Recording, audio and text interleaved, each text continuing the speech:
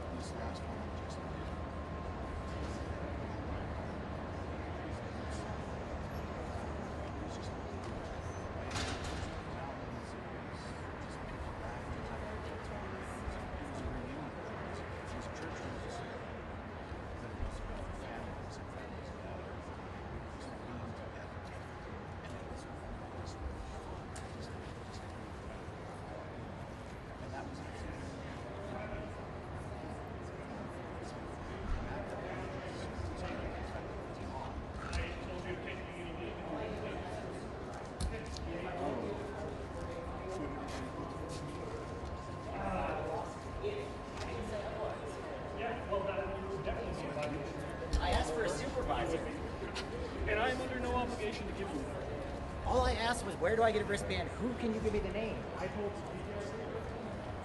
I asked for the name.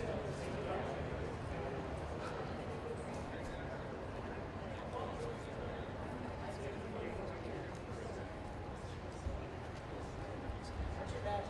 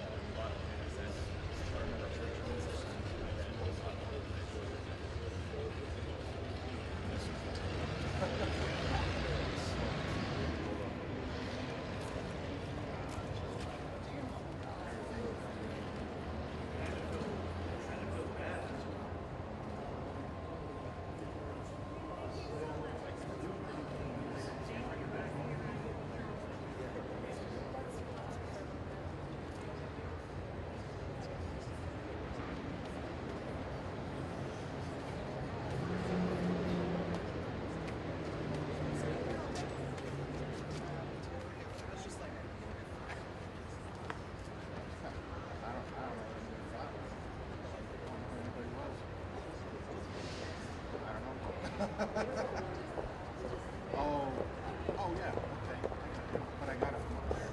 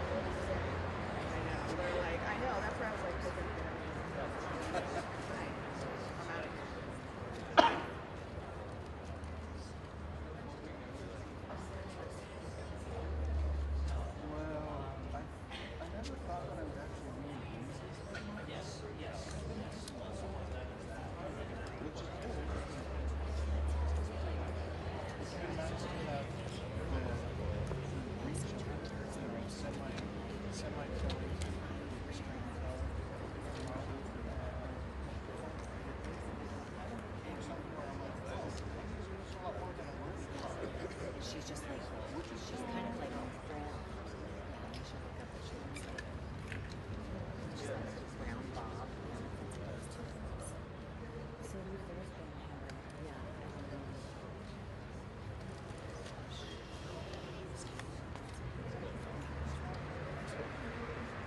Plus, I didn't have time to move all my stuff over.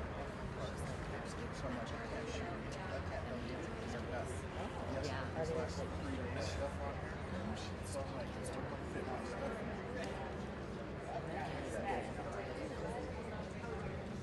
We was down to up in Rose Valley. It was warm. I mean, it wasn't unbearably hot, but it was warm. You know, kind of on the high basis. If I didn't stay over there, we actually got a hotel price.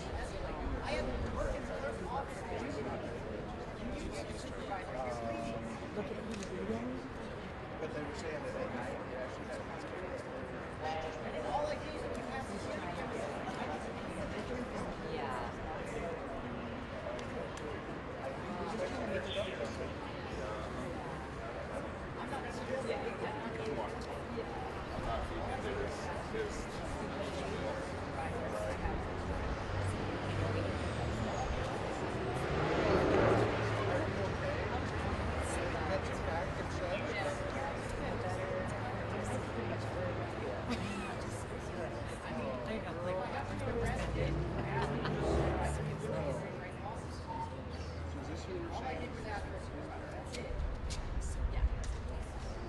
Is your car up? Oh, they're out on the street, down the street. Yeah, no. Yeah, no kidding. And all I did was ask, can I have the name of the individual to his band? No, I don't know. We don't know. We don't know. And I asked her, like, using the name of it. You never asked me for it. You asked for my ID, and then you said, let's walk out.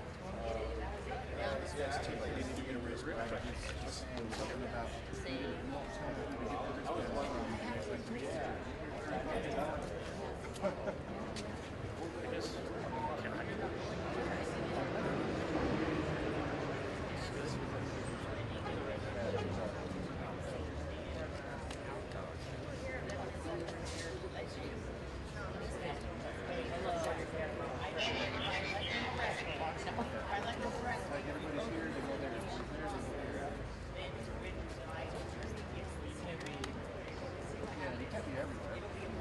Jimmy can.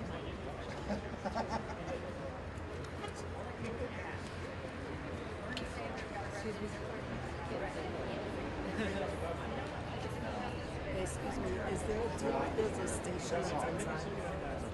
Is there like a pool? Yeah, there are pool cameras. There's a live camera Honestly, the where was that? hearing.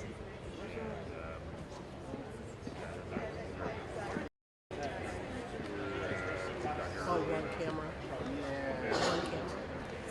Yeah. Or like several cameras that are on.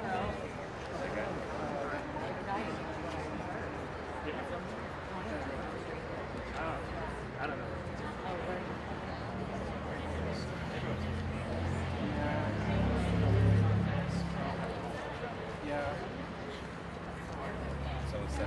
You should know. Really? We have a new intern that starts at actually had a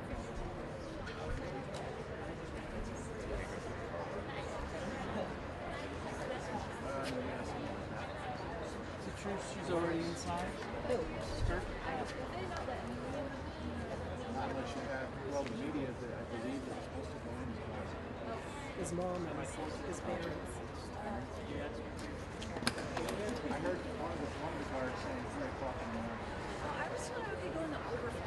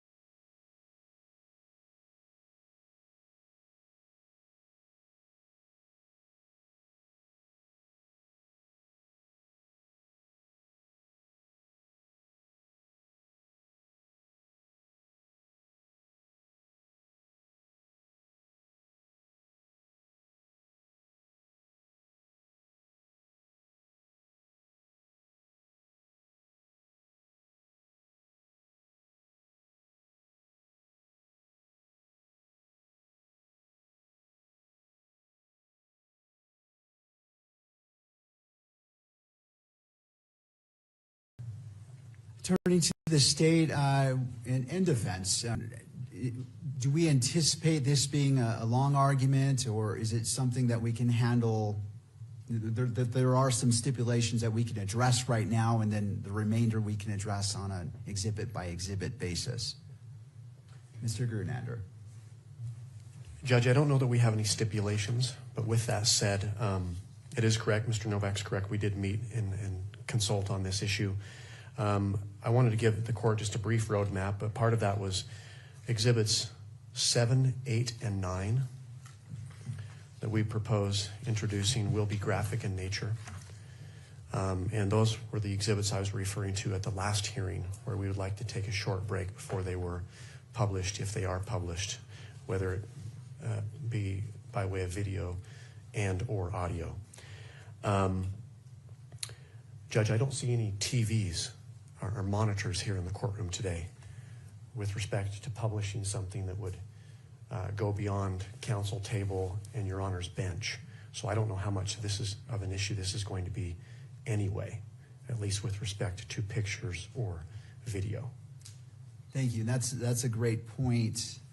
And the court's thought about this issue in regards to publication of exhibits. Obviously, the court will entertain all motions before any, but after considering it, here's the 2 points that I wish to address. In regards to the exhibits, there is benefit to publication of certain exhibits, but I also do not, and this is going to the camera operator, do not want them to be displayed on TV. I believe it is important that the parties know that the exhibits are being viewed by the judge in real time and in open court. However, what I will do is have the monitor placed against that wall to reduce the possibility of it being broadcast.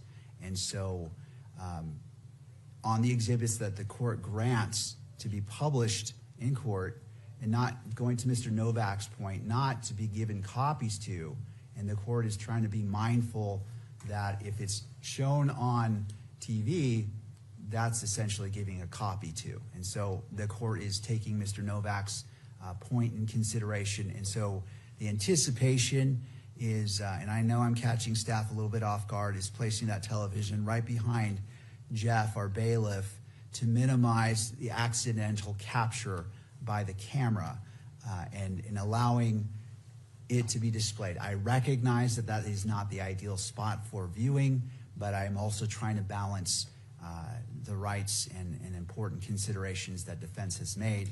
And again, this will be on an exhibit by exhibit basis on what is published or what is not. But for the exhibits that the court rules can be published in open court, that is going to be the location of the monitor.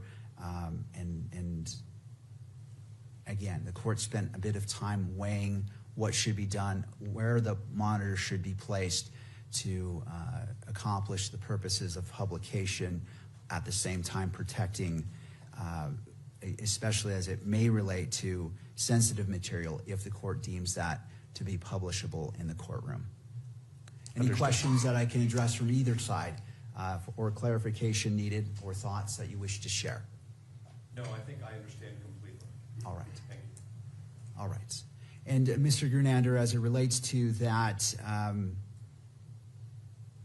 are we anticipating the possibility of that coming up very soon in regards to publishing potentially exhibits? Not real soon, but today certainly I would anticipate, Judge. For the course information, we anticipate presenting 4 witnesses. They're all law enforcement witnesses. Officer Chris Bagley, he's now with Spanish Fork Police Department. He was with Utah Valley University Police Department. He'll be the first witness. The second witness will be Agent David Hull, and those exhibits 7, 8, 9, we anticipate coming in through him. The third witness will be Agent Brian Davis, again with the state of Utah, a case agent who's here presently. And lastly, Sergeant Jennifer Faumoina, also of the Utah Department of Public Safety. And we do anticipate admitting between 40 and 50 exhibits. Thank you. All right, Mr. Grunander, I apologize. You walked away before I got my question out. If we anticipate taking a break around 10:30, do you anticipate any potential exhibits for publication being requested prior to 10:30? I do, Judge. Okay. I do. I think the first several exhibits should be published. So. All right. Well, let's do this. I want our preliminary hearing to move smoothly and with the least amount of delays as possible. So let's take a brief break to allow the placement of that monitor, a brief test to make sure it's working, and then we can be seamless in moving forward. One quick question, Judge, for counsel's benefit. Are the monitors at the tables going to be turned on? The monitors are, and Okay. that's why I wanted to give that instruction early on for each party to monitor their monitor, because if the camera is doing a wide sweep picture of the courtroom, I can't prevent the accidental capture. Obviously, the decorum order anticipates not focusing in to the point that is focused on your monitors, but I ask all the parties to be mindful, especially as it relates to the sensitive material that may be published or may not. But please just take a look at that and be mindful of that. But I will leave it to you. So I believe it's important that all parties see what is before the court. So if you have objections, it's right there. You can say, okay, I see what the court's seeing. I have objection or not, or just to confer with your client. I just want to make sure that there is no misunderstanding of what's being presented, to allow all parties the benefit of the record, and it is clear what is being presented to the court for consideration as evidence. Thank you. And we do have one exhibit that will be in physical form, and so we will be using the easel, I think, that's just over by the jury box. All right. Thank you, Mr. Grunander. Before we break, I do wish to remind the parties that this is a preliminary hearing. It is a probable cause standard, and if you could keep that in mind as you're presenting your evidence, this is not intended to chill what you present, but keep in mind that the standard is probable cause, and that is what the court as a magistrate will be looking to. All right, with that, let's, how much time do we need for the placement of the monitor? All right, well, let's break for 6 minutes. Let's make it easy on ourselves. Let's just come back at 9:35, and we'll resume court at that time. Thank you. All right.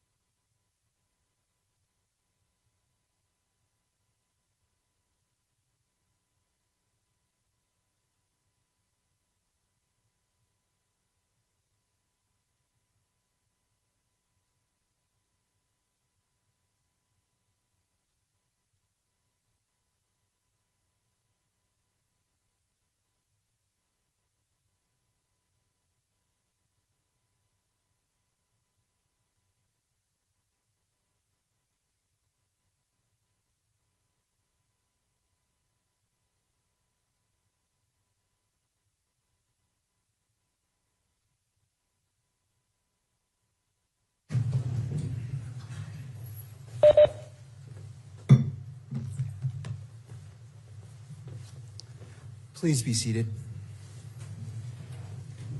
Court is back in session. Noting the presence of counsel and the parties to the state, are you ready to proceed? Yes, we are, Judge, but prior to calling our first witness, I would like Mr. McBride to make a brief report on discovery updates, and then just inform the court that the state has provided copies of all exhibits for today's proceedings to the defense in advance of this hearing. So, All right. Mr. McBride. Yes, Your Honor. My report at the last hearing is the latest report. As of June 18th, we had provided approximately 100% of the material in our possession. Over the last week, we have received additional materials from SBI due to preparation for this hearing. Those materials have not yet been provided, but they will be as soon as this hearing is complete. Thank you. Defense require the benefit of the record. No, Your Honor. Thank you, Ms. Nestor. And in case the mic didn't pick that up, she declined. All right, turning to the state, you may call your first witness. Your Honor, the state calls Officer Chris Bagley. Officer Bagley, if you'd like to come forward. Looks like he's being brought into the courtroom.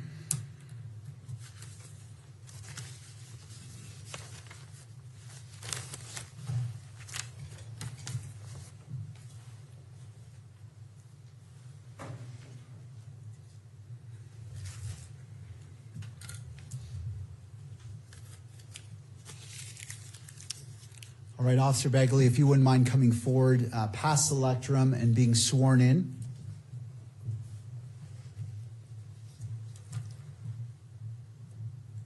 You do solemnly swear that the testimony you shall give in the case now pending before the court will be the truth, the whole truth, and nothing but the truth, so help you God. All right. Officer Bagley, if you wouldn't mind having a seat at the witness table. And after you're situated, to your left is a bottle of water. And if you wouldn't mind bringing the microphone toward you to ensure that it picks up your voice. Can you hear that? I can. Thank you. Mr. Grunander, your witness. Thank you, Your Honor. Good morning, sir. Good morning. Will you please state your name for the record and spell your last name? Christopher Bagley, last name spelling Bagley. And how are you employed? I'm employed with the Spanish Fork Police Department as a police officer. As a police officer. What is your position or your rank there? Just a senior officer. Senior officer, okay. How long have you been with the Spanish Fork Police Department? About 5 months. 5 months. How long have you been a police officer?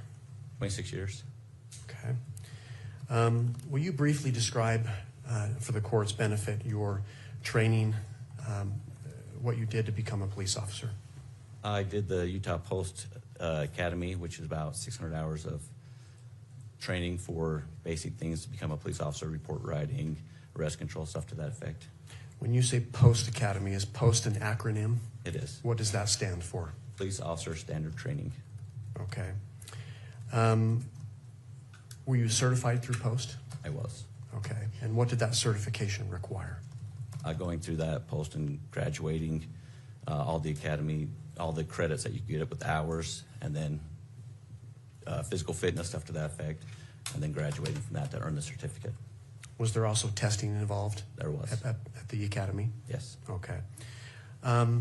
Were you employed in September of 2025? I was. And where were you employed then? Utah Valley Police Department. And how long did you work for the Utah Valley University Police Department? 5 years. 5 years, okay. And do you recall what your position or your rank was there? A senior officer there. Senior officer, okay. Describe, if you would, just your general duties as a police officer at Utah Valley University. There at Utah Valley University, we'd patrol the campus, we'd walk around, we'd patrol, we would do investigations if there was crimes to that effect. We'd make sure that students or staff, if they needed something, we'd be there for them. So basic police, kind of like a school resource officer, community-oriented policing. Okay. Was this a full-time position? It was. Okay.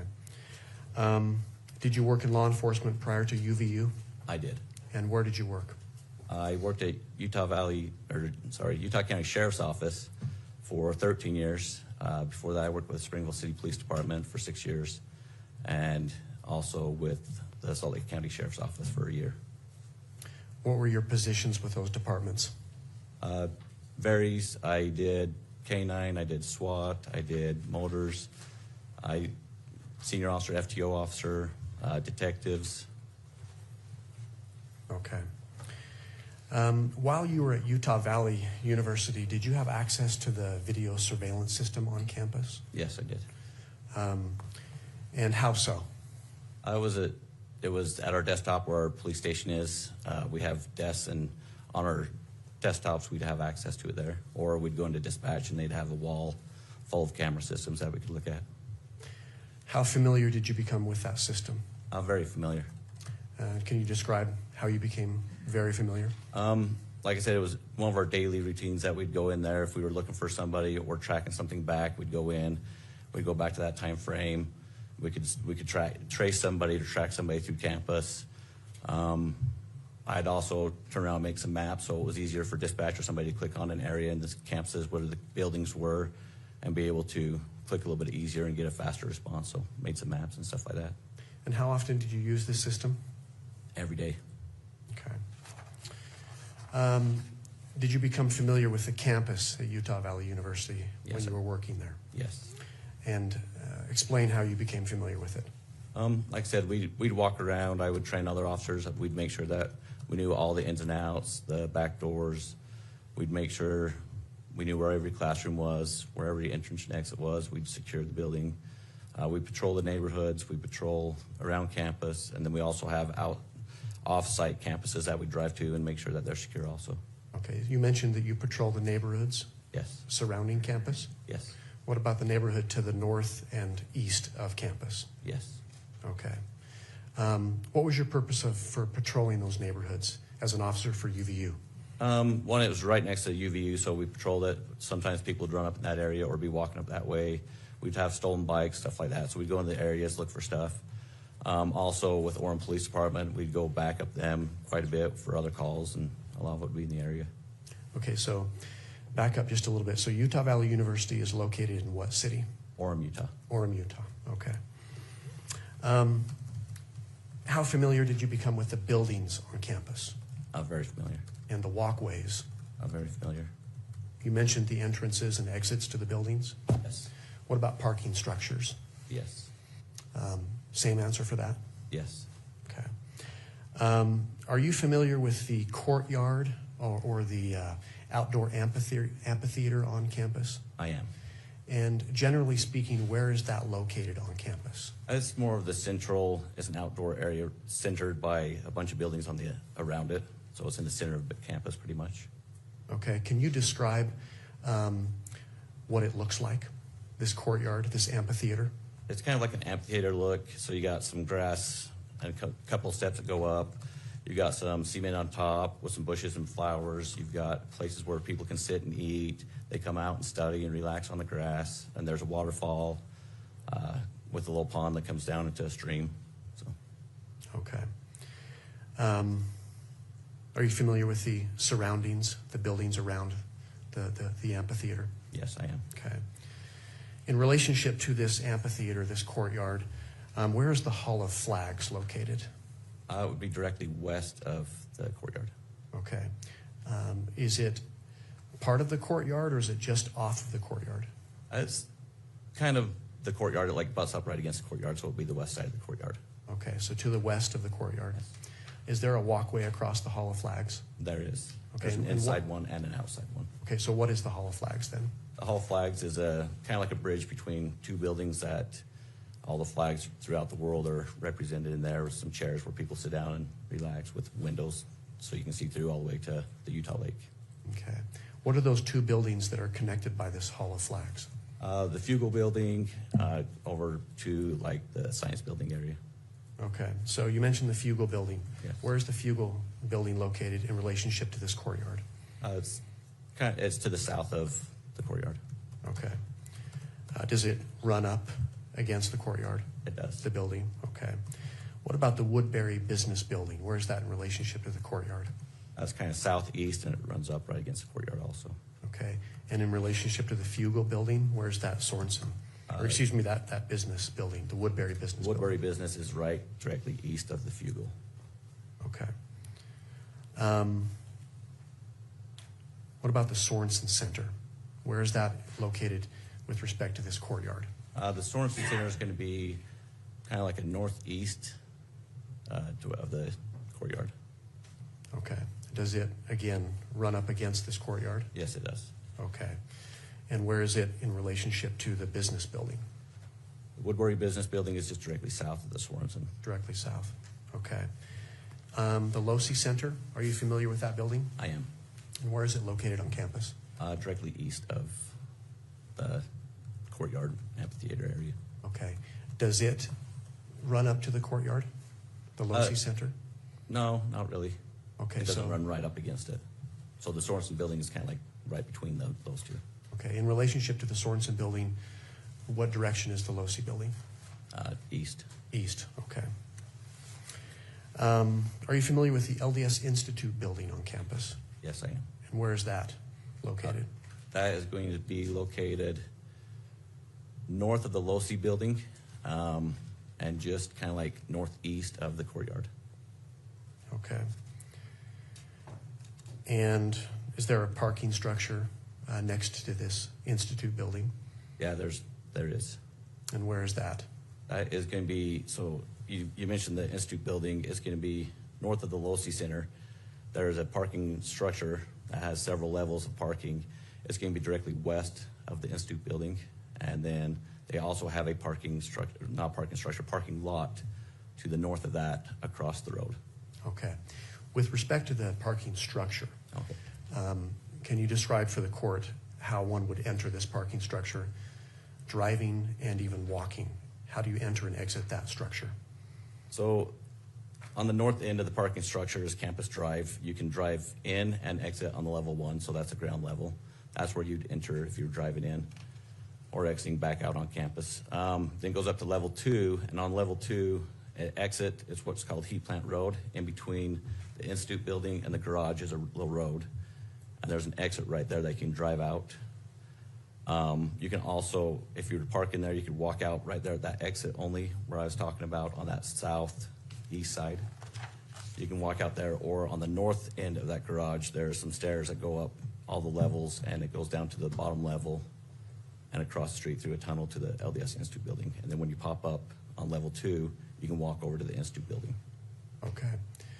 Can you describe how long of a walk it would take from that parking structure to get to the courtyard on campus, approximately? A couple of minutes, because when you go to that far southeast exit, you can walk directly almost to the courtyard.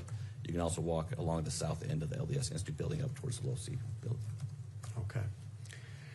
Officer, I'm going to turn your attention to State's Exhibit number 1. It should come up on your monitor there.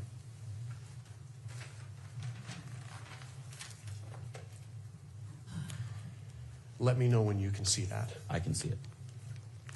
And just for staff, let's go ahead and not publish it until it's admitted into evidence, so we're going to take it off the monitors. But for the witness, he should be able to see the exhibit.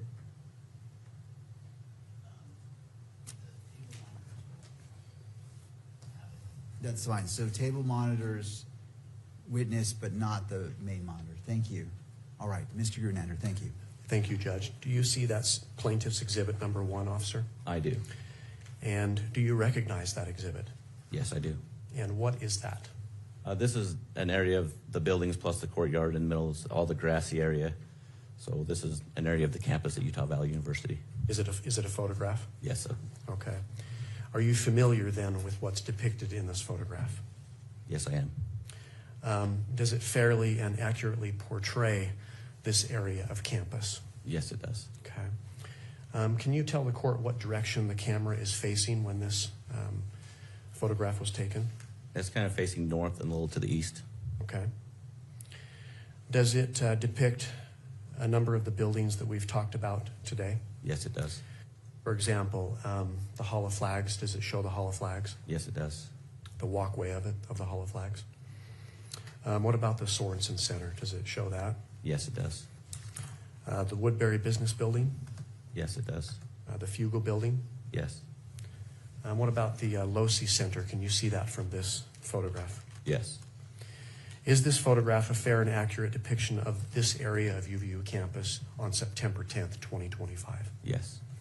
Your Honor, the state offers State's Exhibit 1. Your Honor, we would object to failure to lay a foundation for, oh, I'm sorry. It is a little bit tricky because that microphone. Sorry about Ms. that. Nestor. Your Honor, we would object to inability to authenticate. There's not been a foundation laid that this officer took this photo, can verify when it was taken, or by whom it was taken, so we would object. Mr. Grunander. Would you like us to argue now or approach the bench? Well, as it relates to this, I'll hear argument. Okay. Judge, first of all, it's very clear, well-established law that the person who took the photograph is not required to be present to lay the foundation for it.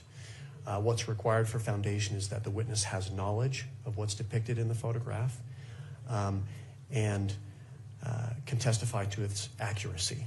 And that's exactly what this officer has done. We laid an ample amount of foundation about this area of campus. He's confirmed that it depicts this area of campus that was previously described. He confirmed the buildings that he can see there. He also confirmed that it was an accurate depiction of this on September 10th, 2025. Thank you. Any further argument, Ms. Nestor? And Mr. Hernandez? We did file a standing objection at the very beginning of the hearing. I would just refer to our standing objection as well. I know this is not there's no written testimony in this, but just out of an abundance of caution, I want to also refer to our standing objection. Thank you, Ms. Nestor. All right, having considered the arguments, I find I'm going to overrule the objection and admit Exhibit 1. This witness has firsthand knowledge of the location as well as the building locations. That foundation has been laid. He also stated it was a fair and accurate representation of what's being depicted here, and for those reasons, the defense objection is overruled. State's Exhibit 1 is admitted into evidence and may be published to the courtroom. Okay. So the state would move to publish that to the courtroom. It is so granted.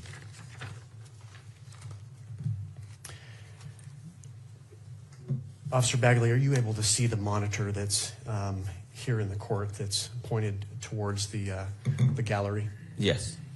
From where you're seated, are you comfortable in describing where the courtyard is on that photograph, on that exhibit? Yes. And for the record, where is that located? So all the grass that looks like a triangle, the amphitheater look, that is going to be the courtyard amphitheater area. It's got the tent in it, the white tent that's at the bottom on the far left of the picture. That would be the courtyard area. That's surrounded by buildings, more of the grass area. I'm going to approach the photo. Well, I'm just going to. When you look at this exhibit to the left of the photograph, there's a walkway there. What is that walkway? So the red brick walkway that's going north to the top of the picture on the far left is going to be the Hall of Flags, the outside top of it. Okay. On the bottom of this photograph, there's a white roofed building. It's the largest building, at least as far as what's depicted on this exhibit. Yes. What building is that? That would be the Fugal building. Okay. And just to the right of that, so that would be to the east of the Fugal building. What building is that? The other red brick pathway area, that is the Woodbury business building. Okay. And if I were to walk north, so left on this photograph with respect to that red brick walkway area, there's another building, sort of triangular in shape, the rooftop. What building is that? With that white rooftop, that would be the Sorensen building. That's the Sorensen building. And what about the Losi building? You've described that. Where's that located on this photograph? If you go to that triangle white roof, if you go directly to the right, so the right side of the picture, that is going to be the Losi building. It's got several levels. Is it to the right and up a little bit? Yes. As well? Okay, and that would be east on this photograph, is that correct? It's got the gravel rooftop. Gravel rooftop, okay. I referred you to the LDS Institute building. Are you able to see that in this photograph? Yes, you are. And where is that located? That's going to just be directly north of the Losi building. It's going to be that other white roofed building on the far top of the picture. Okay. Thank you, officer. We can take that down, Your Honor, as far as the publication. Officer Bagley, I'm going to take you back to the date of September 10th, 2025. Do you recall that day generally? I do. Were you working that day Yes, I was. at UVU? I was, yes. Okay. Do you remember what time your shift started approximately? Yes, it approximately started about 11 o'clock in the morning. 11 o'clock in the morning? Yes. Okay. Did you receive a specific assignment shortly after coming on to duty? Yes, I did. And what was that assignment? It was to secure the top of the Hall of Flags on the south end. So we had people that were gathering on top of that were looking down on top of the tent. So we wanted to secure that area. So I was put up on top of the Hall of Flags on the south end. Okay. My apologies, Your Honor. Could we have Exhibit 1 published again? Let's go ahead and republish State's Exhibit 1. Thank you. You mentioned that you were securing the south end of the walkway on top of the Hall of Flags? Yes. And so where do we find that in this exhibit, officer? So if you can see the tent, the white tent, there's that rooftop where the red brick is. I was on top of that, and there's some, actually looks like yellow crime scene tape. That was some of our barriers that we put up so people wouldn't go above that and walk. So I was sitting right by those flower plants that were by the fugal on the south end. So is the south end on the bottom of this photograph? Yes. Where that walkway kind of begins from the bottom? Yes. And you've referred to a tent. Is that the white object we see inside the courtyard? Yeah, that square white object with the tent. Okay, thank you. So you were securing that area? Yes.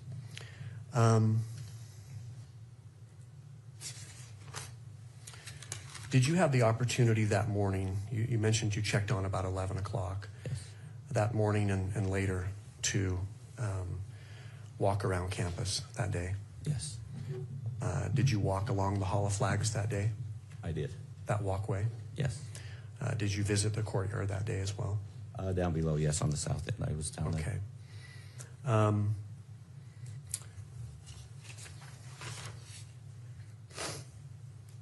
Let's see. Officer, I'm going to turn your attention to State's Exhibit number 2. And that should come up on your monitor there. Let me know when you see that, if you would. Your Honor, if we could maybe not have it on the lectern screen, we're getting reports that the documents shown on the lectern screen are being live streamed. It's live streamed. So maybe if we could just not show that one until it's admitted. Mr. Grunander?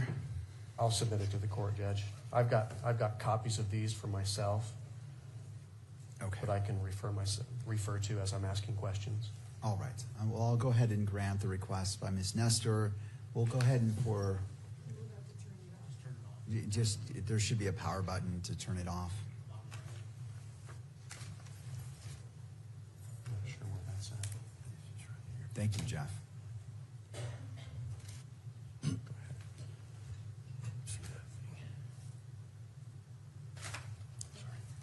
You're good. And if at any point, Mr. Grunander, you do need to use the monitor, let's revisit that. And obviously, Ms. Nestor, you can renew your objection if needs be. But for now, the monitor's turned off. Let's go ahead and proceed. Thank you. Officer, do you see State's Exhibit number 2 on your monitor? Yes, I do. And do you recognize that? I do. And what is that? This is a picture of from the east side looking west of the campus. Okay. Are you familiar with what's depicted in this photograph? Yes, I am. Okay. And does it show, for example, the Losi Center that we've talked about? Yes, it does. Does it depict the Woodbury Business Building that we've talked about? Yes. What about the Fugal Building? Yes. Does it show the Sorensen Center Yes. and also the Hall of Flags? Yes. In this particular exhibit, can you also see the courtyard? I can. A partial of it. A partial of it? Okay. Does it fairly and accurately depict this area of campus of UVU on September 10th, 2025? Yes. Okay. Your Honor, the state offers State's Exhibit number 2. Your Honor, we renew our standing objection. We also argue that a foundation hasn't been laid in terms of the time this was taken or who took it, and at what point in time this was created in-house. So I don't think he has any personal knowledge of that, and we'd object. Mr. Gernander. Same arguments, Judge. He has testified that he's familiar with it. He has personal familiarity with it. He's testified that it's fair and accurate as of the day of September 10th, 2025. And that's what was asked of him.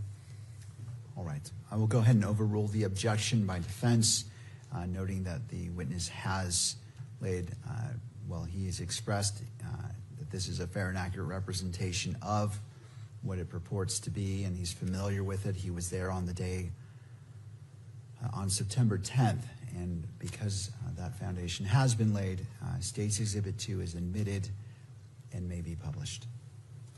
Thank you, Judge. State moves to publish Exhibit 2. All right. Officer, I'm going to direct your attention to this exhibit on the monitor facing the gallery of the court today. Can you describe, there's a large building in the middle of that photograph, slightly above the middle, but what building are we looking at there? You're looking at the top of the rooftop of the low-C building. It's got two different grays, like a lighter gray and a darker gray, kind of. Are you familiar with that rooftop then? Yes, I am. And what's it made of? It's made of gravel. Gravel, okay. You mentioned two different grades, or did you say grays? Grays. Grays, okay. Yeah, grays. All right. Now you described that you could see the courtyard, but it wasn't easily visible in this photograph. Where is the courtyard located on the State's Exhibit number 2? So you got the white roof that's going to be in the middle, just to the top of the building where the low-C is that I described. There's a white roof there. That's the Sorensen building. And it's just below that. You can see some grass, and that's where the courtyard is. It's just to the left of that white roof. Your Honor, I'm going to ask if the witness could actually come down from the stand and point out where the courtyard is located in this exhibit for the court's benefit. All right. Do we have a second microphone so it picks up his voice? Okay, Ms. Nestor, thank you for allowing us. Officer, you may step down, approach the monitor, and I would ask that you speak into the microphone when responding to a question. Okay, can you hear me? I can, thank you. So, officer, for our benefit, would you describe again where the low-C center is in this photograph? The low-C center is going to be this one with the gray roofs. It's got two different colors of gray. Two different colors of gray, okay. I'm blind, I can't see those two different colors from here, but can you describe where the court, looks like we went blank. There we go.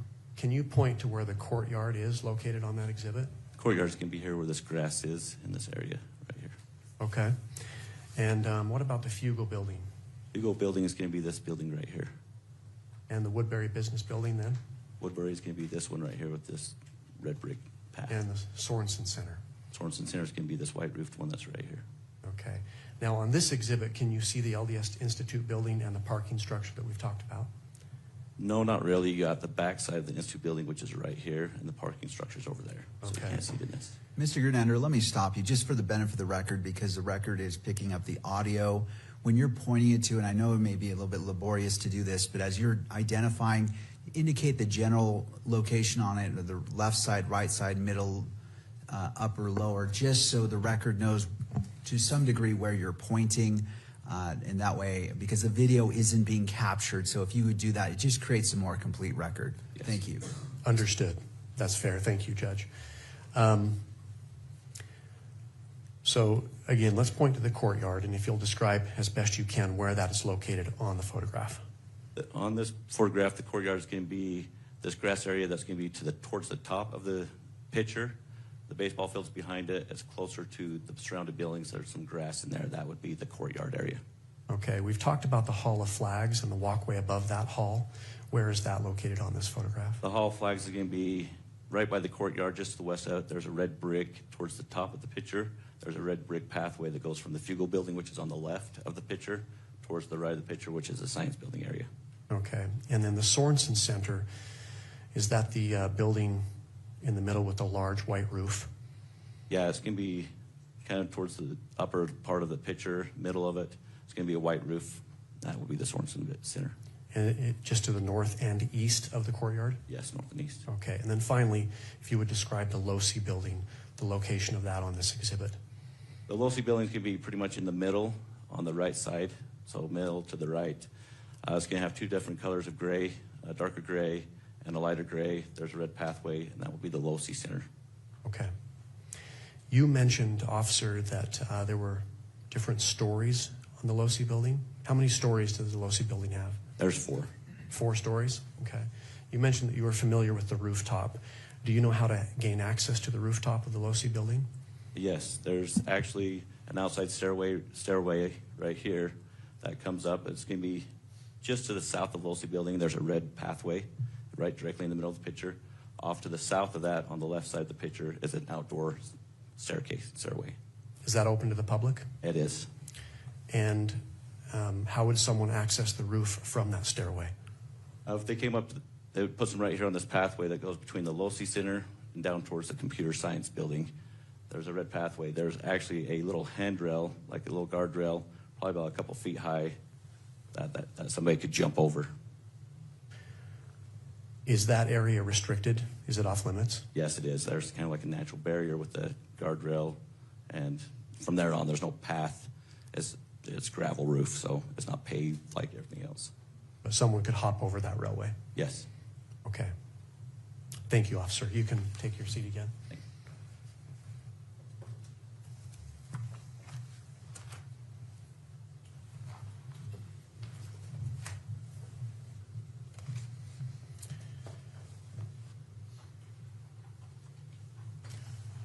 Officer Bagley, I'm now going to refer you to your attention to State's Exhibit number 3. That's going to come up on your monitor as well. Let me know when you see that.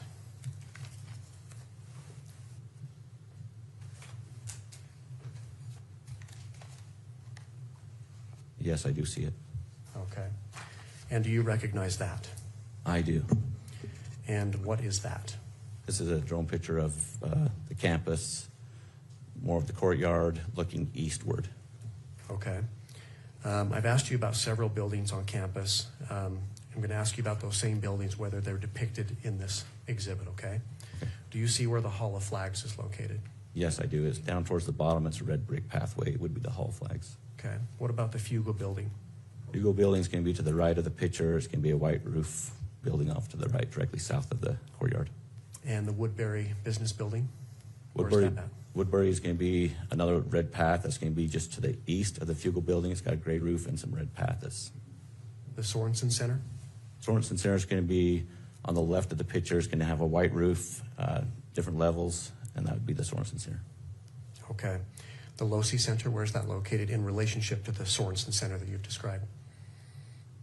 Of the Sorensen Center, it's going to be just directly east of the Sorensen Center, towards the top of the picture. You can see the two different colors of gray of the gravel that's on the roof. Okay. And can you see the courtyard in this photograph? Yes, you can. Okay.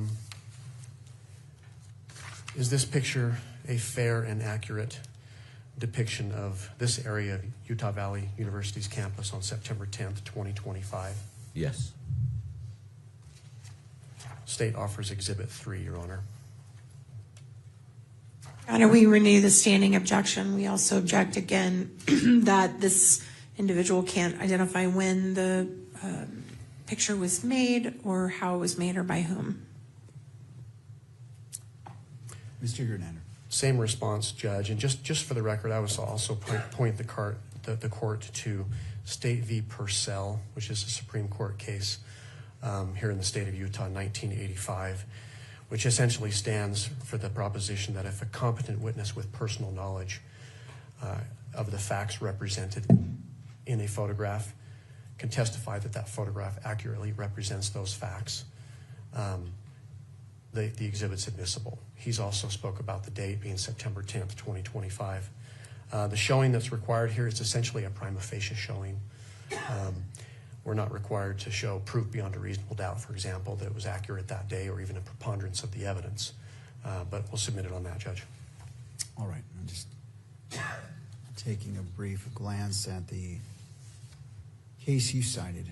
I can give the citation if Your Honor would like. If you have that, I'd appreciate that. It's 711 Pacific 2nd, 243. And I'm looking at page number 245.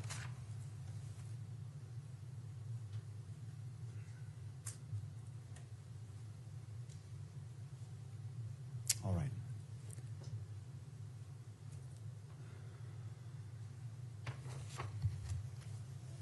The court finds that the witness is familiar with the scene. He testified that it is a fair and accurate representation of what State's Exhibit 3 purports to be, and the court finds that necessary foundation has been laid and overrules the objection. State's Exhibit 3 may be admitted, is admitted, and may be published. State would move to publish State's Exhibit 3. All right.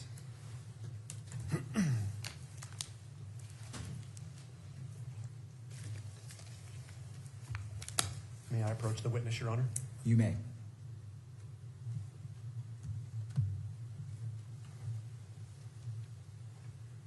Officer, if you would come down into the well of the court, I'm going to ask you a few questions about this Exhibit 3 as well. Okay.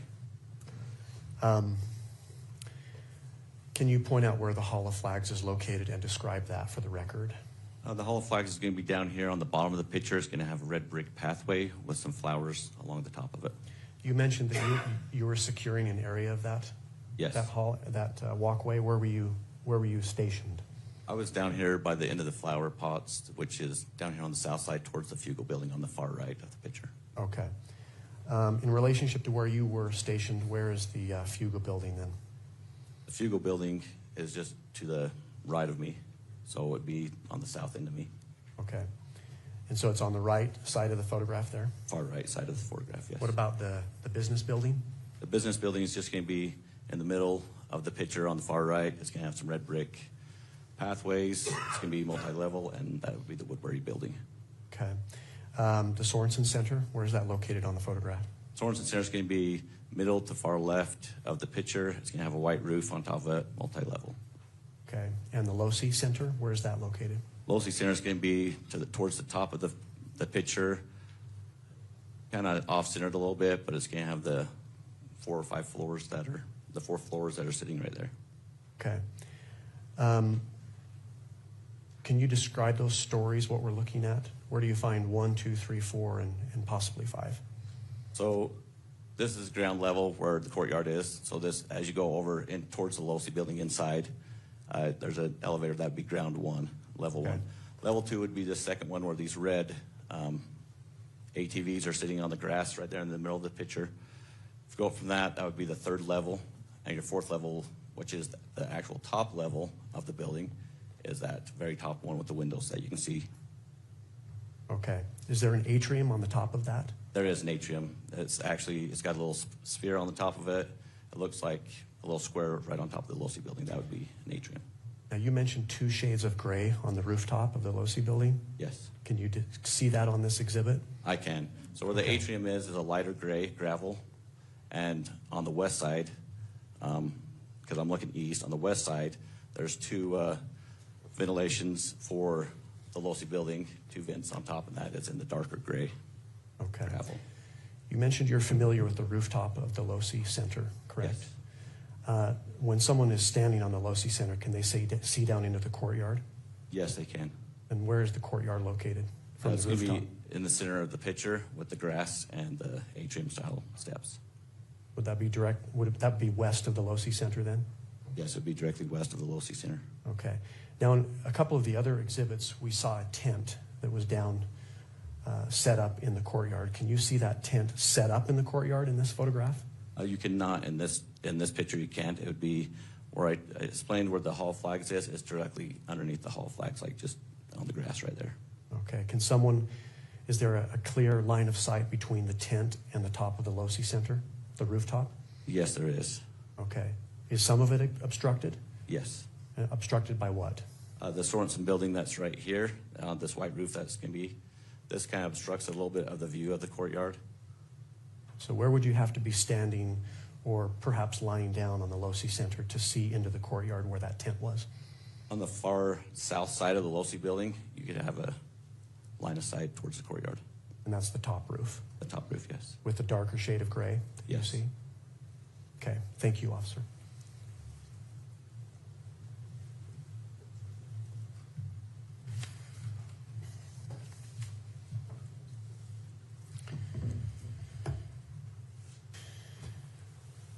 I am going to refer the witness now to State's Exhibit number 35. And Officer Bagley, when you see that, go ahead and let me know.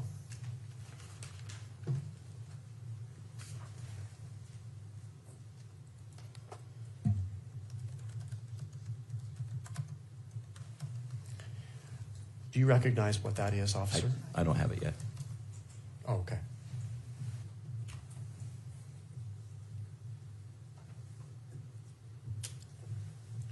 So we don't have this in electronic form? We do, okay. Well, I'll refer you to the exhibit that's to your left and behind you. Do you see that? I do. And it's marked as State's Exhibit 35 with a yellow sticker, is that correct? Yes, I can see that on the top left of the photo. Well, for the record, if we can publish that on the witness's screen. Thank you, Mr. Gernander. I was just going to mention that we shouldn't display it until it's been admitted in, so.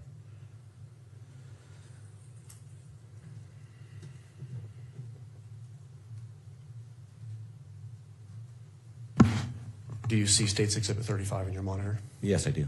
Okay, do you recognize that? Yes, I do. And what is that? This is an aerial view of the campus and the northeast area, just north of the campus neighborhoods of Utah Valley University in Orem. Okay. And how can you personally tell that this is a photograph of the campus and the neighborhood to the northeast of campus? I can tell because I recognize all the buildings, the roads that are around it, the streets, the roundabouts, the neighborhood to the north or towards the top of the building or picture also. Now, I've asked you about several buildings and landmarks on campus. Are you able to see the courtyard on this exhibit? Yes, you are. And just for the record, can you describe where this is located on the exhibit? So right in the center towards the bottom, there's a white triangle roof. That's white. That would be the Sorensen building. It's the patch of grass that's just directly south of towards the bottom of that on the picture. So it's kind of centered, but more towards the bottom, right in the middle. On this exhibit, are you able to see the Fugel building? Yes, I am. And in relationship to this courtyard, where is that located? That's going to be south of the courtyard with the white roof. What about the Woodbury Business Building?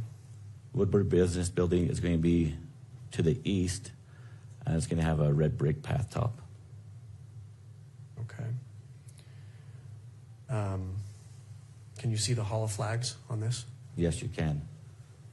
And where is that located in relationship to the courtyard again? It's directly west of the courtyard. And the Losi Center. Can you see the Losi Center? Yes, you can see the Losi Where's Center. that at? It's going to be kind of northeast of the courtyard. The two patches of gray that's almost in the center of the picture, just to the slight right of the center. Okay. I've asked you previously about the LDS Institute building. Can you see that on this exhibit? Yes, you can. And where is that located in relationship to the Losi Center? It's directly north of the Losi Center. It's got a white roof, and it's almost directly in the center of the photo. Okay. And as we've talked about a parking structure that's nearby the Institute building, do you see that? Yes, it's just to the west or left side of the picture of the Institute building. Okay. Is this a fair and accurate depiction of Utah Valley University's campus and the surrounding neighborhood to the north and east on September 10th, 2025? Yes. State offers State's Exhibit 35. Your Honor, renew the standing objection and object on the grounds that there's no indication on this photograph of when it was taken in terms of relation to the actual incident at issue here. Thank you, Ms. Nestor. Mr. Gernander. Same response, Judge, but I would just add one more case for the court's benefit. This is State v. Wager, or Wager, W-A-G-E-R. This is a Utah Court of Appeals case from 2016. The citation is 372 Pacific 3rd, 91. And the significance of this case, Your Honor, at issue there was a photograph of the defendant there who was smoking methamphetamine allegedly in his bathroom. The witness that was testifying that laying the foundation at trial was not present when the photograph was taken, could not tell the date on which it was taken, but he had been in the bathroom before, was familiar with the defendant's bathroom and familiar with the defendant. He testified to that personal knowledge, and the court found that was sufficient foundation. So that case, in addition to the other case, the Purcell case, and my previous arguments, and I'll submit it to the court. Ms. Nestor, anything else you wish to add? No, Your Honor. All right. Given the testimony of the witness who's testified he's familiar with this location, he went in detail describing the various neighborhoods and location. He mentioned the roundabout and identified the buildings in State's Exhibit 35. And it was noted that it is a fair and accurate representation of this campus as of September 10th, 2025. The court is going to overrule the objection, and State's Exhibit 35 is admitted into evidence and may be published. Thank you, Judge. The state moves to publish it, and if granted, may I approach the exhibit? You may.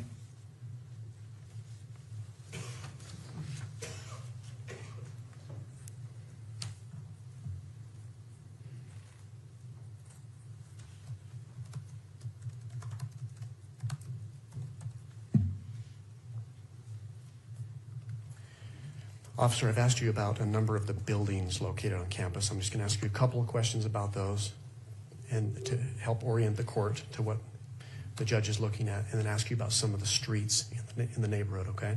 Okay. For the court's benefit, can you point out where the LDS Institute building is? Yes, I can. And I'm going to approach the witness again if you could describe where it's at on that Exhibit 35. Okay.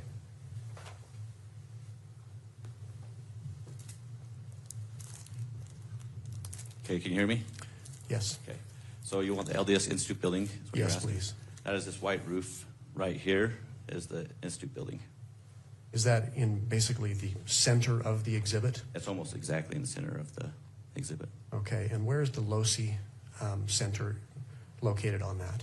If you were to go down towards the bottom of the photo, there's two different grades of gravel on this roof. This would be the LOSI building right here. So below the Institute building and to the right slightly. Slightly to the right. Can you point out for the court's benefit where the courtyard is? The courtyard is going to be to the west or left side of the picture. There's some grass in between two buildings that have a white roofs. There would be a grass area right there with some steps. That is going to be the courtyard area, and that's going to be down towards the center bottom of the photo. So that's to the left and down? Yes. Okay. You mentioned the parking structure. Where's the parking structure next to the Institute building? There's two Institute buildings right here in the center with the white roof. The parking structure is going to be just to the left of the Institute or west side. There's a road in between it called the Heat Plant Road, which is the road that goes between those two. And can you point out for the court's benefit how one would enter that or exit that parking structure by way of vehicle or walking? By entering, you can enter and exit right here on the north side of the parking structure. There's an entrance and exit right here. That's for into level 1. For a vehicle? For vehicles. And I guess someone could walk in there as well.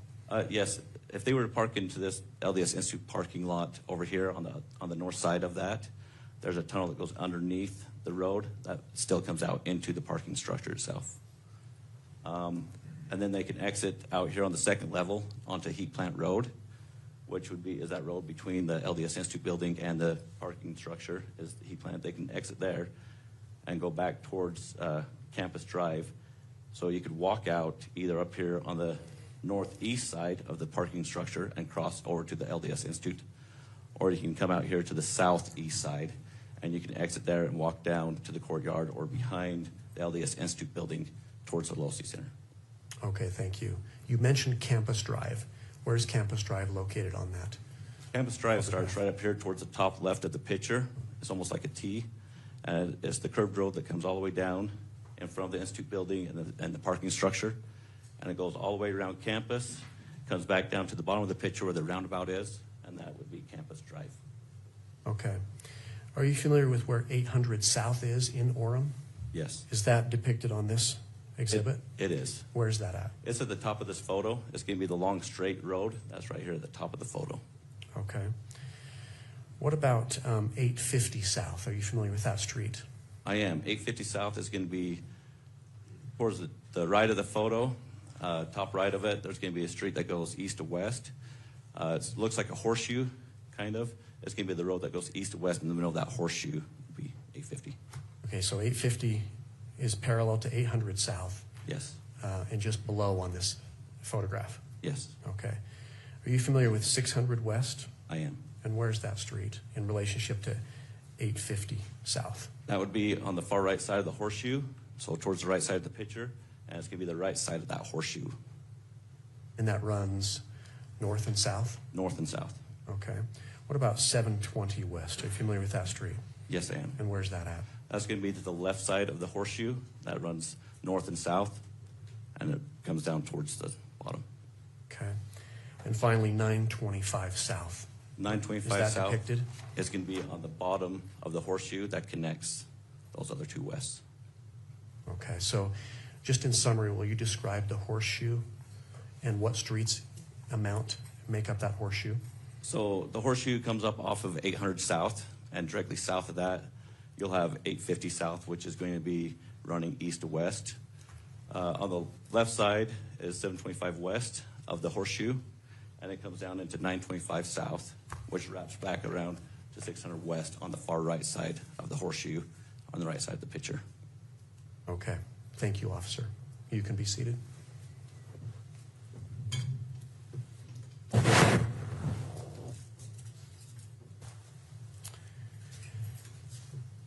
Okay, I'm going to take you back to September 10th, 2025.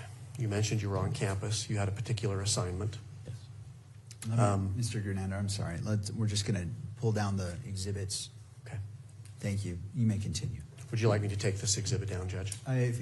Are you referring to it in your line of questioning right now? Not right now, I'm not. Okay, let's go ahead and take it down.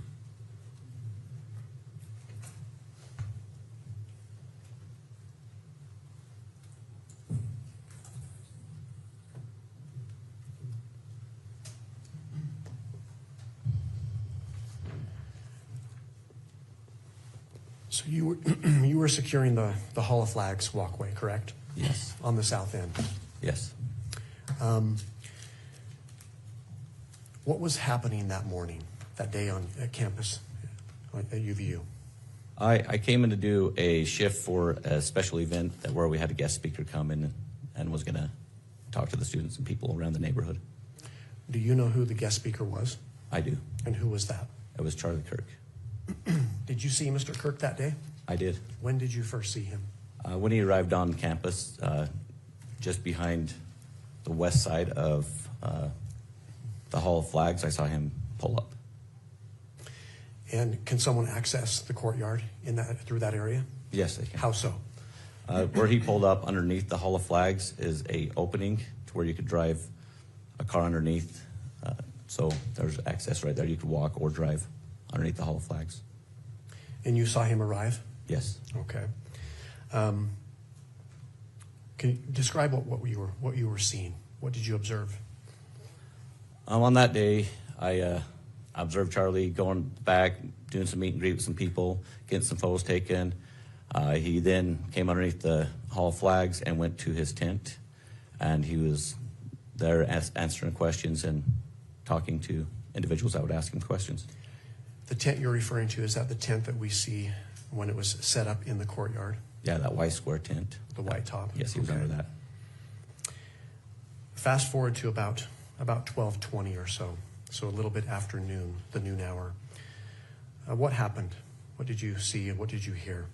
I heard an individual talking to Charlie, and I happened to kind of glance over the edge of the railing about that time. I could see the right side of Charlie's shoulder, so not his whole body, because he was underneath the tent, so I could only see probably the right side of his body. He was answering a question, kid asked him a question, and then I heard a shot fired. Do you know what time that was? Yes. What time was that? 12:23. What did you see? At that moment, I saw him lean to the left, so When you say him, you see Charlie. Charlie? Kirk. So I saw him go to the left because I could no longer see the right side of his body. So he went further underneath the tent to the north side of the tent, so left. Okay. Can you describe the reaction of others that were there? Yeah, so then everybody started getting up and starting to run in more of a chaos kind of situation. Before you continue, can you describe a little bit? So you mentioned Mr. Kirk was answering questions, talking to individuals. Yes. Were there others present? Yes. Any idea about approximately how many? How would you describe it in your terms? In my terms, I'd say when I was up there looking down, I'd say there's several thousand people because you had it on the grass that was jam-packed, in the amphitheater sitting on the grass. You had people standing on the back up along the cement. You had people that were on the second level, the Sorensen, and over by the Woodbury building. There's another level there where a lot of people were standing and watching. So it was pretty packed, several thousand people. You mentioned you heard something. What did you hear again? I heard a gunshot. Okay. And can you describe you described Mr. Kirk's reaction? Was that simultaneous to hearing the gunshot? Yes, it was. When he fell to the left? Yes. Did you see the reaction from the crowd? Yes. What was that? Everybody kind of got up. They all said, a lot of people were screaming, standing up, and starting to run in all different directions away from the center of the tent. Okay. You're a police officer helping to secure the area, correct? Yes. What did you do? At that moment, I recognized it as gunfire. I left my post, which was right there on the south end of the Hall of Flags. I proceeded to right where the Fugle and the Hall of Flags meet. There's some outside stairs that I was starting to run down. As I was trying to get down to the bottom of the stairs, people were running up, people were laying down on the steps. I'm trying to jump over people to get to the bottom of the stairs so I can help stop an individual that's probably shooting. What happened next? By the time I got to the bottom of the stairs, I was informed on the radio that we had a shooter in custody.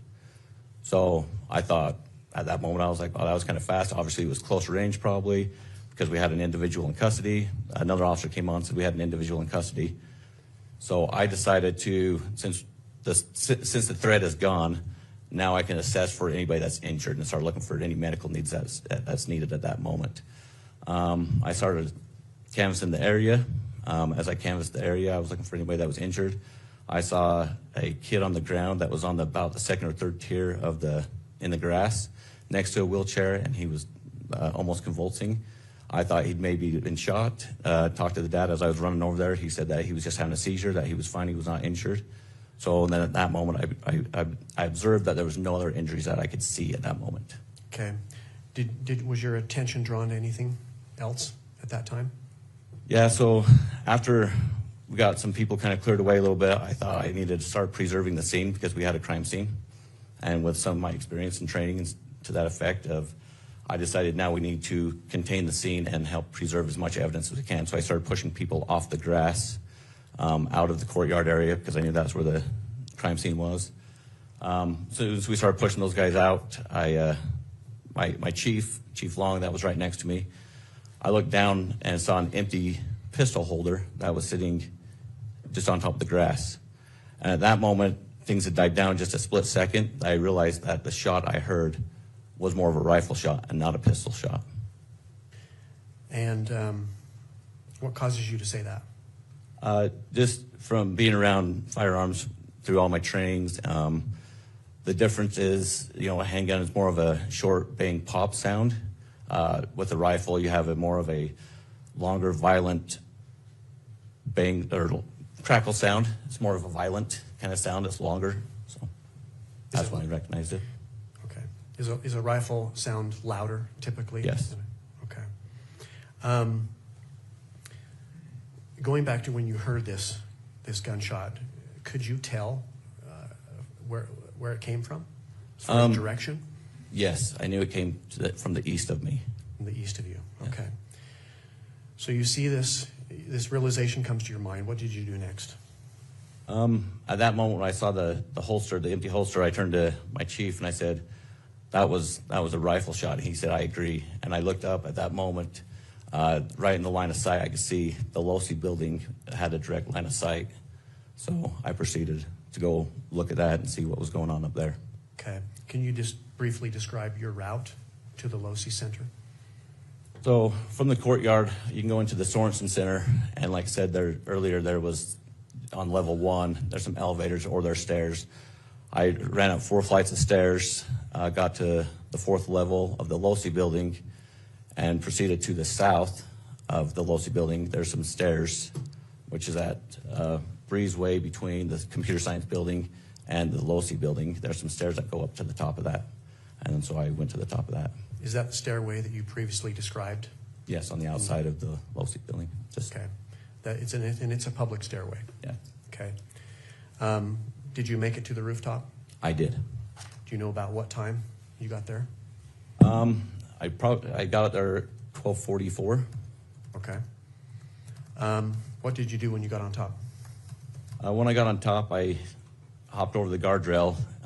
I noticed that there was an object which was sitting right about 10 or 15 feet in from the other side of the guardrail in the gravel. That looked out of place to me. And in relationship to where you hopped over the guardrail, what direction was that object? To the west of the guardrail. Okay.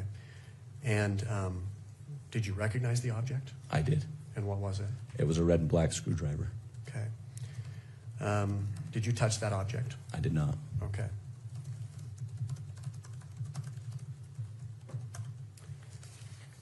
I am going to refer the witness on your screen, Officer Bagley, to State's Exhibit 3.1.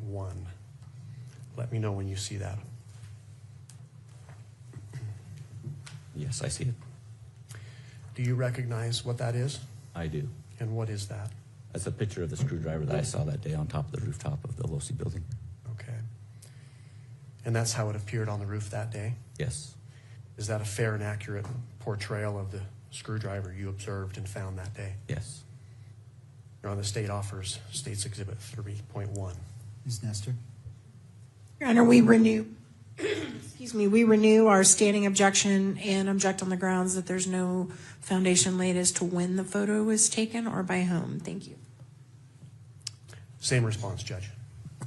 My previous arguments. And did you state that this was a fair and accurate representation as of September 10th, 2025? I had said that day. I'll ask it again. All right. To the officer. Officer Bagley, you saw this screwdriver you're describing on September 10th, 2025. Is that correct? Yes. Is State's Exhibit 3.1 a fair and accurate depiction of that screwdriver that day, September 10th, 2025? Yes. All right. State moves to admit. I will go ahead and admit, State's Exhibit 3.1 is admitted based off of the first-hand knowledge of this, what this image purports to be, and it is a fair and accurate representation as this item on that date of September 10th, 2025, and this exhibit may be published. Your Honor, before we continue to publish it and ask a few more questions, right now might be a good time to take a break. All right. If that's okay with the court. All right, let's come back at it. It's 10:43. Let's go ahead and come back. Well, 10:44. Let's come back at 11 o'clock, and then we'll resume direct examination. Court is in a brief recess. All right.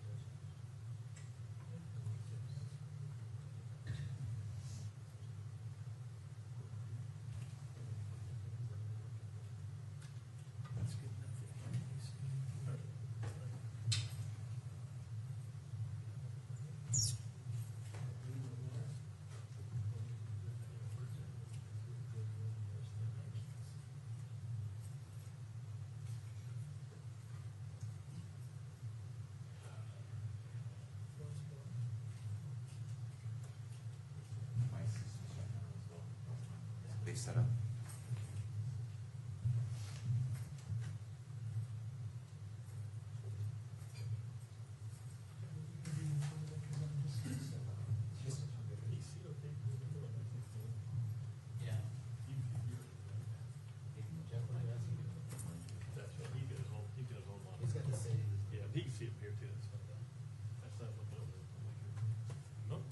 You want to test it from here? Yes, sir. It should be up now. Well, this is turned off right now. Clerk controls it. I just have to publish and they'll decide what monitors it's going to go on.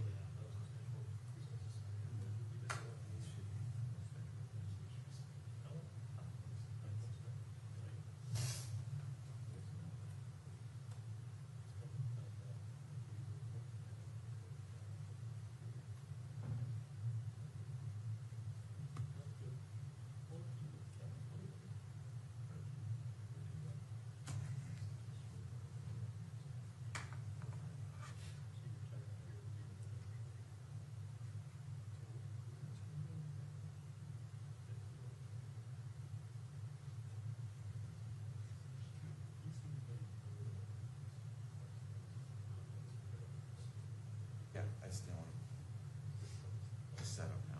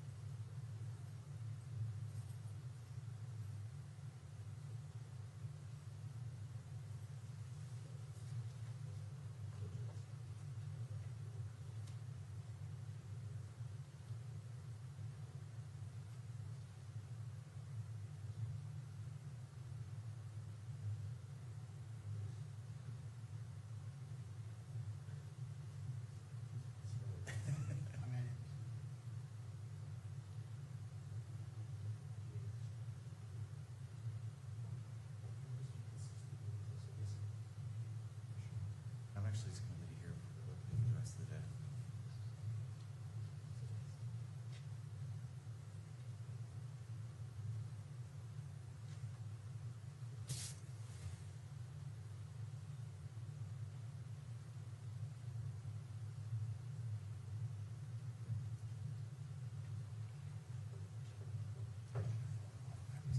No worries, it's fine.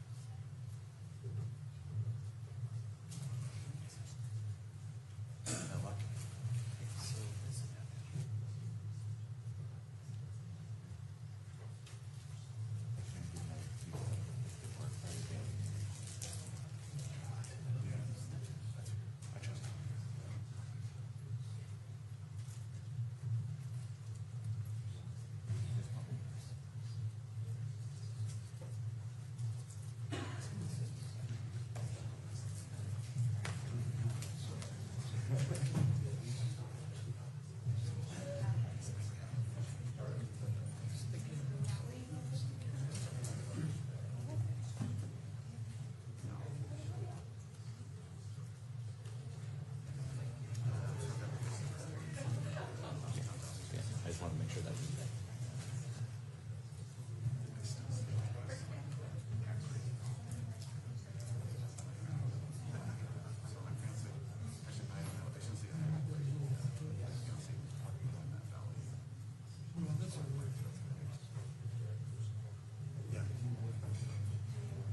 I'm sorry.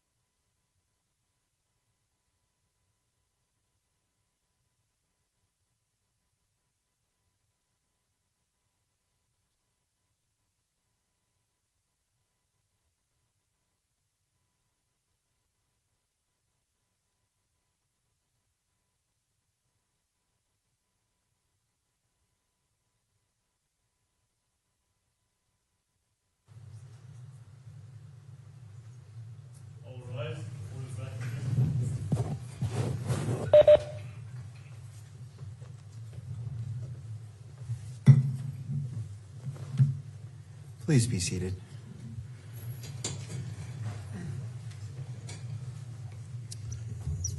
Court is back in session. Before we get started, I want to clarify on the record that pursuant to the Utah Constitution,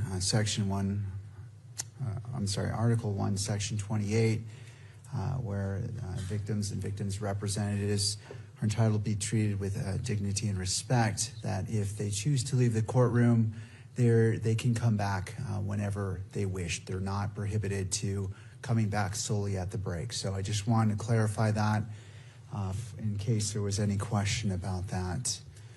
In addition, I want to talk about the exhibits as it relates to their admission and publication of the exhibit. So whenever there is an objection to an exhibit, I would ask that the attorneys are clear specifically what they're objecting to. There's basically three levels of objections that could be objected to. First, the admittance of the exhibit itself. Second is the publication of the exhibit to the gallery. And third is the publication which is electronically captured by the media. So, counsel, I'll leave it to you in regards to what you object to or what you wish to respond to. If no objection to the publication media capture of the exhibit is specifically raised, the court will presume there's no objection. So, being that the monitor was introduced today by the court, I wanted to offer that guidance to the parties in regards to your objections. With that, let's go ahead and return to the witnesses. I do note for the record that the counsel is present and all the parties are present, and let's go ahead and proceed. Mr. Gernander. Thank you, Your Honor. We left off Officer Bagley with just having admitted State's Exhibit 3.1. I believe the court also granted our motion to publish 3.1. So we would ask the court to publish that to the gallery, 3.1. Ms. Nestor, any thoughts? No, Your Honor. All right, we'll go ahead and publish Exhibit 3.1.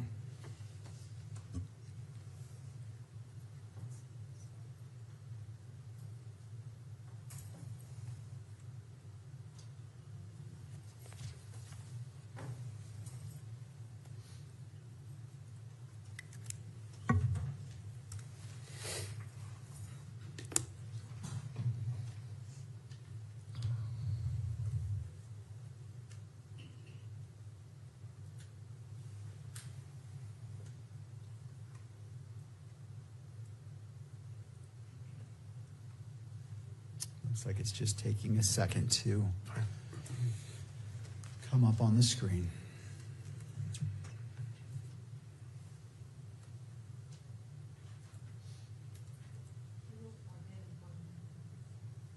Let's go ahead and unplug and replug in the monitor to see if that brings it back to life, to display.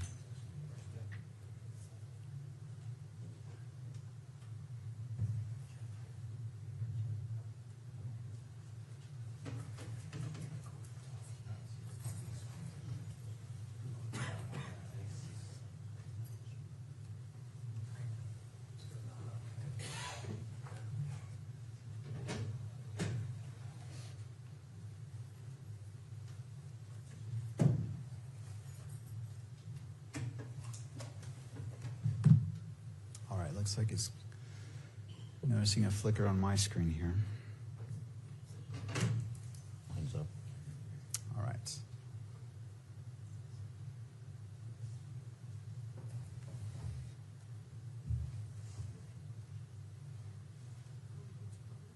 Yes.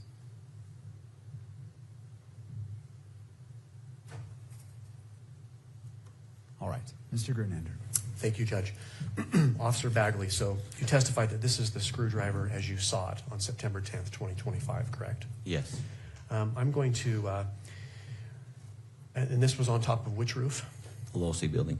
And in relationship to the entrance, the stairway, and when you hopped over the rail to get there, where was it located? About 10 or 15 feet in. Okay. If I could Your Honor, bring up State's Exhibit number 2 that was previously admitted. All right. I would like to have Officer Bagley come down from the witness stand and point on that exhibit approximately where this screwdriver was located and describe it for the record. All right, you may step down. And if you have a microphone for him as well. I think there was one up there. Oh, here we go.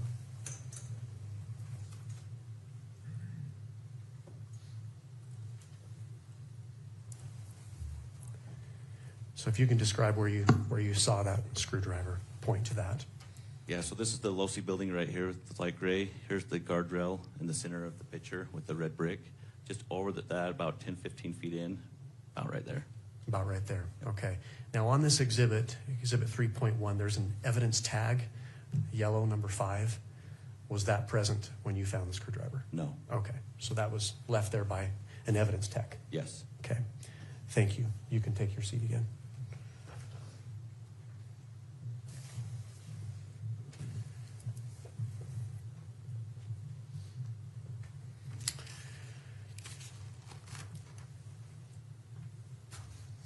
Officer, I'm going to direct your attention to your monitor again and have you look at State's Exhibit 3.2. And if you'll let me know when you see that. Okay, I see it. Okay. And can you tell us what that is? Yes, that's a picture of the top of the Losi building looking west. Okay. And how do you know that that is, in fact, the top of Losi Center, looking west? I can see the landmarks of several buildings, the Fugel buildings on the top left of it. You've got on the right is a white roof, which is the Sorensen building on the right side of the picture. This is also the gravel area on top of the Losi building. Okay. Can you see the courtyard from this exhibit? Yes, a little bit. What about the tent that was set up that Mr. Kirk was underneath? Yes. Okay. What about the Hall of Flags? Yes.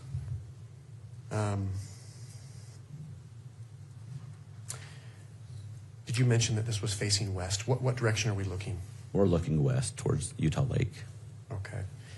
Officer, is this a fair and accurate depiction of what you observed on September 10th, 2025 on top of the Losi building? Yes. State offers State's Exhibit 3.2, Judge. Ms. Nestor? Your Honor, I think that we renew our standing objection. There is an evidence tag here, which begs the question that it's not a fair and accurate representation of how he saw it. And we also don't have any indication about when this picture was taken or by whom. So we object to its admission. I see. Thank you. Mr. Grenadier. Officer, one more question, Judge. Officer Bagley, apart from the evidence tag, do you see an evidence tag on that photograph? Yes, I do. Was that present when you were on top of the Losi Center and observed this? That was not. Okay, otherwise, is it fair and accurate? Yes. State moves to admit. Anything further? No, Your Honor. All right, thank you. Given that follow-up question, noting that the evidence tag, it appears to be number 2 on State's Exhibit 3.2 was not present, but otherwise it is a fair and accurate representation, as stated by the witness to State's Exhibit 3.2. The court will admit it into evidence, and it may be published at the discretion of, or the request of counsel. Your Honor, the state would move to publish it. All right.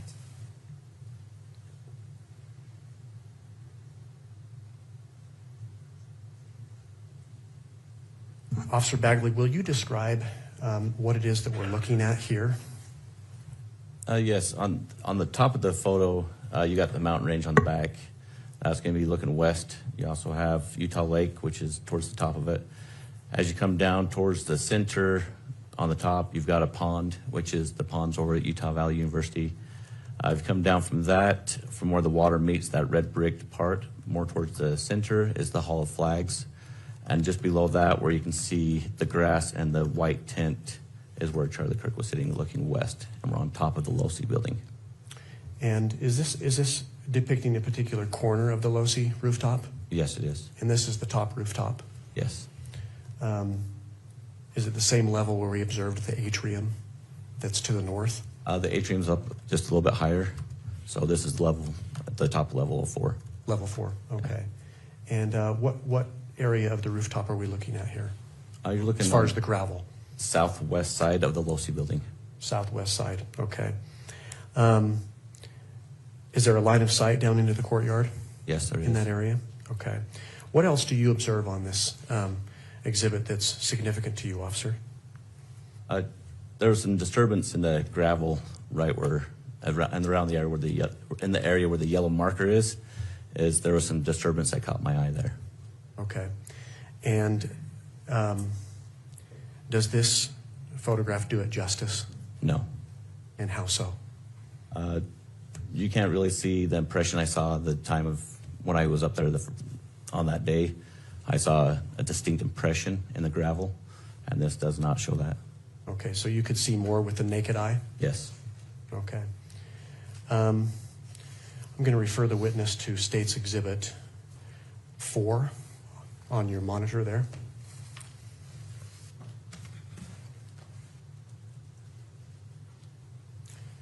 And let me know when you can see that. Okay, I can see it. And do you recognize that exhibit? I do. And what is that? This is a nighttime view of that same photo. That was just same view, looking west, and I can see the disturbance in the gravel. And what tells you that this is the same photograph as the last one, as Exhibit 3.2? You can see the hall flags. That's direct, almost the top of the photo. In the middle, you got the hall flags. You can see the tint in the grass area, the direct line of sight with the Sorensen building, and I'm on top of the gravel of the Losi building, southwest side. Is there also an LDS temple that's depicted in that photograph? There is. It's going to be on the top left of the photo. It's lit up. Okay. Do you know who took this photo? I do. And who took this photo? Melissa Richards. And who is Melissa Richards? She's the lead senior forensic for the state of Utah. Okay. Examiner. And how do you know that she took this photograph? I spoke to her. Okay. Let's renew the objection to hearsay that's in our standing objection. Thank you. Mr. Grunander, do you want to respond to the objection about hearsay? Yes, Judge. Under Rule 1102, hearsay is admissible to establish the foundation for the authenticity of any exhibit. That's found in 1102 sub B sub 3. I would also point out for the court that under Rule 1101, which is the applicability of the rules, in subsection C1, the determination of questions of fact preliminary to admissibility of evidence when it's determined under Rule 104, which are preliminary questions, the rules of evidence do not apply. 104 speaks directly to laying foundation for an exhibit, so even at trial, hearsay is admissible to establish the foundation of an exhibit. I would also just point the court to State v. Griffin. This is a 2016 Utah Supreme Court case. The citation is 384 Pacific 3rd 186, which stands for hearsay evidence is admissible to establish the foundation of an exhibit, even at trial. And we're at a preliminary hearing today, Judge. All right. Anything further, Ms. Nestor, before I issue a ruling? No, Your Honor. All right. I'm going to overrule the objection to hearsay. I note the standing objection by defense. I also note Rule 1102, and I also look to Article 1, Section 12 of the Utah Constitution, which states nothing in this Constitution shall preclude the use of reliable hearsay evidence as defined by statute or rule in whole or in part at any preliminary examination to determine probable cause or at any pretrial proceeding with respect to release of defendant if appropriate discovery is allowed as defined by statute or rule. For those reasons, I'm going to overrule the objection, and as it relates to reliable hearsay, in this instance, you may proceed. Officer Bagley, did you ask Ms. Richards if this was a fair and accurate depiction of this scene on the Losi building, on the night of September 10th, 2025? Yes. And what did she tell you? She said it was. Okay. Your Honor, the state offers State's Exhibit 4. Ms. Nestor? Just object to relying on what Ms. Richards told him in terms of creating the foundation and refer back to our standing objection. The state will submit it. All right. Well, as I look at State's Exhibit 4, and again, I'm just looking at it before me, it said it was a fair and accurate representation. There's a notation, I mean, in the previous exhibits, there's a marker, exhibit marker, and I see 2, but it also appears to be other artifacts on this image that I haven't heard any testimony about, and so. I will follow up, Judge. All right. Officer Bagley, do you see an evidence tag in that exhibit? Yes, I do, a number 2. A number 2, and that's yellow and black? Yes. Do you see other evidence markers that are red in color? Yes, to me they're orange, but they're triangular shaped. Okay. Were those markers, the evidence tag 2 as well as the orange or red markers, present when you observed that scene that day? No. Okay. Were they present, however, when Ms. Richards took this photograph? Yes. And she indicated to you that that is a fair and accurate representation of what she observed that night? Yes. State would move to admit Exhibit 4, Judge. Ms. Nestor? Objections, Your Honor. Thank you, Ms. Nestor. I'm going to go ahead and overrule the objection, noting that the marker, evidence marker, as well as the red or orange markers, I can't tell which color it is, was not present originally. With those included information, State's Exhibit 4 is admitted into evidence and may be published. Thank you. The state would move to publish that. All right. And I would ask for the witness to come down to explain the exhibit. All right, officer, if you'd like to step down, use the microphone, and as previously noted, describe, when you're describing something on the image, where it is located on the image for the benefit of our recording. So, officer, will you describe for the court what it is that you're looking at? So what I'm looking at is I'm on top of the Losi building, which is where the gravel is towards the bottom center. I'm looking west towards the tent, which is in the upper center, that you got a white tent. You can see the grass down there in the amphitheater. You got the Hall of Flags that's more towards the top center, and behind that you got I-15. But what I'm looking at is in the disturbance of the gravel is what I saw that day. Okay, and what can you describe for the record that disturbance? To me, when I got up there and I could see this disturbance of the gravel, to me it looks like a sniper pad, a person that has been laying in a prone position, and you've got markings of elbows, knees, and feet to where somebody was in the line of sight of where Charlie's tent was. Thank you. And if we could, again, take the, if we could publish State's Exhibit number 2.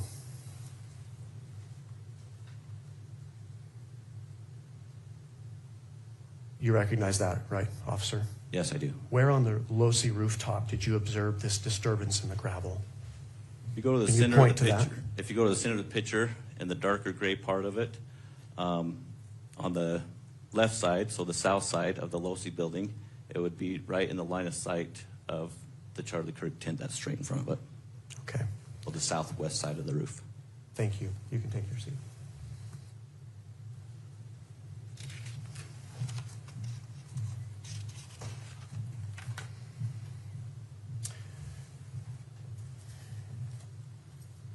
And finally, I would direct the witness's attention to State's Exhibit number 5 on the monitor.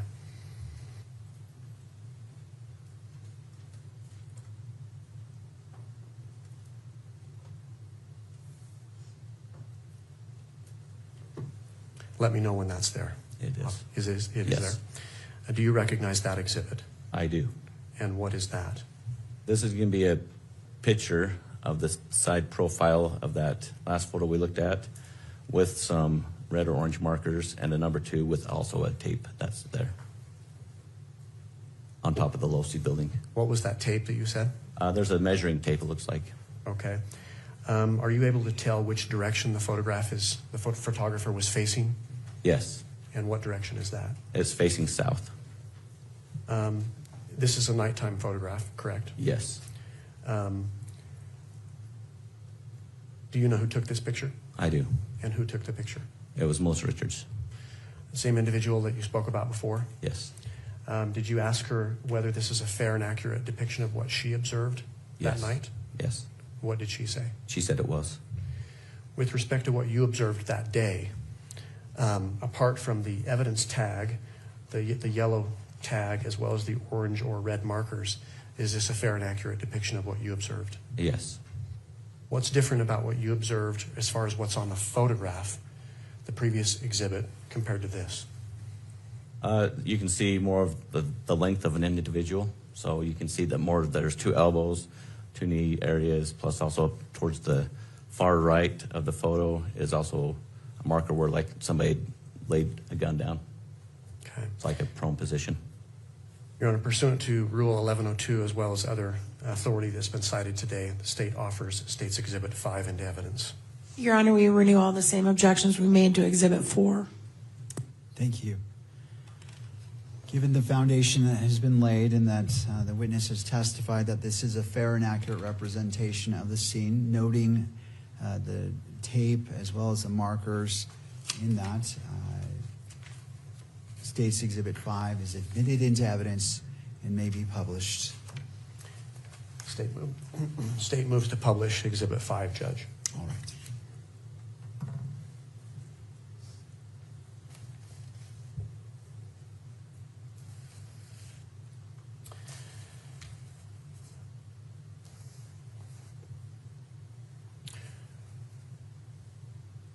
Before turning to what you did next on that day, taking you back to the daytime of September 10th, 2025, did you secure the rooftop of the Losi building that day? Yes, I did. And how did you do that? I put yellow police crime scene tape around the portion where, so nobody else would disturb that area. And when you say that area, what areas are you talking about? I'm talking about the roof where it was the southwest side of the roof where I found the disturbed gravel, where it looked like somebody had been proned out in the line of sight of the tent. So right there. Did you secure the area as far as any of the entrance area up onto the rooftop with police tape? Yeah, so then where that natural guardrail is, that was the other barrier where they were advised not to go any further from there other than police officers. Okay. If we could go back to State's Exhibit number 2.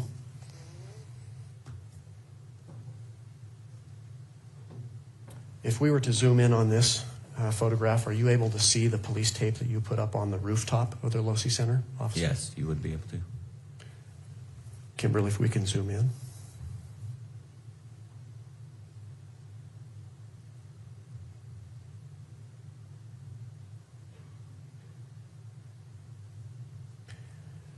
Officer, I'm going to have you come down and describe for the court where you put that police tape up to secure that scene, the rooftop area. On the southwest corner of the rooftop.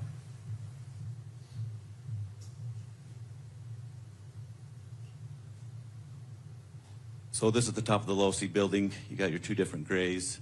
The southwest is towards the top, center of the picture.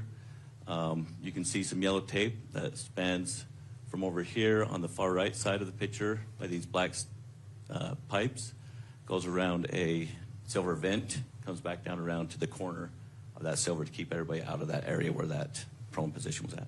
Okay. On that photograph, are you able to see where you put the tape up as far as the access way to that roof near the stairway? So it was right here, actually, this natural barrier where you have to climb over the guardrail. So this is the other barrier that I had to set up. And you put police tape on that? Yeah. Okay. Did you eventually leave that area? I did. Do you recall about what time you left that area? Oh, I have it in my notes. It would be, when I left that area, it was almost 1 o'clock, about 1:03, 1:01. Okay. Before leaving, did you leave the scene with anyone? I did not leave the scene. Or did I leave the scene to somebody? Yes, Just I to did. someone else? Yes. And who was that? It was a county deputy, a female. Did you provide instructions to her? I did. And what were those instructions? I advised her not to let anybody inside the crime scene Okay. without being a police officer or an investigator. Okay. Thank you. You can take your seat again.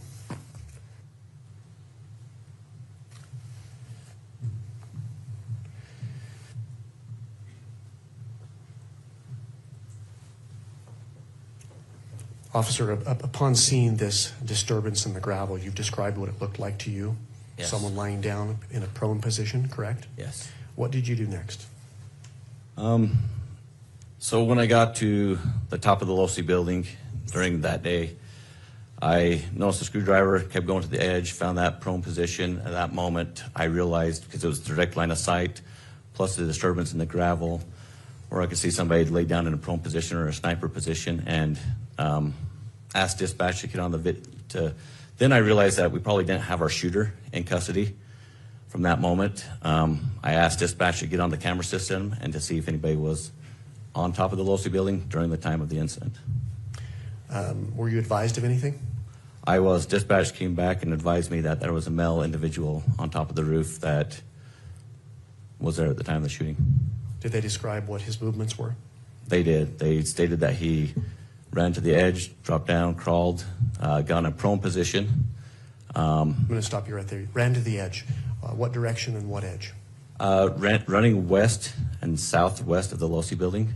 So ran towards the tent of where Charlie Kirk was, so they could get a line of sight. And then the individual stood up after the shooting and ran northeast on the top of the Losi building. Okay. You mentioned that this individual on the video dropped off the edge. Did you get that? I haven't far? mentioned that. Oh, what happened? What else was described to you? Then, well, at that moment, so I knew that there was possibly a shooter on the run. Your Honor, can we just have a continuing objection to all of the hearsay that's being testified to here? And Judge, my response to that was, I'm not actually offering this for the truth of the matter asserted at this point, simply for the effect on the hearer. So I'm not offering what's been described in the video as substantive evidence. All right. Ms. Nestor, with that clarification, any thoughts? I'll just stand on the objection. I don't think, I mean, he's clearly offering it for the truth because he's asking him to describe the route of the individual, and it's based on what other people told him. So if he wants to circle back to it after he's put the video in, I mean, we could do that. But right now, I still think it's inappropriate hearsay, Your Honor. All right. Anything further, Mr. Greenander? I'll submit it to the court. All right. So as the magistrate, as this is not to a jury, it's to myself as a magistrate, I am not accepting that statement for the truth of the matter asserted, simply for what has been stated. So I'm specifically making that finding as I'm receiving this evidence, and I'm not accepting it for the truth of the matter asserted, only as represented by Mr. Grunander. And with that, the objection is overruled. Mr. Grunander, you may proceed. Thank you, Judge. So you mentioned you were provided with information that an individual was running north on the Losi rooftop, correct? Yes. What else was described to you? At that moment, I knew I had responding units coming into the scene. I advised other officers that I needed the Losi building secured, searched, because I didn't know exactly what way, that other than he ran north. That moment, I went down to the police department, which is just down the stairwell, and looked at the video myself. And Where is the police department located? it's in the Gunther Trade Building, just directly to the south of the Losi building. Okay. So where I described those outside stairs, the building to the left of that or south would be the Gunther Trade Building. Okay. On what level is the police department? It's level 3. Level 3. Okay. Upon arriving at the police department, what did you do next then? I then look at the footage to verify for myself exactly what expired on that moment, where I could see an individual run to the edge, get up, and then run off, and then drop off the northeast side of the building, of the Losi building. Okay. Having viewed that, what did you do next? At that moment, I realized I had more crimes, a bigger crime scene that I needed to contain and preserve for evidence. At that moment, I went and grabbed some more crime scene tape, and I responded to the northeast side of the building and secured an area where I saw impressions of the shoe print inside the grass, and also up above on that northeast side of the building, I could see on the cement where someone had scuffed there and then dropped down to the shoe imprint and then finished going northeast. Okay. If I can take the witness back to State's Exhibit 2.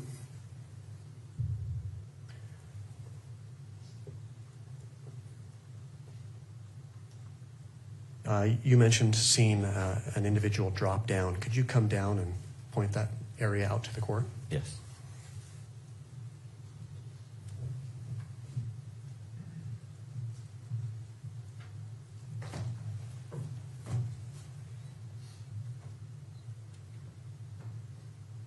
Okay, this is the Losi building again on the top right center of the photo.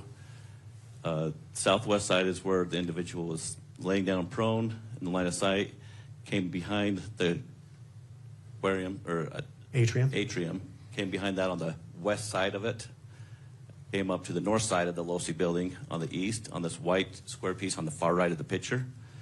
And then he dropped off on the east side of the Losi building into the grass down here below. So the northeast corner. Yes, northeast corner. You mentioned you observed something on the grass. I did. I saw a shoe imprint that was embedded pretty deep right there next to where he dropped off. And this is all footage that you personally observed on the Yes. surveillance video? Yes. Okay. When you got to the scene, describe in as best detail as you can what you saw on the grass then. So when I got to the scene, I could see that there was a shoe imprint there. When I looked up onto the cement from the roof, I could see some scratching or rub marks from the top of the roof. That was not there, so I could see that looked abnormal. I then decided to put crime scene tape around the whole area in case there was more evidence that needed to be preserved. On that exhibit number 2, do you see where you placed the crime scene tape? Yes, I do. And where is that? Can you describe that to the court? It's going to be on the far right in the center of the picture. You can see the yellow tape. I came around trees, came up further out of pictures, some more trees. I came down all the way down to the back side of the LDS Institute building where there's a sidewalk to block everybody out of coming up that way. Okay. Did you at one point leave the scene? I did. Did you release the scene to anyone? Yes, I did. And who was that? There was 2 Payson police officers that were standing there. Okay. Were they in uniform? They were. Did you provide them with any instructions? I advised them not to let anybody inside the crime scene other than law enforcement or investigators. Okay. You can take your seat again, Officer Bagley.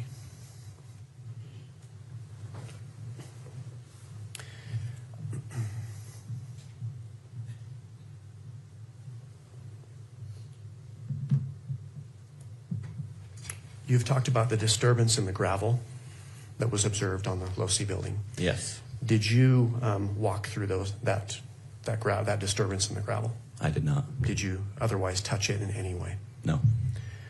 With respect to the shoe print that you observed on the grass on the northeast lawn area below the Losi building, did you walk through that? I did not. Did you otherwise disturb that? No.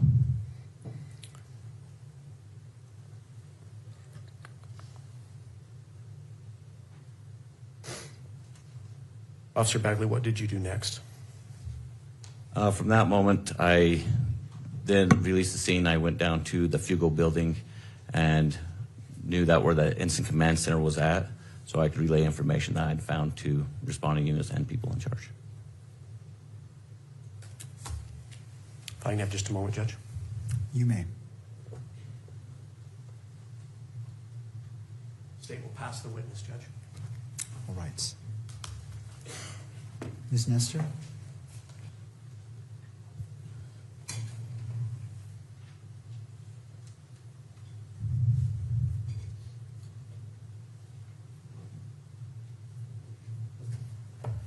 Ms. Nestor, before you begin, what time would you like to break for lunch? I don't want to interrupt a line of questioning, and so I just want to make sure that we're just taking a look at the clock and when you feel is a good time to break, roughly in that 12:10 range. I will aim for that, Your Honor. That shouldn't be a problem. Okay, thank you. You may proceed. May it please the court. Yes. Good afternoon, or morning still. Morning. Officer Bagley. My name is Kathy Nestor. I'm one of the attorneys representing Mr. Robinson today, and I do have some questions for you. Okay. So you mentioned that you checked in around 11 a.m. on the day of the shooting. Is that right? Yes. Did you know in advance there was going to be this event on campus? I did. I signed up for an overtime shift, so yes. For You the special signed- event, I signed up for the overtime shift. Got it. And so did you attend any type of debrief or briefing or meeting to prepare for the security of this event? I did not, because that morning when I got there, we had individuals on top of the Hall of Flags. So when I walked in, I just checked on, was going to get my uniform on. The chief, Long, got a text or an email or phone call stating that there's people on top of the Hall of Flags throwing stuff down to the tent. Therefore, he sent the 2 officers that were on duty down to secure the area. I got dressed and then came back on, and then went to the Hall of Flags to secure that area. So you never attended any kind of, I'll just use the word debrief or meeting to talk about what the officers on scene were going to do that day to keep everybody safe? No, not that morning. Do you know if there was such a meeting? I don't know, because when I got there, it was starting to, people were throwing stuff down on the tent. And do you know how many UVU officers you guys employ normally? There was 15. And do you know how many were assigned to cover that event that day? That were assigned to cover it. There was 6 of us that were, there was patrol 1 and then 5 others that were there with the chief. Did you all have an idea there were going to be thousands and thousands of people there? Or was that a surprise to you? Had an idea. And you only had 5 officers? 6, yes. 6, I'm sorry, counting you, I was Yes. thinking. And of those 6 officers, are you all armed? Do you carry weapons? Yes. What type of weapons do you carry? Glock, pistols. And was there any use on campus of, I think they're called magnetometers, but the machines you walk through at TSA in the airport where it checks to see if you're carrying anything metal, what we all had to go through to get in the courtroom. Were there any machines like that set up or being used on campus that day? No. And as far as you know, were there any drones that were flying above campus that day? Not that I know of.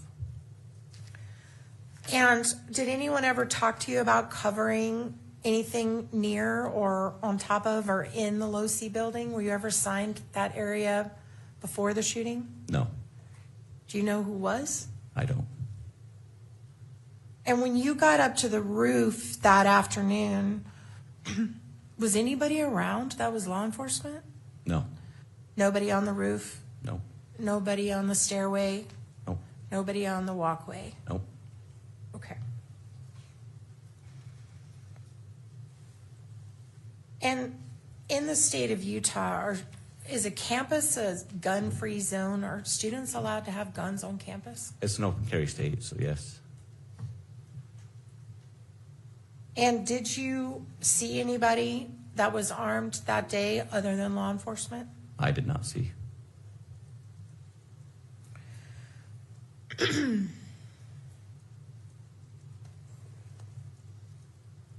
Were you aware of whether Mr. Kirk had his own security team present there with him? Yes. Did you communicate with any of those people? I saw one individual that was on top of the Hall of Flags right next to me, yes. Okay, and that was before the shooting. Yes, and then I saw several down in the crowds and down by him, yes. And were you aware of whether that person was armed either? I was aware he was armed. Okay. Was there any other law enforcement agency besides Mr. Kirk's private security team and your 6 officers, including you, that were covering that event that day? In other words, did you have any Provo police or Orem police or anyone that you knew of or federal agencies? I don't know. You never saw any that day? No, not until the response came in. And you did mention, I think I heard you just a few minutes ago testify, you turned over the scene on the roof to a woman who was a deputy sheriff, right? Yes. And that you turned over the scene where the individual dropped off to, I believe you said, was it Orem Police? Payson. Payson Police, thank you. Those people weren't there till after the shooting, right? They were part of just a response of everybody in the area. Correct. Okay. Did you receive any type of briefing materials, written materials prior to the event that talked about who would be covering what or anything like that? No, not that morning. Like I said, it started getting hectic, so we were trying to get down there, secure the area, and push people away from the top of the tent. Now, when this event was over, you prepared a report, is that right? I did. And in the report, it covers a lot of what you testified to with Mr. Grunander, doesn't it? Yes. And I think you said you attended, 600 hours of post-training? It's around 600 hours, yes. And I'm sure somewhere in that training, you were taught the importance of your police report Yes. and how it will be relied on years later to recreate events like it's being done right now. And so you know it's really important to be as accurate as possible in your report. Yep. Can we put up Bagley 1? Can we switch it over to the defense table, please? Thank you so much. And show it only to the witness. This is his police report. It's mine.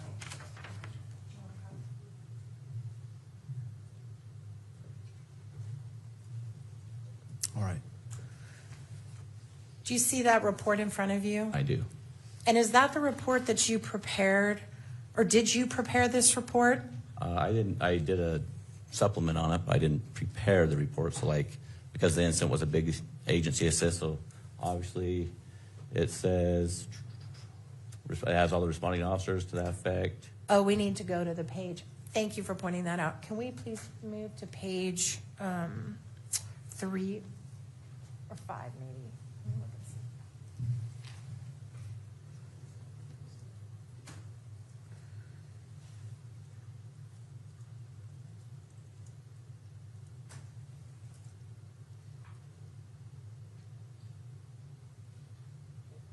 All right, now let me ask the question again. Sorry, you just had the cover sheet up.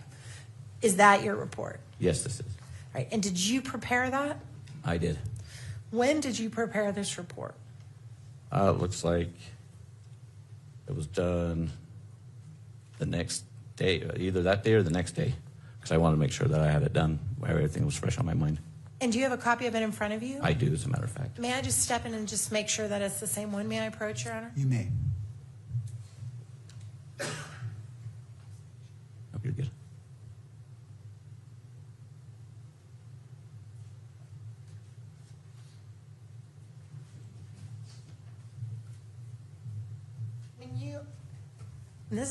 We got to ask this now. Did you use AI to help you prepare your report? I did not. Okay, good. When you prepared your report, you referenced when you first heard the shot, don't you? Yes. And what is the time that you say that you heard the shot? 12:23. Right. And when you wrote that report, you did not state in your report the direction you heard that shot come from, did you? No, apparently not. And take your time and look at the whole report and see if there's anywhere in there where you ever mentioned that it came from the east or to your right.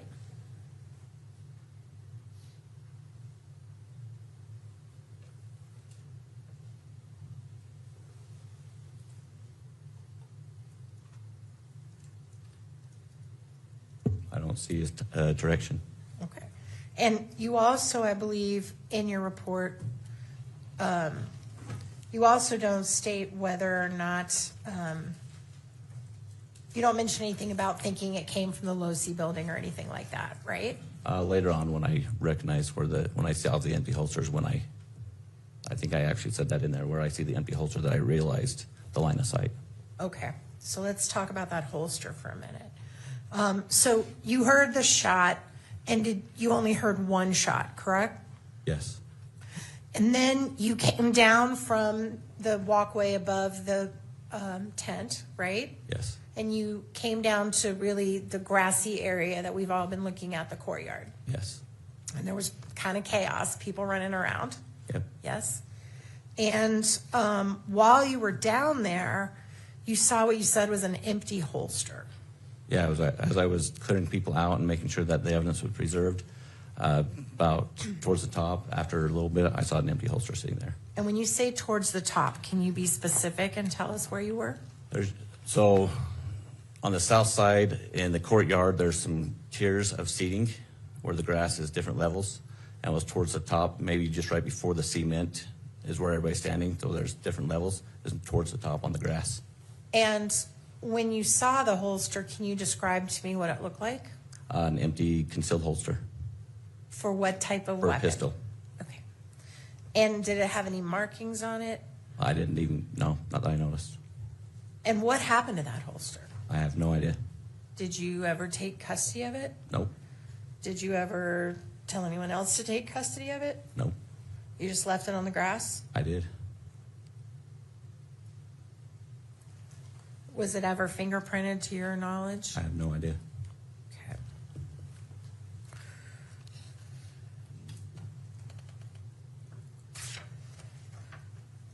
At some point, there were drones in the air. Is that right? Did you become aware of that?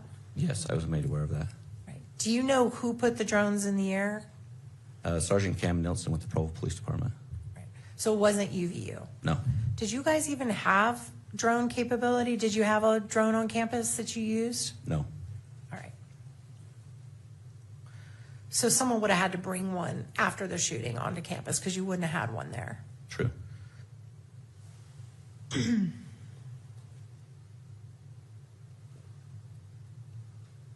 Right. You mentioned that as you were coming down into the grassy area from the top above the tent, you come down the Hall of Flags, you come into the grassy area. You mentioned that you heard, I guess on your radio, that they had a suspect in custody. Yes. Right. And so how long do you think between the shot being fired did you hear that? I was in, like I said, trying to get down the stairs, jumping over people, trying not to step on people as people were fighting up. Within 30 seconds, maybe. Right. So they pretty much instantly had someone in custody. Yes, and that's why I was quite surprised. Were you aware of where the person was taken into custody? Right down by where Charlie Kirk was sitting by his tent, somewhere down there. So in the courtyard area, the person would have been in the courtyard area at the time of the shooting. Yes. Was that person in or near or around the holster in any way? No. You don't know? No, what he wasn't. Where the you holster was up on the top level up there, and it was where when the incident happened, when Charlie got shot.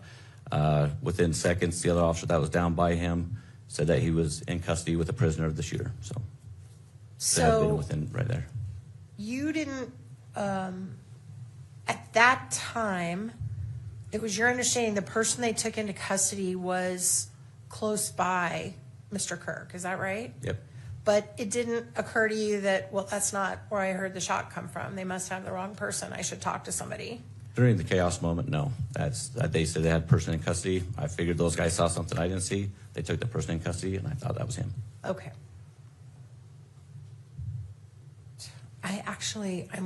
This would be a good stopping place because I'm about to start another section. Okay. So maybe we could go 5 minutes early for lunch. Absolutely. All right. Thank you. Thank you, officer. We're going to go ahead and break for lunch. We'll come back at 1 o'clock. I do want to note for the camera operator, if you would just be cognizant and turn off the microphone during breaks and when we break for recess, that would be helpful. Does either party need the benefit of the record before we break for lunch? Not the state, no. All right. We are in recess.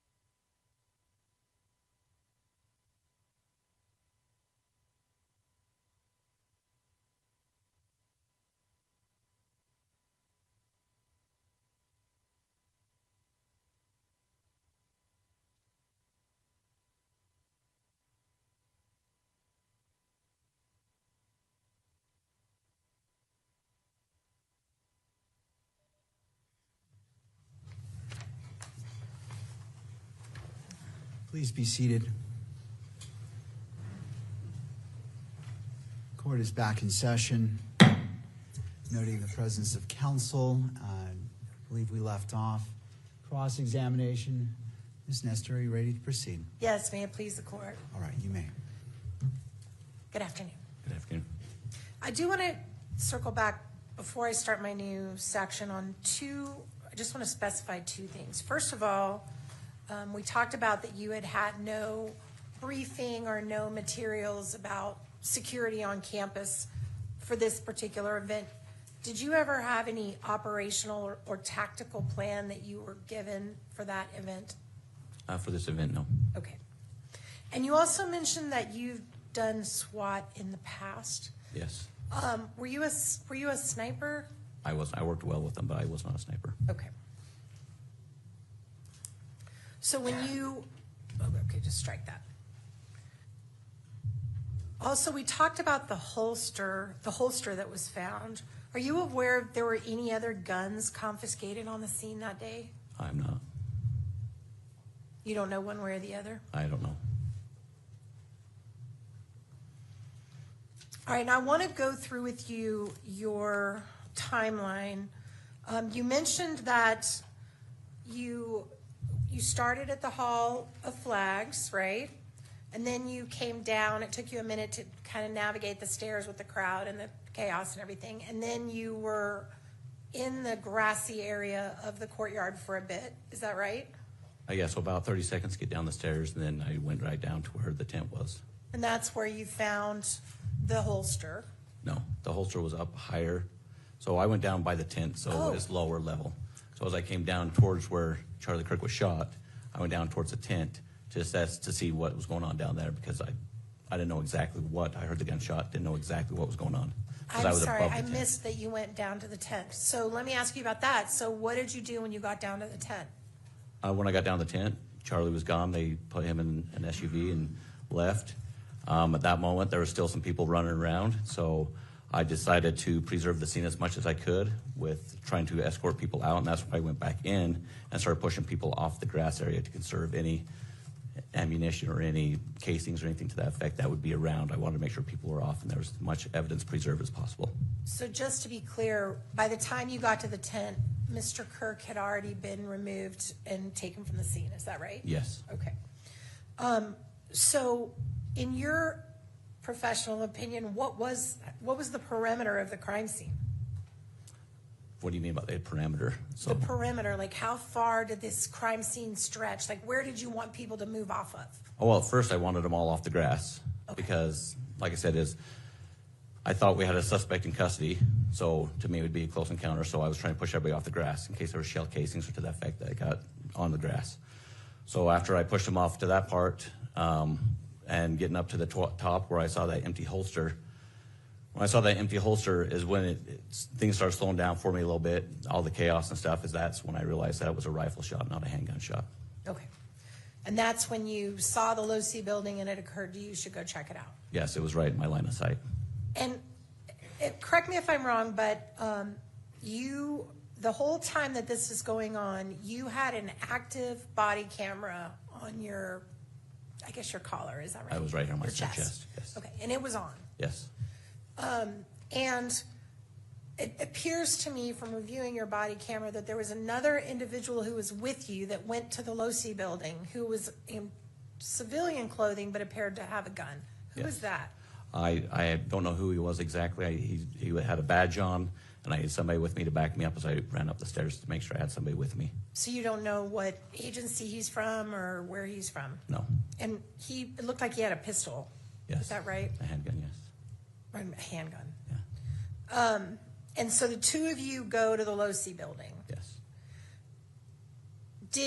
When you reviewed the videotape at the police department later, did you check to see if anyone had been on the Low-C building after the shooting, after this individual had jumped off that you've already talked about? Was there anybody else on the roof? Did you check and see in that gap of time?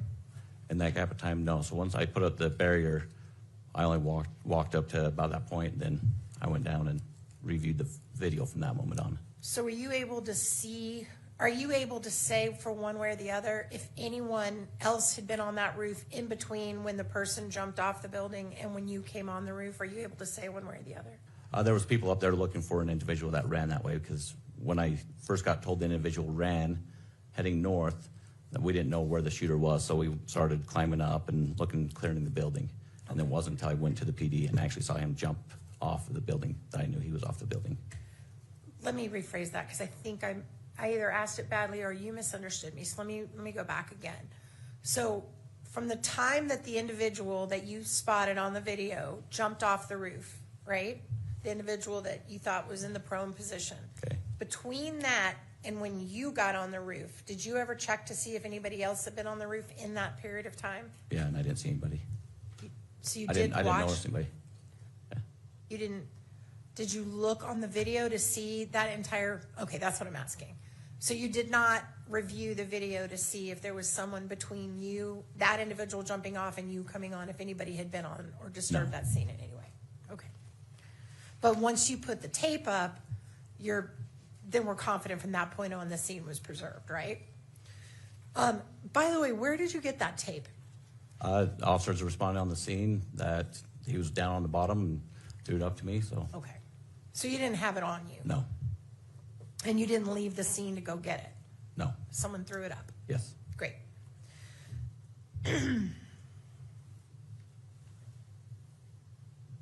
All right.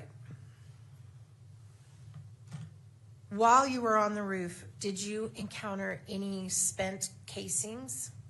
As a matter of fact, no, that's why when I saw the prone position where a person would be laying down as a sniper, being around guns and snipers all the time, I was looking for a spent shell casing. I couldn't see one. I was looking over the edge, looking all over the place, making sure the gravel wasn't disturbed, and I couldn't find a shell casing at that moment. And that would be, the reason you would be looking for that was because some types of guns, when they shoot, eject a casing automatically, right? Some Yes. do, some don't. Yes. All right. And then you also didn't find any unshot bullets? No. Okay. Are you aware of there being a bullet found on another roof? I'm not aware. Vicinity? Were you aware of another bullet being found on the scene, not on the roof of the Losi building? No. All right, your body cam footage that I reviewed appears to end while you're still on the roof. Do you know why that is? I think the battery went dead. It was just right at that moment. Okay. And do you know, did you ever turn it back on that day or go get it, I don't know, what do you have to do, charge it or stick a new battery in it? I don't even know. Usually dock it, but no, I didn't go back. It was too chaotic running around. So that 27-minute and 35-second body cam that starts when you're at the Hall of Flags and ends while you're still on the roof, but haven't put the crime tape up yet, that's the only body cam you have that day? Yes. Great. You mentioned when you went to the police department, you watched the video where you saw an individual up on the roof, Yes. right? And that individual was in the vicinity where you saw the disturbance in the gravel. Yes. And when you looked at that video, were you able to identify the individual's face? I know. Were you able to identify any markings on their clothing? I know. Were you able to identify their height? No. When we looked at the picture of the, I think you called it the sniper perch, so I'm gonna use your words. It looked like there was a measuring tape laid out next to it. Were you present when they measured like the distance, like how tall that person would have been? I was not. So you don't know what that is? I don't. Were you able to tell the person's weight from the video that you saw? I can tell he wasn't a heavy set. So Okay. More of a skinnier person. Could you identify what shoes they were wearing? I could not. Could you identify anything about a hat or what was on their head? At the moment, no, I couldn't. Okay. And did you see a gun in the video? I saw a long black object in the left hand as he was running across the roof. And in fact, did you describe that in your report as a bag? I don't know. I have no idea. I don't know why. let's pull that report back up, please.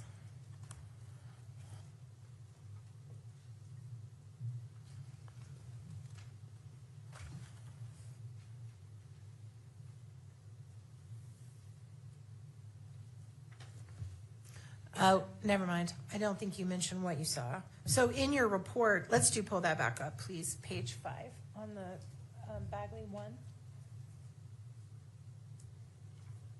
So looking at the second page, you're actually going to have to go to page 6, I think. You talk about what you saw in the video where they jumped off the roof. And again, I'm going to remind you of our conversation we had before about you understand how important these reports are. Yep. And do you mention anywhere in this report that you saw a gun?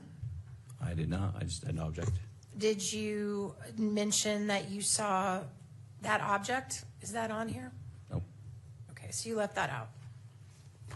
Now have you looked at that over and over again? The video? No, Yeah. I've only seen it twice. Oh, really? Yep. When's the last time you saw it? It's been months. Okay.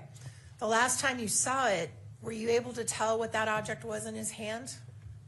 Yes. Now- Well, not tell what it is. I could see there's an object in that left hand, yes. And could you, knowing what you know about the case today, do you have an idea about what that object was?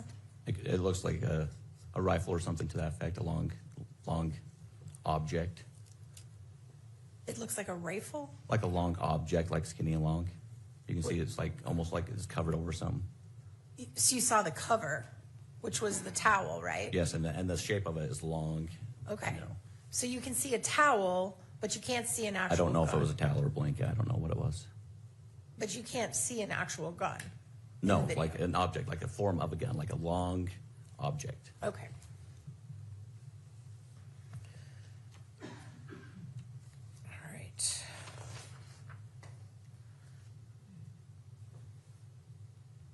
At the end of that day, what time did you leave the campus?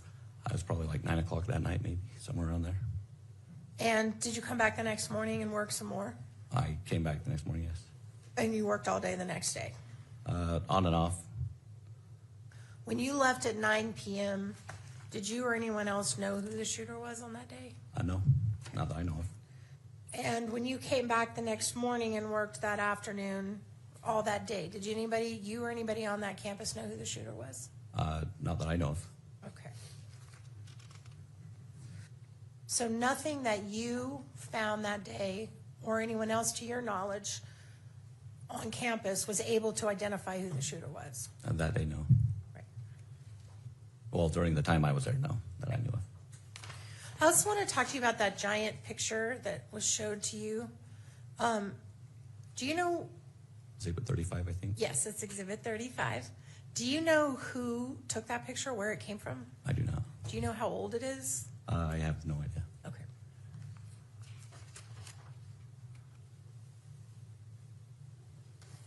And the pictures you were shown, Exhibits 1, 2, and 3, that you got up and kind of talked about and showed all the buildings and everything. Do you have any knowledge about where those pictures came from? Or who Yes, took they them? were drone footage, just taken from a drone. Do you know who was operating the drone? Sergeant Cam Nielsen from Provo Police Department. Provo Police Department. Had you seen those pictures before today? Before today, yes. When did you see them? A couple weeks ago. And that was just in preparation for testifying? Yes. Prior to that, had you ever seen those pictures?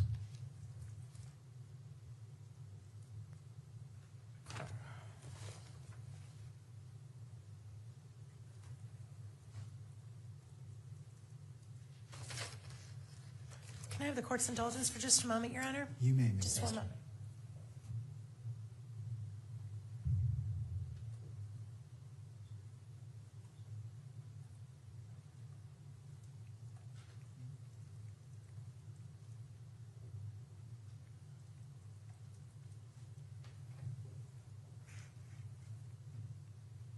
One last thing I want to clarify.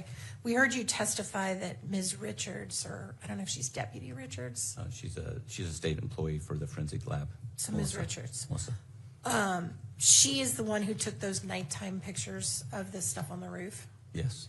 And you testified that she told you that that was what they looked like that day. Yes. When did you meet with her?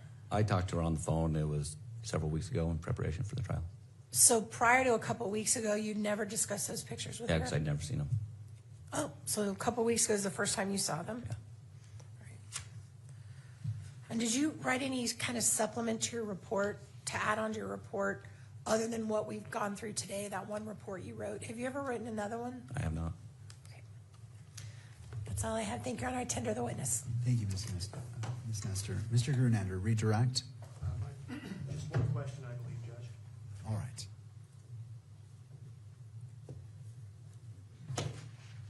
Officer Bagley, if we could pull up State's Exhibit 1. All right, let's do that.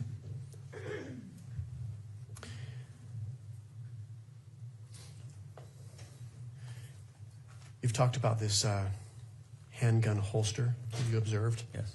on the grass in the courtyard. Yes. I'm going to ask you if you would approach the monitor when it comes up and point out as best you can where you observed that holster, okay?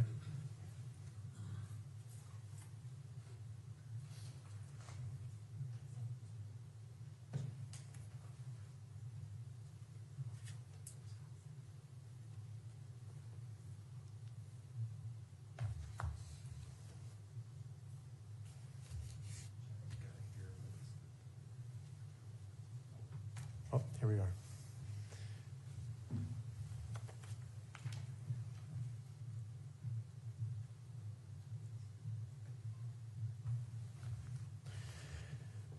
So again, the question is where was that holster lying when you observed it? So again, this is the picture of the courtyard area facing north. On the south end down here, you got different tiers of grass. On this top tier back here in this area, which is more the center bottom left of the photo. So it's going to be the waterfalls on the left side, so more towards the top of it. On the south side by the Fugal building, that top tier of grass is about where it was at. In the middle area of that? Yes. By the Fugal building. Okay. And that's where I could see straight up where the line of sight was. Okay. Thank you. Nothing further, Judge. All right, may this witness be excused. Yes, Your Honor. Yes. Thank you. Thank you, officer.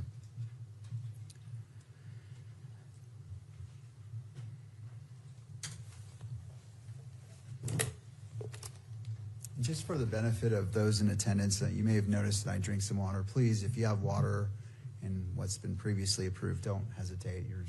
You can drink, just don't spill it.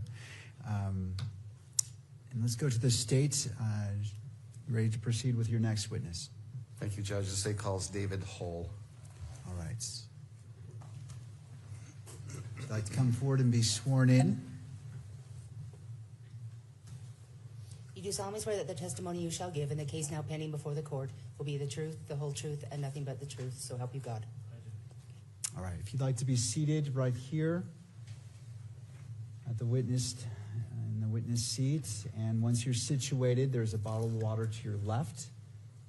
And if you wouldn't mind, after you're seated, bringing that microphone closer to you so it picks up your voice. All right, counsel. Thank you, Judge. You're ready.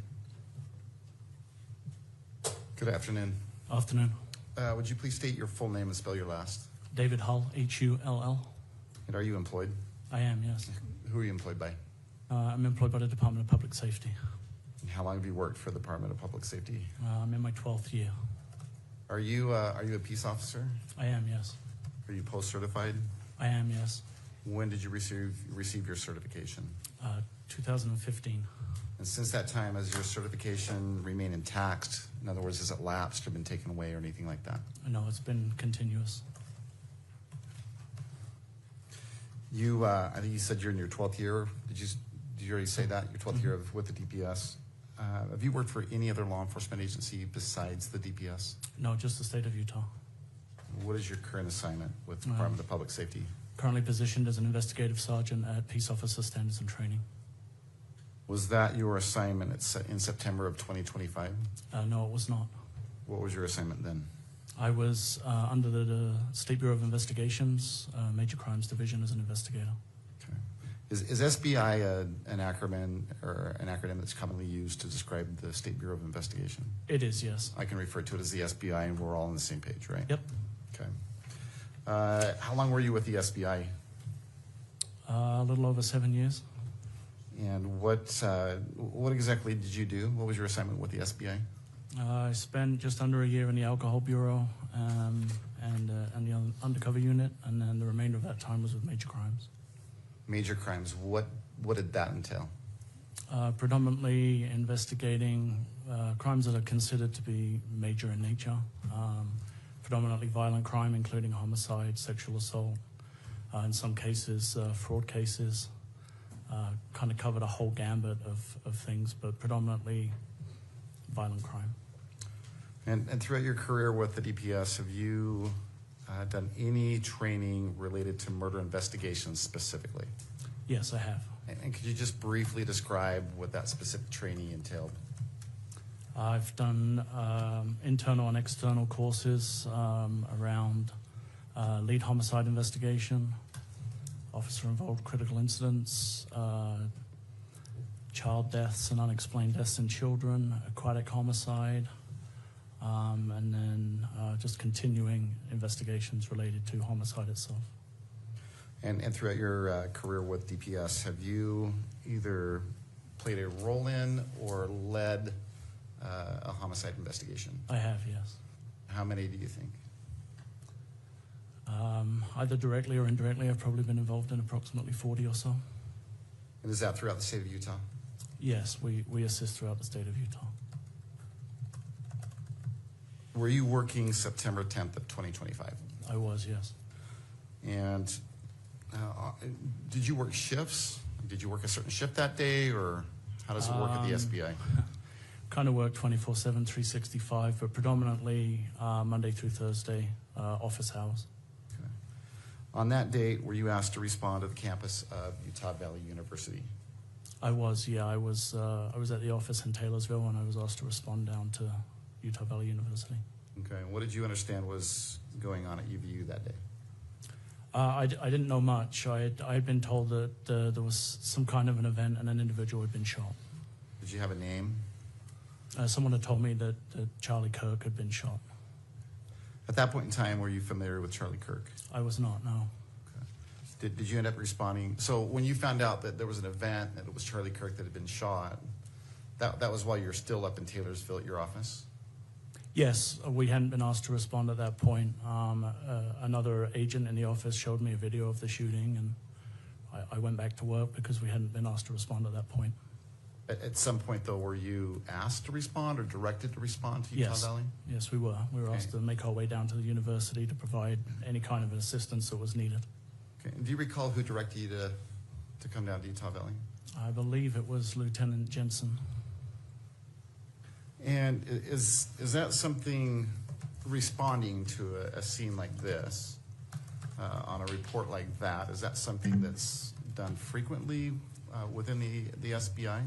Yeah, SBI functions as a supplementary investigative division for really anybody in the state who needs it, whether it's a smaller local agency that just needs additional resources. We often respond with the crime lab to help process crime scenes. But it would be normal for us to be called out to assist another agency. Okay, so we understand correctly, when you were first directed to come down to Utah Valley, you were just coming down to give whatever help you could provide. Correct. Okay. That eventually changed. Yes, yeah. Okay. My assumption was we were responding to assist process a crime scene, essentially. Prior to September 10th, 2025, how familiar were you with the Utah Valley University campus? Not very. I think I maybe had been there once before. How about from September 10th onward? Did you become more familiar with the campus? Became a lot more familiar with the campus, yes. And in what way or how? Both in walking the campus and looking at the incident scene, in viewing surveillance video of the campus and the surrounding areas, and just my general involvement in the investigation. I became a lot more familiar with the buildings, the amphitheater and the surrounding area, and the campus itself. All right, and we'll come back to that here in a moment. Who else responded to UVU from the SBI? Originally, I thought it was just myself and a couple of others. I remember Sergeant Falmina, Sergeant Bricker, Sergeant L. Schultz, Sergeant Clark, Agent Brian Davis, and a number of other agents were arriving or were on scene when I arrived there. Do you recall if other law enforcement agencies responded that same day? Yes, there was a large law enforcement presence. Federal entities, I believe the FBI, the DEA, ATF, I think some U.S. Marshals. There was obviously our state presence, and then there was county and city and local agencies on scene also. So had all these folks responded by the time you got here, or had they responded prior to, or? Some could have been on scene prior to, some were arriving while I was arriving, others arrived later. I know there were several forensic units from various entities, including the State Crime Lab and other agencies. And did you interact with all these different agencies? You personally? Throughout the course of the following few days, probably the majority of them, yes. I think you related that originally the SBI was directed to come down just to see if you could help. Is that fair to say? Yeah, that was all I knew when I left the office, was that go down and see what services, what can you do to help. And I asked you earlier if that role changed, and I believe you said it did. Mm-hmm. So let's talk about that. How did your role change from what you initially came down to do to whatever it evolved into? Having been on scene for a little while, there were some conversations and discussions that took place.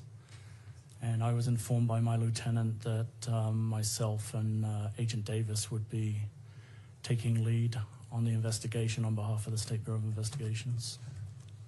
So the SBI was going to be the lead investigative agency? Correct. And you were going to be the lead case agent? Yes, sir. Along with Agent Davis. Agent Davis. Yep. Okay. What does it mean to be the lead investigator or the lead case agent? It depends on the situation, but predominantly you're responsible for kind of directing the investigation, coordinating information that is coming in. Typically, scenes are fairly chaotic initially, so you're trying to process as much information as possible and make as much use of the available resources that you have. Kind of an organizational role would probably be a good way to describe it. Okay, so you played an active role in organizing?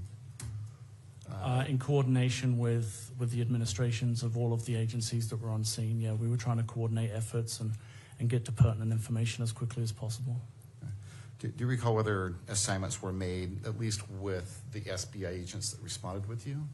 Yeah, we have a core group within major crimes that were assigned specific tasks. Okay. And do they include the agents that you mentioned just a minute ago? Yes, I believe so. So each one of those agents with the SBI were given a specific assignment? Yes, with the information we had, the agents were assigned to do specific things. And do you remember specifically what assignments were given to who? Yes, Sergeant Falmina was asked to coordinate with the State Crime Lab and the responding crime scene techs to manage and process any identified crime scenes. Sergeant Mark Bricker was put in touch with UVU's surveillance and operations team to start working through any available footage or information that we had that had been recorded. Sergeant Clark was tasked with the area canvas around the campus area, looking for information or any available information from the immediate area around campus.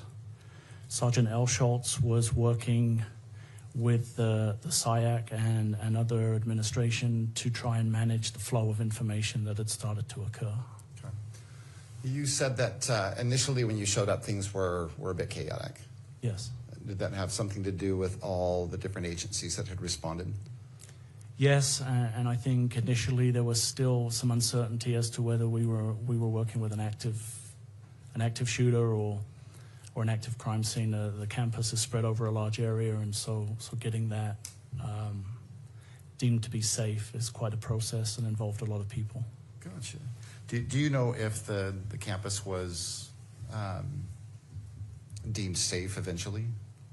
Eventually, my understanding is the campus was locked down and secured, and we were able to start getting people in to start processing crime scenes and doing additional things. Okay. I think you said it sounds like that chaos eventually subsided. You got organized and assignments were made. What was the first thing that you did as lead investigator? It kind of became organized chaos, but we did have a plan, and our priority was determining whether we had an ability or a way to be able to identify who had been involved in the shooting. Okay.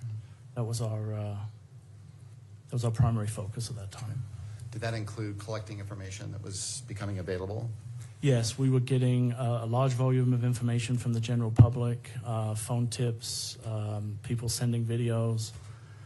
Analysts were scrolling through social media and social sites as people were posting information onto the internet.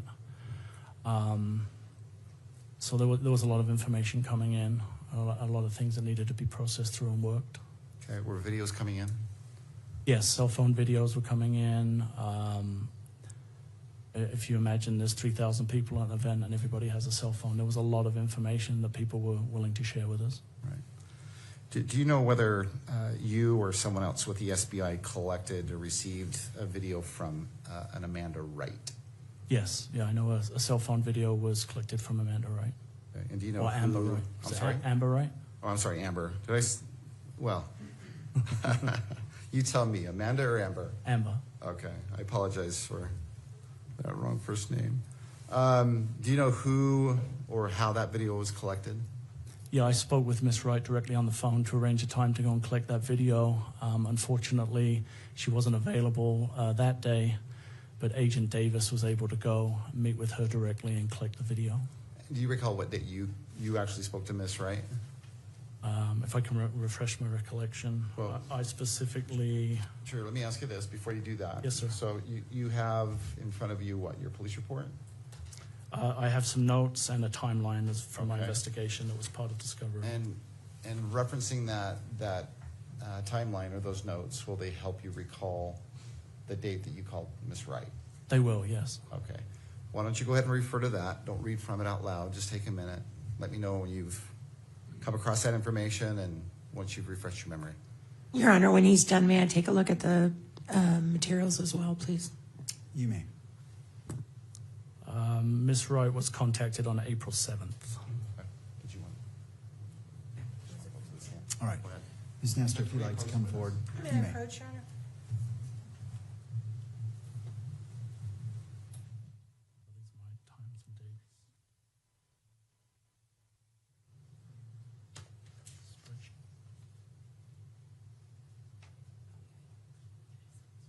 Yep.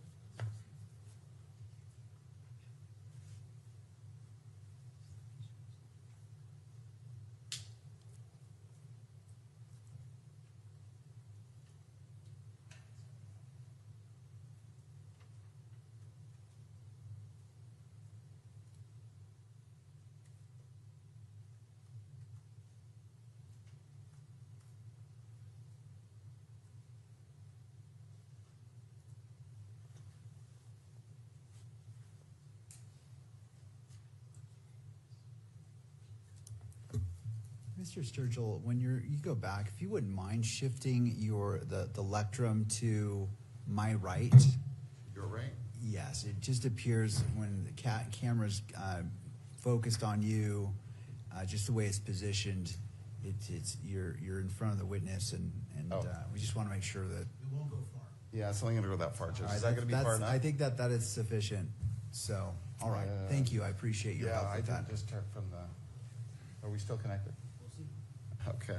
All right, let's make sure that Mr. Sturgill is picked up. Okay. All right, you may proceed. Thank you. And if I could make So- if I could make a correction to that, I think. Well, let me ask you this first. So he needs to ask you a Yeah, question. okay. So, Mr. Sturgill. So you've had a moment to look at your Yes, notes? sir. Did that help you remember the date that you contacted Miss Wright? It did, yes. Okay. Why don't you go ahead and tell us what date you contacted Miss Wright? I contacted her, I think it was April 6th specifically, but Agent Davis met with her on April 7th. Okay. Well, that was going to be my next question. So you actually talked to her was it on the phone? It was, yes. And did you arrange a time for either you or Agent Davis to go get the video from Miss Wright? Yes. Is that how it happened? Yes, And then you didn't go, it was Agent Davis that went? correct. Okay, gotcha. And what, if anything, has been done with that video in preparation for today? My understanding is that some edits were made by your office in order to protect some of the participants in the video. Okay. But what, let me ask you this. Did you or Agent Davis visit with Miss Wright again? Yes, that was in April, and that was where my correction was. The video was originally provided to Agent Mortensen. Okay. So I misspoke. Okay. Let's go back and let's make sure this is very clear. Sure. Okay. So someone with the SBI collected a video. Yes. From Amber Wright. Yes, Agent Mortensen contacted Miss Wright on October 8th, and a video was provided to him electronically on October 11th. Okay. And now I'll ask the next question. What, if anything, has been done either by you or another agent with that same video in preparation for today's hearing? We contacted Miss Wright to arrange a meeting so that Miss Wright could review the video and that we could verify firsthand with her that the video was what she had taken on September 10th at the event at UVU. Okay. And who had that follow-up visit with Miss Wright? That was Agent Davis. I was not able to attend. Okay. And you know that happened because you spoke to Agent Davis? I spoke to Agent Davis, and he provided me with a written statement that Miss Wright had completed. Okay. An 1102. Okay. And so you have seen that written statement? I have, yes. Okay. And you've read through it? I have. Does that, do you recall whether that statement was on a form or a piece of scratch paper? What do you recall? My recollection is that it was on an official, I believe, a State Bureau 1102 statement, which is a written form that is filled out by a witness that contains the 1102 warning. And by that, do you mean the advisory, the statement that's written on that piece of paper is going to be used at a preliminary hearing? Yes. It includes that advisory. Yes. Does it also include a warning that if someone provides a false statement, in this case, Ms. Wright, that it could be punishable by a Class A misdemeanor? It does, yes. All right.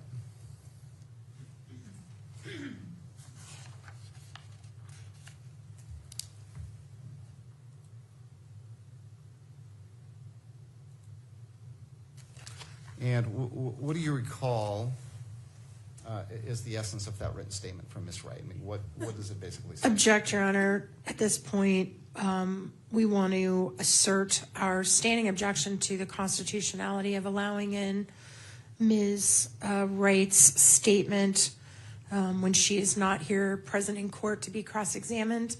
We did include those constitutional arguments in our standing objection. Also, this does fall under the type of document that should be safeguarded under Rule 4-202.02, Parent 8, Parent F as in Frank, and or should be classified as protected under subsection 5O as in orange, because the disclosure could jeopardize the life, safety, or property of the witness. It's also technically a victim's. I mean, if she's present under the current theory and the information, she's technically could be classified as a victim of the event. So it also should be protected under that. So we would object to it being read in public. It would not be admissible at trial in the current format that it is due to its hearsay nature. We do think it would negatively impact our client's right to a fair trial. And furthermore, I believe the witness herself has requested that, particularly because the video contains images of minor children, which I know the state has made an effort to redact, but nevertheless, the reference to the minors, I think, would still fall under the protection. And so for all those reasons, we would object to that coming out in public and being discussed in the public forum and being published in any way. And we object to it coming in. All right, and so if you wouldn't mind just restating the rule that you're relying upon so I can fully look at your objection. It's the UCJA, the Utah, Code of Judicial Administration. I just blinked. the Utah Code of Judicial Administration for Rule 4-202.02, parenthetical 8, parenthetical F as in Frank, and or parenthetical 5 and parenthetical capital O. All right, thank you. I'm just Yes, sir. getting there. I want to review this before I hear from Mr. Sturgill.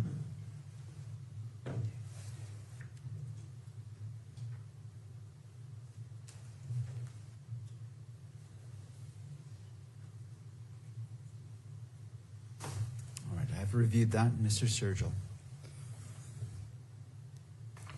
Well, Judge, let me address, I guess, a couple of things.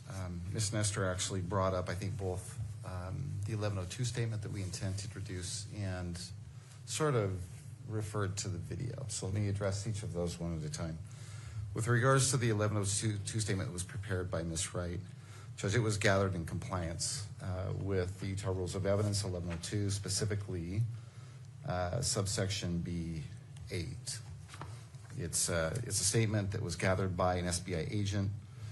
It was prepared with knowledge of the advisory that it was going to be used at the preliminary hearing, and it also included the warning that if a false statement is given, it's going to be a Class A misdemeanor.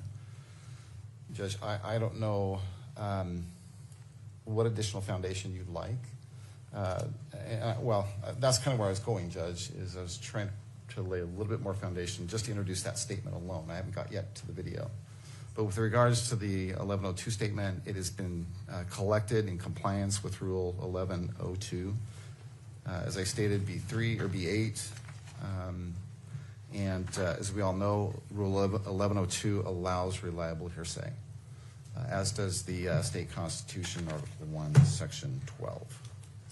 So what exhibit will this be? I want to look at it not for the purposes of, as a magistrate, taking it into evidence, but see if it comports with Rule 1102 as stated, because I haven't seen it. Sure. And I haven't done the analysis to see if that objection is... Judge, it is State's Exhibit 6.1.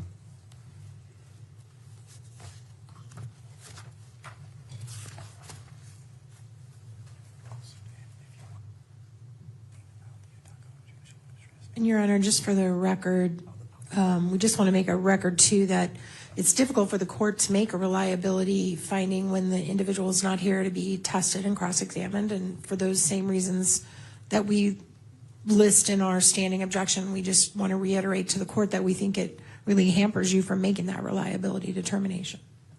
Thank you. Anything further, Mr. Sturgill? Well, just that 1102 doesn't require that, Judge. It doesn't require that the witness be here to corroborate the statement that they've already prepared. All right.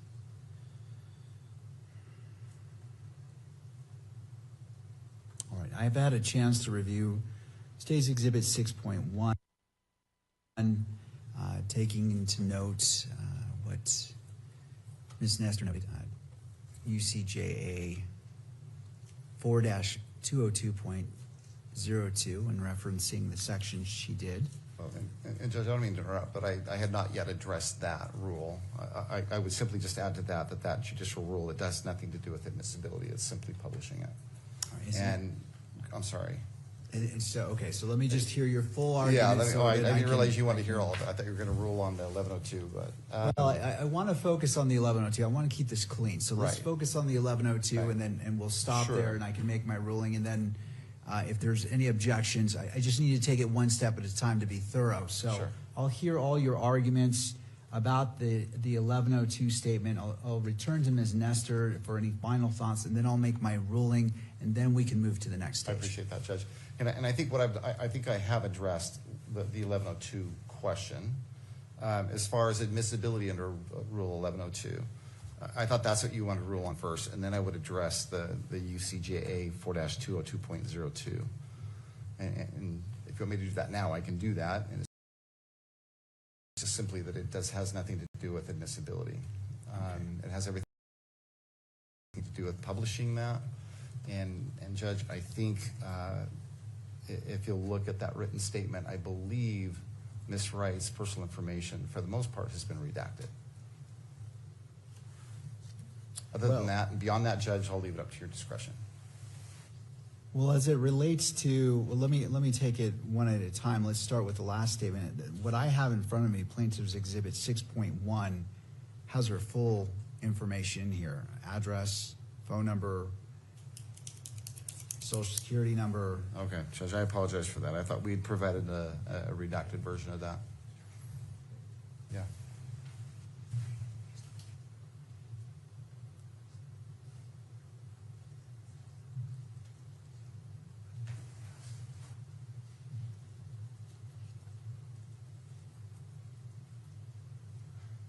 I think I've clarified what's going on here. I think we provided you with an unredacted version some time ago. The version that we have and are prepared to present today is a redacted version. Could I have a copy of what you're intending to admit into evidence so I can consider what's before me?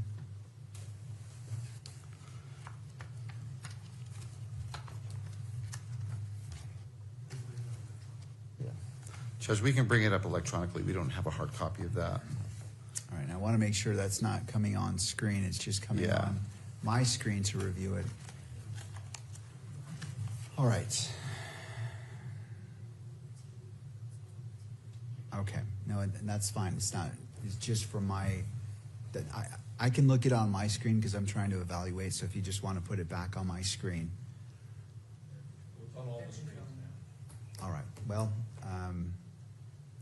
So what I'm doing is I'm looking at this, and just for clarity, moving forward, if there is a particular exhibit, I'll ask that you provide it instead of me relying upon it here, just so there's no misunderstanding, and I can see exactly what is being moved into evidence. I don't want to assume, and I want to do the proper analysis. All right. So and I appreciate that, Judge, and I apologize. I understood that we were presenting redacted copies today, and I think there's just been a little bit of a glitch, so I apologize for that, Judge. All right. And Ms. Nestor, I just want to make sure that you're looking at this exhibit as opposed to what I was just looking at in regards to your arguments. With this clarification in mind, any update to your argument or anything that you would like the court to consider?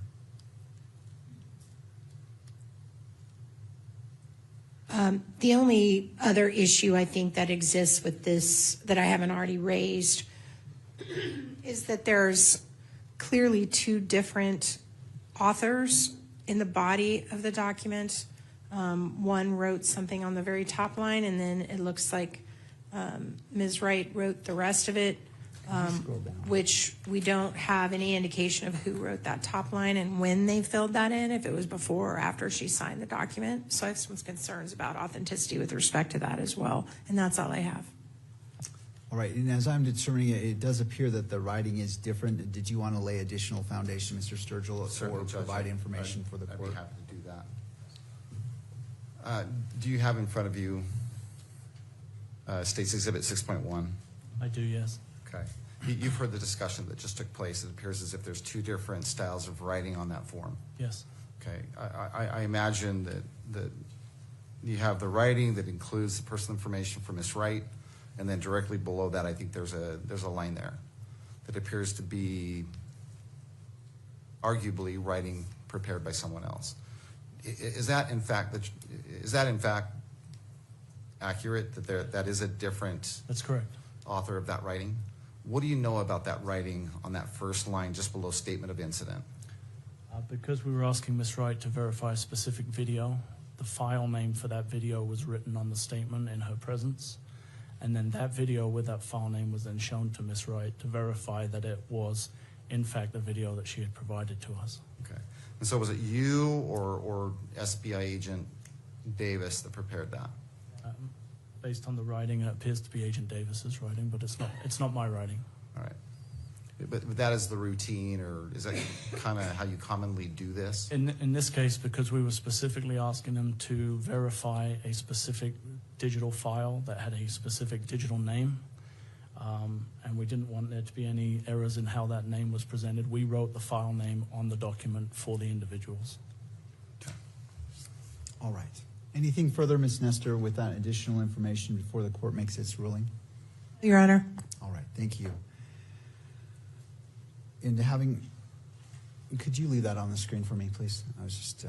I appreciate that. and scroll down to the bottom. I just want to review it one last time. All right. And I believe this is Exhibit 6.1. Is that correct, Mr. It is, Sturgill? Judge. And Right, I would move to admit 6.1. Thank you. So considering the arguments made by Ms. Nestor and Mr. Sturgill, I rely upon Rule 1102 as well as the Utah Constitutional Article 1, Section 12, as I previously mentioned, that final paragraph.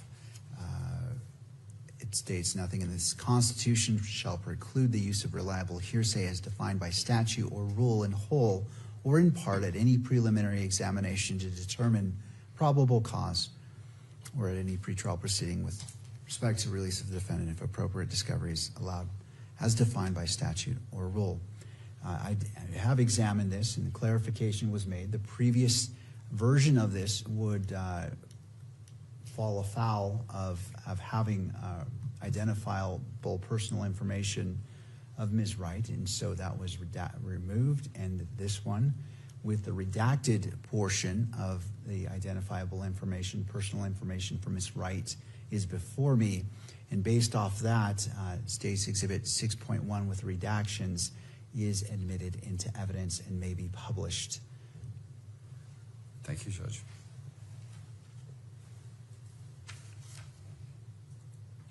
Agent Hold, that statement that was prepared by Ms. Wright, what does it state with regards to the video that you showed her that day, or I guess Agent Davis showed her that day?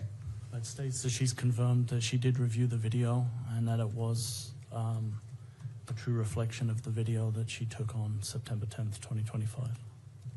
And did she identify who's in that video in her statement?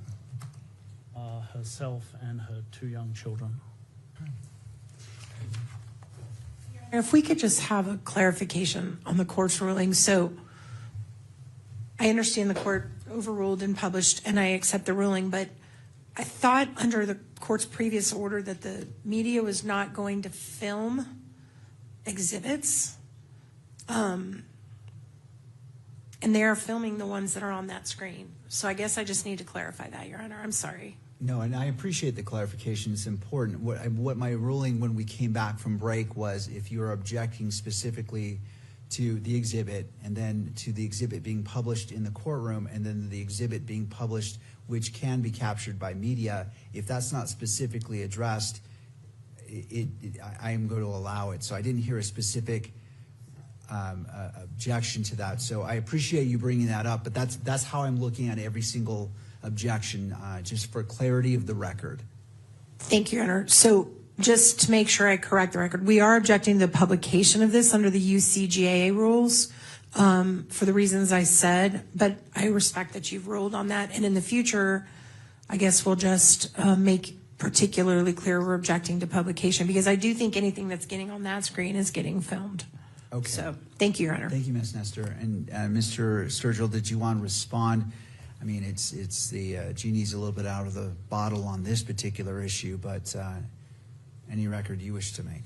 Judge, we're simply going to seek to admit each one of these exhibits, and then we're going to leave it up to Your Honor's discretion whether to publish them beyond, well, to what extent you want to publish them. All right. Well, I would prefer argument on this issue from both sides. I don't. This is the burden of the state, so I don't want to exceed my lane by just assuming. So I'll leave it to you to make the argument what you're requesting.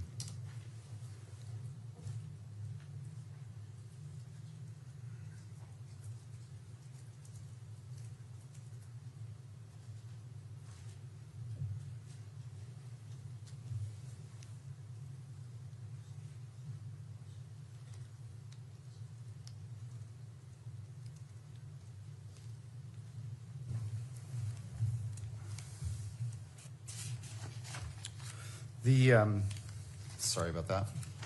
So before you're moving on, Mr. Sturgill, as it relates to this, I want to put this to bed and then we can move on. Were you requesting for it to be published on the three? You moved it into evidence, which I approved. It isn't moved into evidence, but I didn't hear anything in regards to publishing to the courtroom, and then lastly publishing, which it would be captured by the camera in the background, in the back.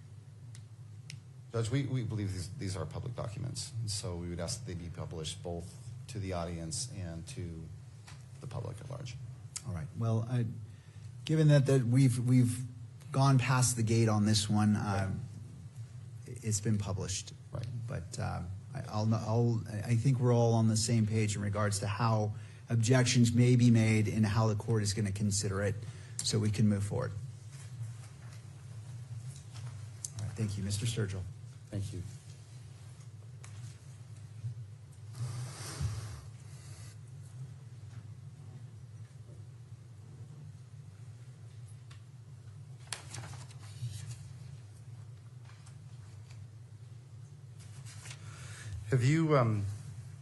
Have you personally watched Miss Wright's video? I have, yes. Okay. And what is depicted in that video? It's a view of Miss Wright's position in the crowd at the event on September 10th. Okay. And absent the written statement from Miss Wright, can you at least recognize the location that's displayed or depicted in this particular video? Yes, it's the amphitheater at the Utah Valley University where Mr. Kirk was doing his event. Okay. On your screen, Exhibit 6.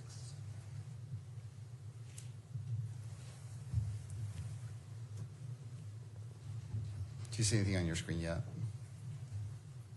Just the very beginning. It's there now. It's there now. Do you recognize what's depicted on your screen right now? I do, yes. And what is that? In the background is the Hall of Flags, and then you have the gazebo under which Mr. Kirk was presenting his event from, and then the crowd between where Miss Wright was and the stage. Okay. But do you recognize what this is the beginning of? Yes, this is the beginning of Miss Wright's video. Okay. Judge, the state would move to admit what's been marked State's Exhibit 6.1. Oh, I'm sorry, 6. I apologize. And to what level?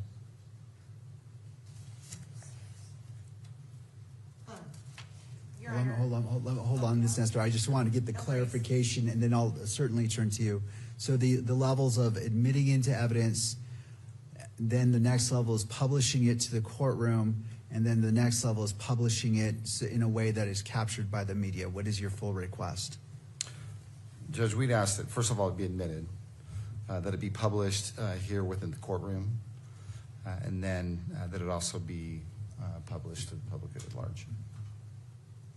All right, and I'm not quite sure what this particular video is showing. Could you lay a little bit more foundation or proffer that what this is? Sure. You've seen this video, Agent Hall? Correct. What's depicted in this video? The crowd and the beginning of Mr. Kirk's presentation to the audience in the amphitheater at UVU on September 10th, 2025. Okay. Does it depict Miss Wright? I believe towards the end of the video it scrolls back and Miss Wright shows the people that she's with at the event and herself, yes. All right, is there any act of alleged violence in this particular No, there is clip? not, Judge, but there is not. Okay, I just needed that clarification. Ms. Nestor, I'll turn to you. I just wanted to make sure I understand the full scope of this exhibit and then hear from your objection, if any. Your Honor, with respect to admission, we object to its admission on the grounds that it's not properly authenticated, as Ms. Wright herself is not present in. For all the constitutional reasons we raised in our standing objection, we object to that. As far as its publication, we object to its publication. It definitely is something that in its current form without her here would not be admissible in any place other than a preliminary hearing. And we feel like this would really impinge on Mr. Robinson's right to a fair trial. And so we're asking it not be published, and certainly if the court does publish it, that it certainly not be filmed. Thank you. Mr. Sturgill, any response? Judge, Rule 901 addresses authenticating or identifying evidence to satisfy the requirement of authenticating a document, or I guess authenticating a piece of evidence. The proponent, which in this case is the state, must produce evidence sufficient to support a finding that the item is what the proponent claims it to be. And then the rule goes on to explain or provide examples of how this rule can be satisfied. And at the very top, under subsection B1, is testimony of a witness with knowledge. That goes on to say that testimony that an item is what it is claimed to be satisfies this authentication rule. Judge, you have an 1102 statement prepared by the person who actually caught these images on her camera or on her phone, and so, Judge, I think that alone sufficiently authenticates the document, and then even further than that, you have Agent Hull, who has reviewed the video himself and authenticates it, at least with regards to location. Thank you. As it relates to admissibility of this exhibit, I believe this is State's Exhibit 6, is that? It is, Judge. All right. Mayor, I'm sorry to interrupt. Can I add one more thing just for the record? For purposes of publication question, under UCJA 4-202.02, parent 4, parent R is in Richard, photograph, film, or video of a crime victim are designated as private court records. And I do think that based on what the state has previously referenced, they are perceiving that everyone in the audience is a potential victim, and so we think it shouldn't be published under that rule. Thank you. Mr. Sturgill, on that final point. Judge, I appreciate that argument from Ms. Nestor. And we don't necessarily disagree, but to that end, to protect who we believe is a victims in this video, I believe their faces have been blurred out. Oh, I see. Ms. Nestor, have you? I think it's only the minor children whose faces are blurred out, not Ms. Wright, if I'm not mistaken, unless it's been subsequently altered. My recollection is they've all been blurred out. All right, I need to view this again, so let's just put it on my monitor. Again, I'm just trying to make sure that in order for make a ruling on this, I need to view it. So let's put it on my monitor, play it without any sound. Okay, my understanding is the prosecution has control of this exhibit, so what I'm asking is that the sound be turned off, if there is any, and just go ahead and play it, and it's only on, well, it's on all the parties' monitors, because I want you all to view it, because that can go directly to, as you've mentioned, Ms. Nestor, whether it's possibly admissible. So let's go ahead and play that.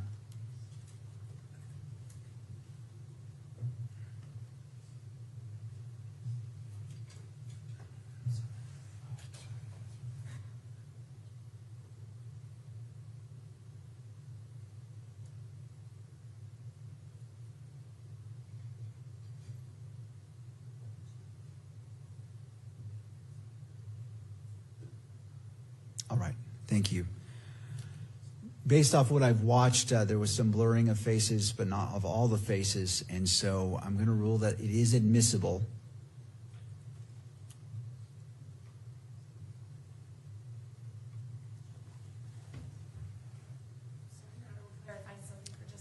Sure, I'll wait until all parties are ready to proceed.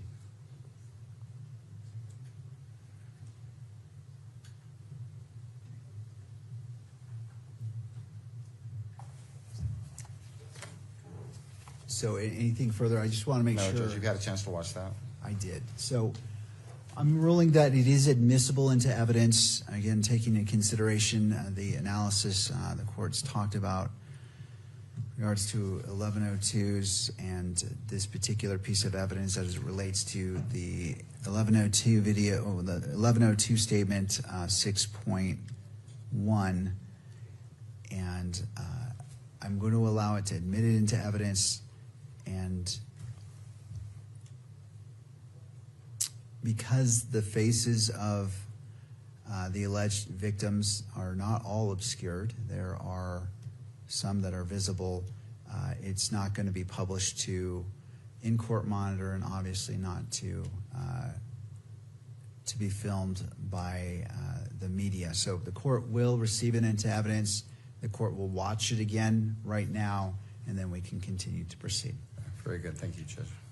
So if to the state, if you would like to play it again for me, I'm viewing it as it relates to consideration as the magistrate. Your Honor, sounds like an issue that's going to come up again. I represent the news media. Can I be heard on this issue? Yes. I just wanted to address it. I've tried to be quiet. I just wanted to address it now because it's going to keep coming up, it sounds like. The classification rule that Ms. Nestor is citing and that Your Honor was just reading is not about in-court exhibits. That is classification for records in the court file. So it is a fundamentally different thing when we are in a public proceeding and the state is presenting an exhibit that you are relying on, and the public is being denied the chance to see it. That is a fundamental violation of the right of access, and it's a qualified right, and I recognize that. But that's not the ruling that you just made. You're just ruling based on the Code of Judicial Administration, which doesn't have anything to do with when something is presented in a public proceeding. So while I recognize there are certain things where I understand that you were going to make an exhibit-by-exhibit evaluation based on certain exhibits that may, be somewhat, may cross the heavy threshold of being so prejudicial that they cannot be shown in public. That is not this.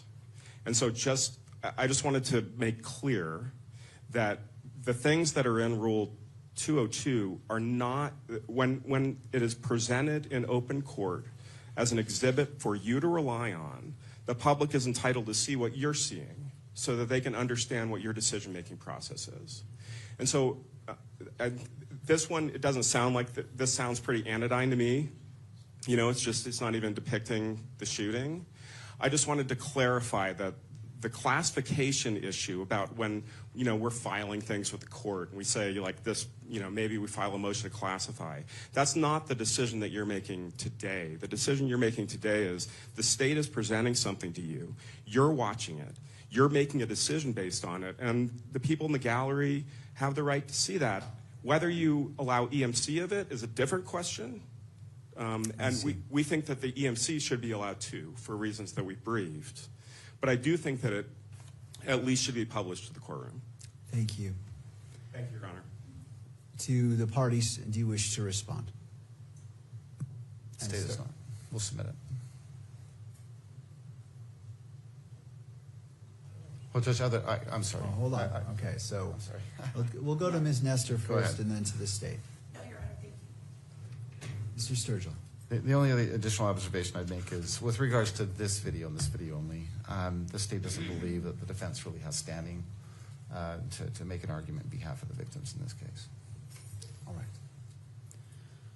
All right, based off of what's been presented in recognizing the argument from the media, I see the differentiation and how they are differentiating the rule that was cited versus what was presented. So I'm going to go ahead and rule that this may be played in the courtroom but not be captured on video. So to the camera operator, I just want to make sure that it's going to be playing on that, but I don't want it captured. I appreciate the patience of the parties as we were going through the many layers that need to be addressed on exhibits such as these. So we'll go ahead and once that's ready to be played, let's go ahead and do that.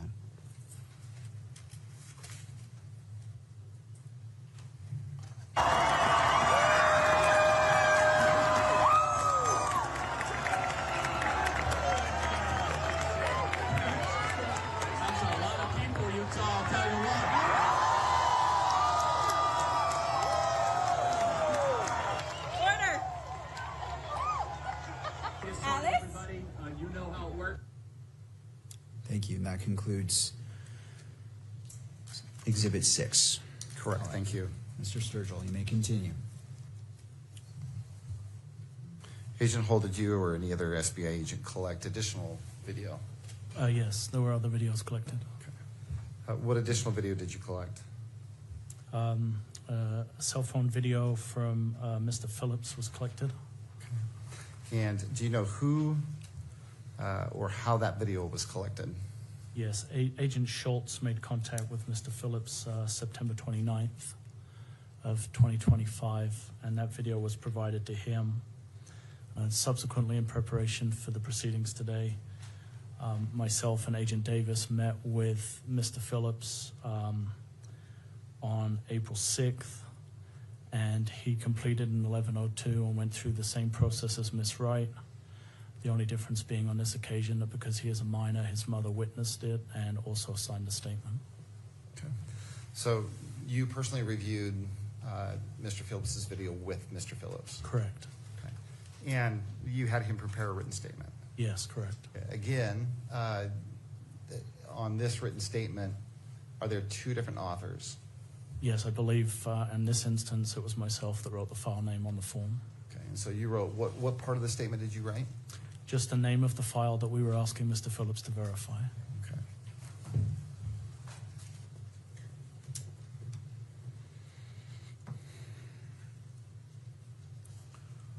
I'm going to have exhibited on your screen what's been marked States Exhibit 7.1. And this should just be for Agent Hall. That's on my screen. Is it on your screen? Do you recognize what that is? I do, yes. What is that? The State Bureau of Investigation 1102 form completed by Mr. Phillips. Okay. And did you gather that from Mr. Phillips? I did, yes. And again, does this statement include the advisory that is going to be used in lieu of his testimony at prelim? It does. And does it also include a warning that if he makes the author makes a false statement, that it could be punishable by being charged with a Class A misdemeanor? It does, yes. Okay. Anything about this exhibit look different than the day you collected it? No. Okay.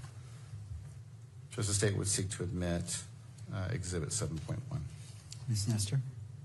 Thank you, Your Honor. We would object to the admission on the grounds that this video does in fact show a close-up view of the shooting of Mr. Kirk and grievous injuries in very stark relief. And because of that, we are particularly concerned about our constitutional claims we have made and our standing objection in terms of our ability to get a fair trial if this is published. And I think, again, we have the same issue with the court, being in a position where you're having to make a reliability determination without the opportunity for this individual to be cross-examined. Also, I do think the fact this is a minor that completed this form does make it protected. He's also potentially a victim under the same theory that has been stated for Ms. Wright, and under the UCJA acts for the same reason, the UCJA rules for the same reason, these should be protected private court records, and private means it shouldn't be played to court and it shouldn't be played to the public through the media. So we would object to its admission, we would object to its publication, and we would object to its filming. Thank you. Any final response? Judge, let me address, there's two things here, right? Let me address first the 1102 statement. Judge, I believe again that this statement was gathered in compliance with Rule 1102B8. Just double check.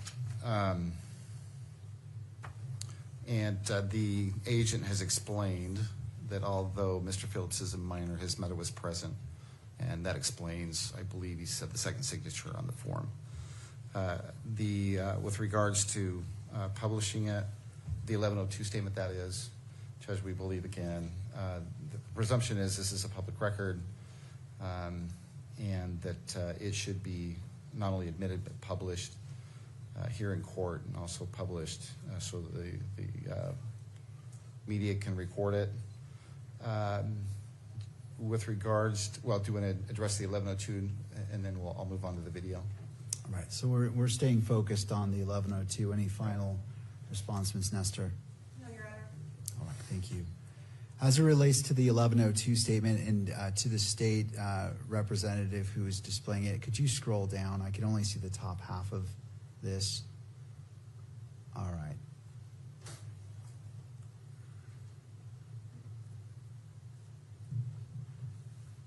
And just go to the very bottom so I can look at the totality of it. This is 7.1. All right, based off what's before me on the state's exhibit 7.1, I find that it is admissible under Rule 1102 and to the Utah Constitution, Article 1, Section 12, to that paragraph I have referred to previously, and so it is admitted into evidence. And Mr. Sturgill, remind me, were you requesting for it to be displayed? I'm, again, focusing on 7.1. Right. In On court. 7.1, Judge, with regards to the video, we believe it's admissible. It's been authenticated properly. Hold on. I'm not talking about the video. I'm talking about 7.1, publishing it in the courtroom versus publishing it on to be captured by the media. Because we think that the presumption is it is a court record. We believe that in its redacted form. We believe it should be published in all three areas. All right, Ms. Nestor, any final thoughts? I got it. All right. We're going to go ahead and grant the publishing of Plaintiff's Exhibit 7.1 in court, and that the media may capture that. Let's go ahead and do so.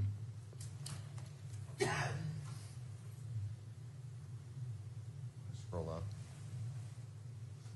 Slowly scroll down.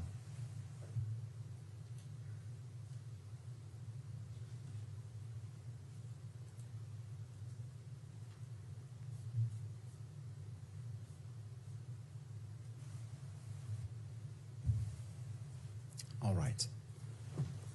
You may proceed. Did you admit Exhibit 7.1? It is admitted into evidence and it was published. All right. Have you personally watched Mr. Phillips's video? I have, yes. Okay. And what does it depict? It's a graphic video. Mr. Phillips was positioned towards the front of the crowd, and it does depict the moment that Mr. Kirk is shot. Okay.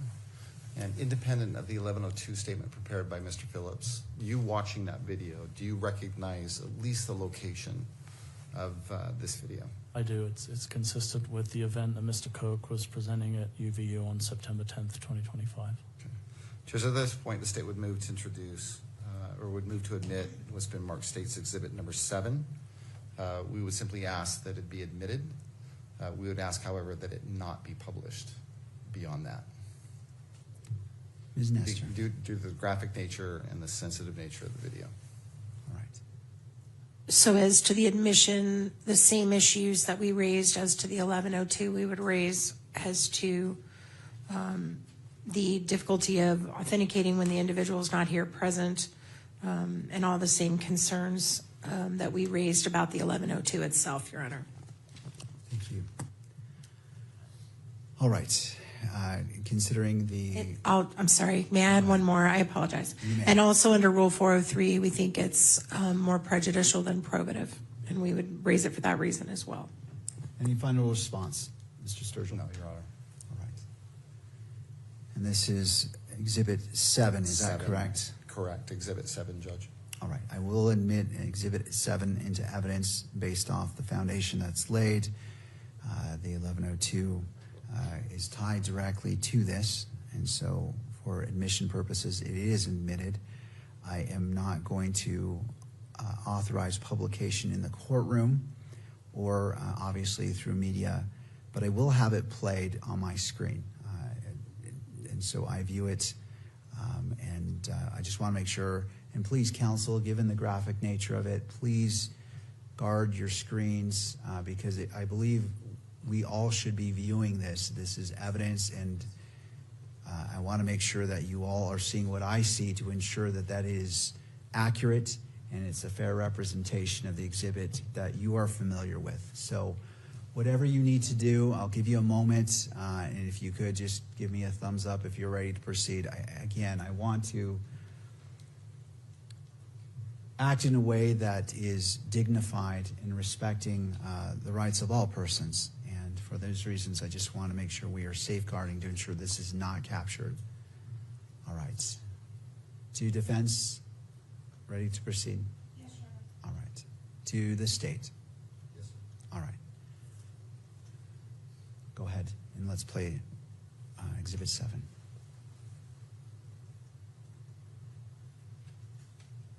Is there sound? There is, Judge. All right, let's make sure that, thank you.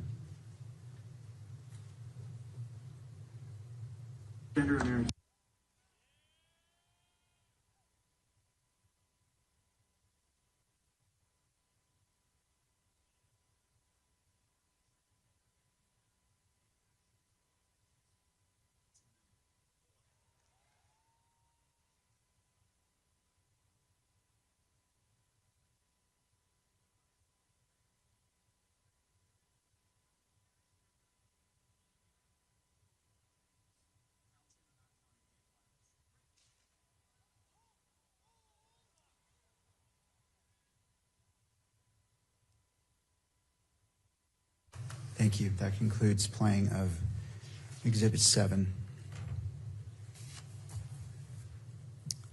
You may proceed. Thank you, Judge. Agent Holt, any more video that you collected, or either you or another agent with the SBA?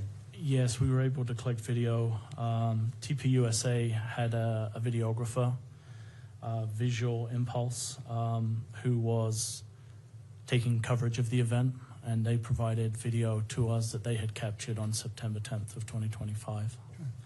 And do you know who or how that video was collected from Visual Impulse? Yeah, Mr. Farnsworth originally provided, I believe, a flash to Lieutenant O'Brien with one of the local agencies. And a short time after that, on September 10th, he provided downloadable versions, electronic versions to Agent Mortensen. And an 1102 was collected from him on May 6th of 2026. So an 1102 was prepared by someone with Visual Impulse? Yes, Terrell Farnsworth was the individual that prepared it, and in preparation for this, I spoke to him personally regarding that statement. And do you know what his association is with Visual Impulse? I believe he's the owner-operator or the director of the company. And then who collected that 1102 statement from Mr. Farnsworth? It was Agent Mortensen who collected it.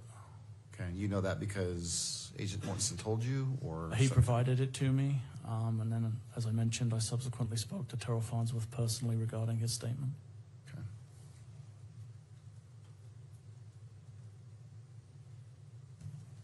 You got a chance to look at Mr. Farnsworth's 1102 statement? I have, yes. Okay. And again, does that statement include an advisory that any statement that he provided would be used at preliminary hearing in lieu of his live testimony? Yes. Did it also include a warning that a false statement would potentially be punished by a Class A misdemeanor? It did, yes. Okay. I'm going to have exhibited on your screen what's been marked State's Exhibit 8.1.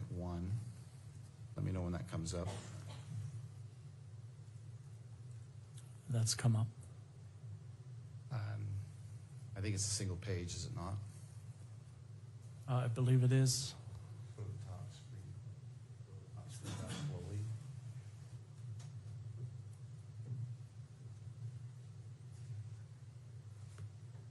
Can you see that, Agent Hall? Yes.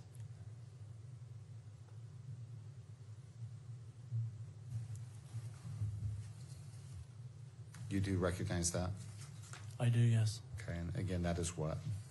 It's the 1102 statement that was provided to me, completed by Mr. Farnsworth from Visual Impulse, who is the videographer for TPUSA for the events that they do. Okay. Judge, the state would move to admit State's Exhibit 8.1. Ms. Nestor? Thank you, Your Honor. At this point, we renew our objection. This is hearsay. This statement is hearsay. We have constitutional concerns for the reasons we raised in our standing objection.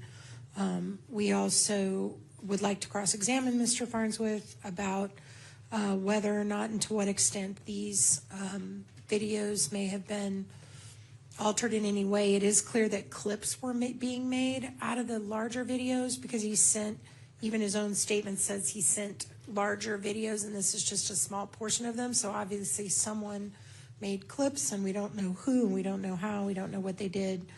And for those reasons and the reasons in our standing objection, we would object to the admissibility of it, and as well the, I don't have a redacted version of 8.1, but I assume there is one. There is personal information on this one. Do you have a redact? Okay, I don't have that one.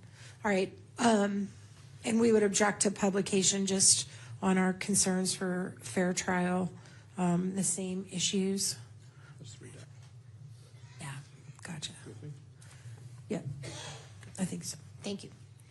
And for all those reasons, we would object to its admissibility, its publication, and its ability to be filmed by the media, Your Honor.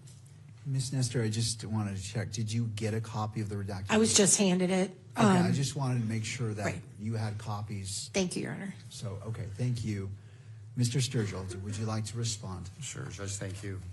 With regards to the admissibility of the statement, Judge, I think the foundation has been laid that this statement was collected in compliance with Utah Rule of Evidence 1102, subsection B8. It constitutes reliable hearsay. It's a statement that's been made by a declarant that's written and is under oath, or not under oath, but pursuant to a notification of the declarant that a false statement made is punishable.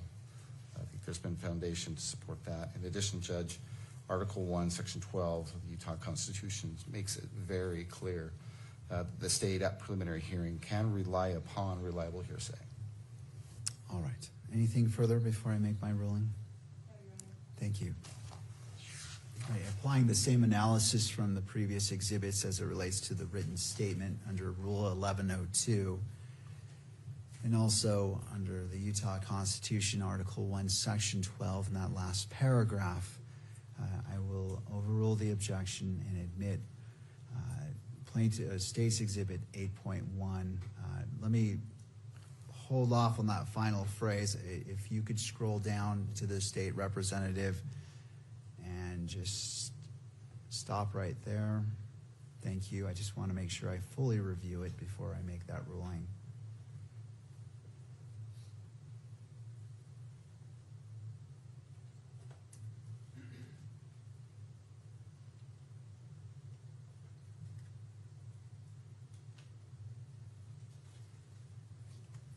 And if you could continue scrolling down. And just go ahead and scroll down to the end. I don't believe there's anything else, but I want to make sure. Thank you. So I do rule that, overrule the objection, and State's Exhibit 8.1 is admitted into evidence and may be published. Well, Judge, let me speak with regards to that. With regards to the 1102 statement prepared by Mr. Farnsworth in its redacted form, we believe that the presumption is this is a public record and that it should be published both here in court and made available to the public by virtue of the camera. Ms. Nestor. I just stand on the objection I made before, Your Honor. Thank you. All right. Looking at the same analysis, it is admissible under Rule 1102 as well as Article 1, Section 12 of the Utah Constitution, and being that the person's identifying information is redacted and not viewable, I'm going to overrule the objection, the standing objection, and have it published both in court and may be published by the media. So let's just get it situated. And what I'll have you do to the representative of the state, pause on the screen and then in 10 seconds scroll down to the full text portion, and then 10 seconds later just slowly scroll to the remainder of the document. Thank you.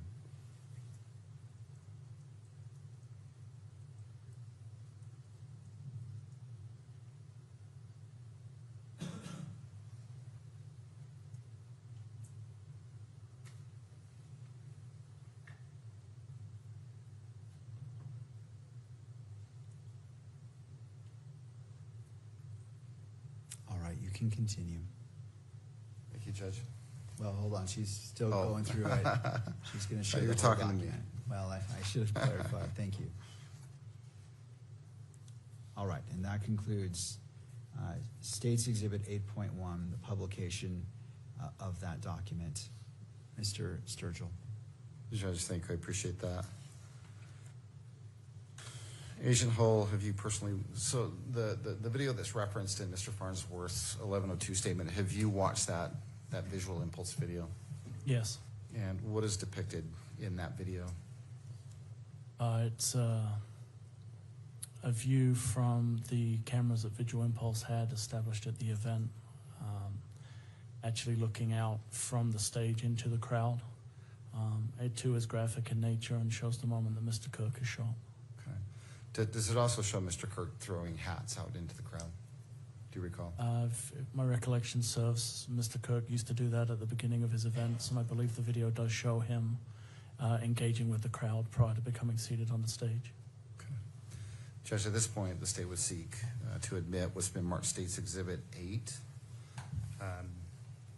With regards to publication, Judge, it's our position that it not be published here in the courtroom and that it not be published so that the cameras can display it. Thank you, Mr. Sturgill. Turning to Ms. Nestor.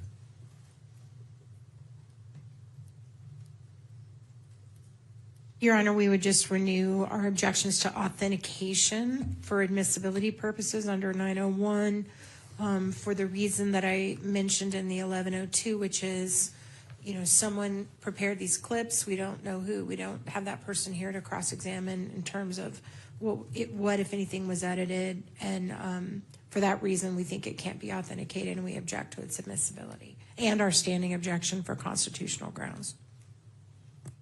Thank you. Just one moment here. Judge, would you like me to respond? Yes, please. Just with regards to authentication, again, the state must produce evidence sufficient to support a finding the item is what the proponent claims it to be. And again, under subsection B1, it's sufficient to provide testimony from someone that has firsthand knowledge or observed, has firsthand knowledge regarding the authenticity of that video. You heard Agent Hull testify that he spoke to the owner of and the director of Visual Impulse, I believe it was testified to, that they contract with TPUSA to film their events. This particular video, the state is going to, or seeks to introduce as Exhibit 8, was shown to Mr. Farnsworth. And that is the video that Mr. Farnsworth authenticates. He says that this is video that was captured by Visual Impulse cameras. So with regards to authentication, I think the state has sufficiently provided the court with evidence to authenticate it. And this is State's Exhibit 8. All right. I'm going to overrule the objection and admit State's Exhibit 8 as it relates to publication, citing to Article 1, Section 28, 1A, that this is Declaration of Rights of Crime Victims, and it states to be treated with fairness, respect, and dignity. And to those 2 points of respect and dignity, the court is not publishing this in the courtroom, nor is it being published, obviously, online. But the court will watch it in court. And again, to the parties, if you could protect your screens however you choose to, and then I'll check to see when we're ready, and then we'll have it played. So turning to defense, is more time needed to? Okay, thank you. Turning to the state, to your screens. All right, I see a head nod, yes. And let's go ahead and play this video only on the monitors, and if there's sound associated with it, the sound to be played as well. You may proceed.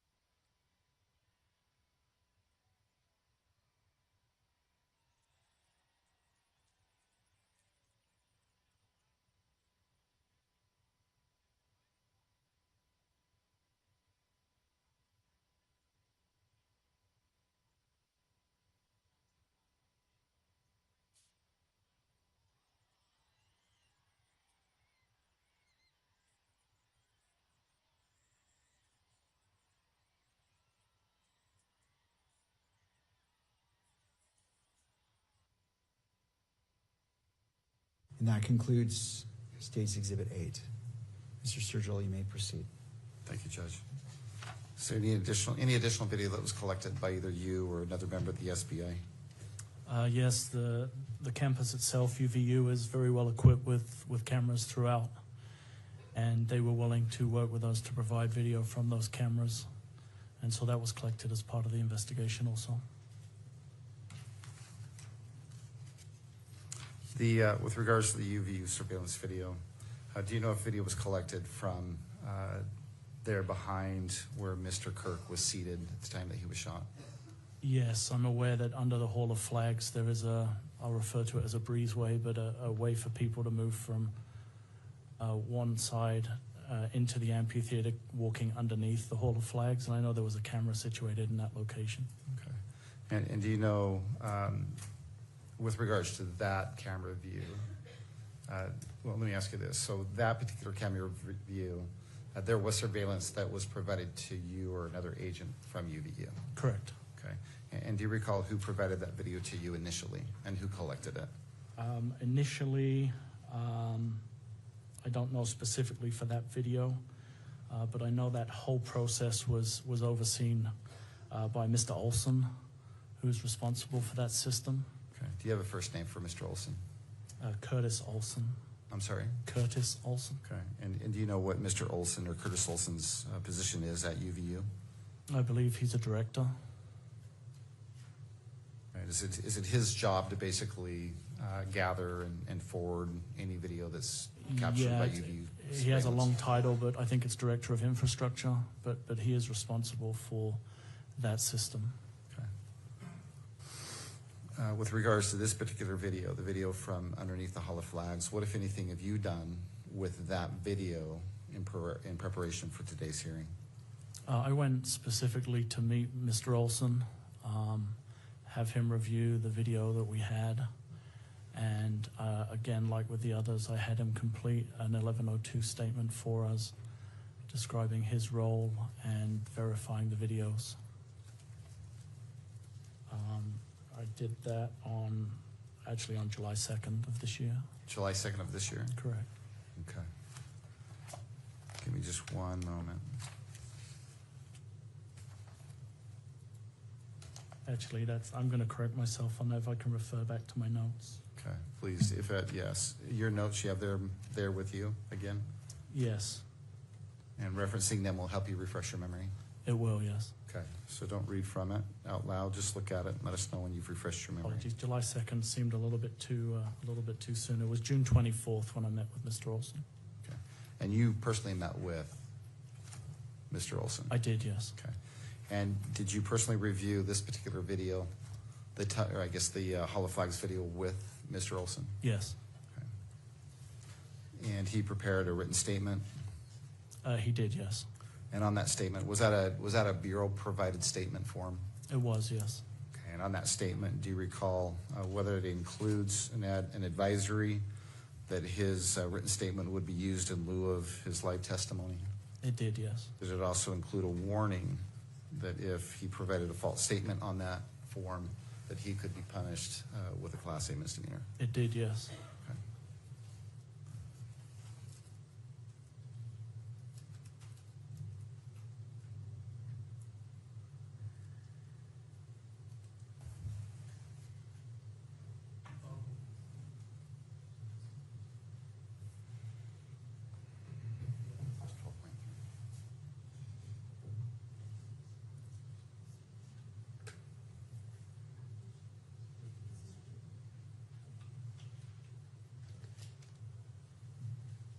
Is there something displayed on your screen right now?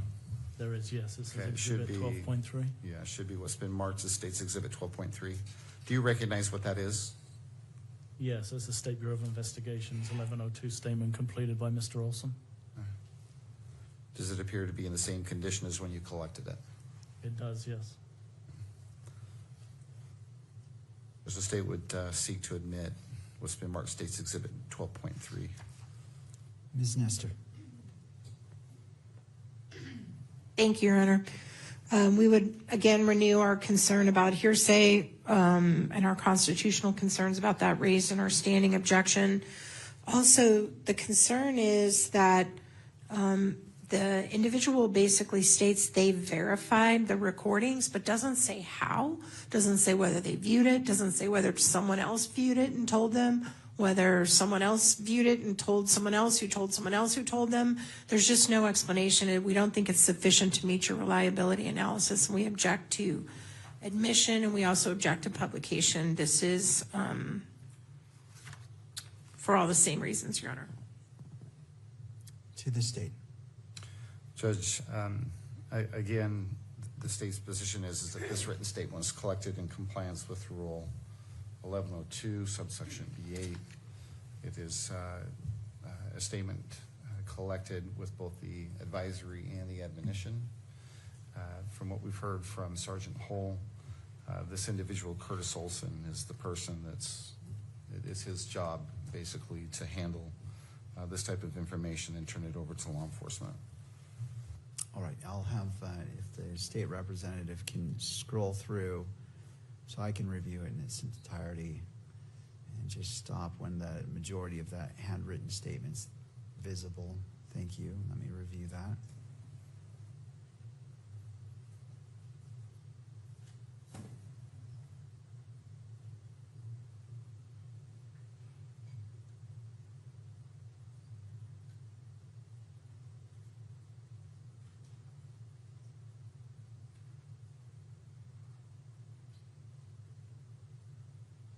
And if you could scroll down to the bottom of the page. Thank you. All right, under the same analysis for 1102 under Rule 1102, as well as Article 1, Section 28 of the Utah Constitution, I'm sorry, that's the wrong one. Under Article 1, Section 12 of the Utah Constitution, that final paragraph, the court overrules the objection and admits State's Exhibit 12.3 as it relates to publication. Mr. Sturgill. Judge, with regards to publication, in this particular exhibit, it's the state's position that the presumption is that it's a public record, and we would ask that it be published both here in the courtroom and that the cameras be allowed to capture it and publish it as well. All right, Ms. Nestor. Nothing additional, Your Honor. I note the standing objection from defense, and given in the court's previous analysis for other 1102s, the court is going to publish it both in the courtroom and so it can be captured by the media. What we'll do is the same thing. We'll start at the top, pause for 10 seconds, and go to this middle section, and we'll pause about 20 seconds because there is it is more dense.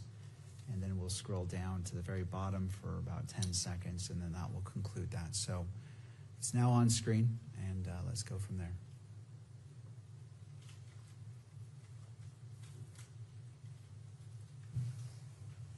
All right, you can scroll down.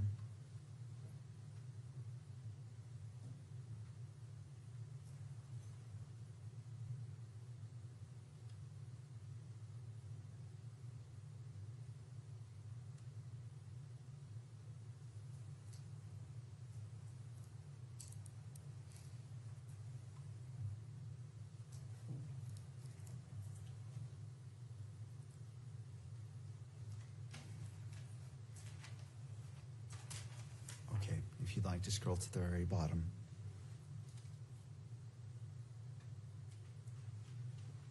Thank you. That concludes publication of this exhibit. Thank you, sir.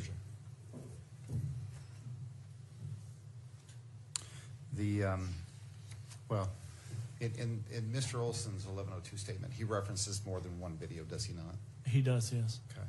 So with regards to the Hall of Flags video, have you seen that particular video? I have, yes. Okay. And that video, what does it depict?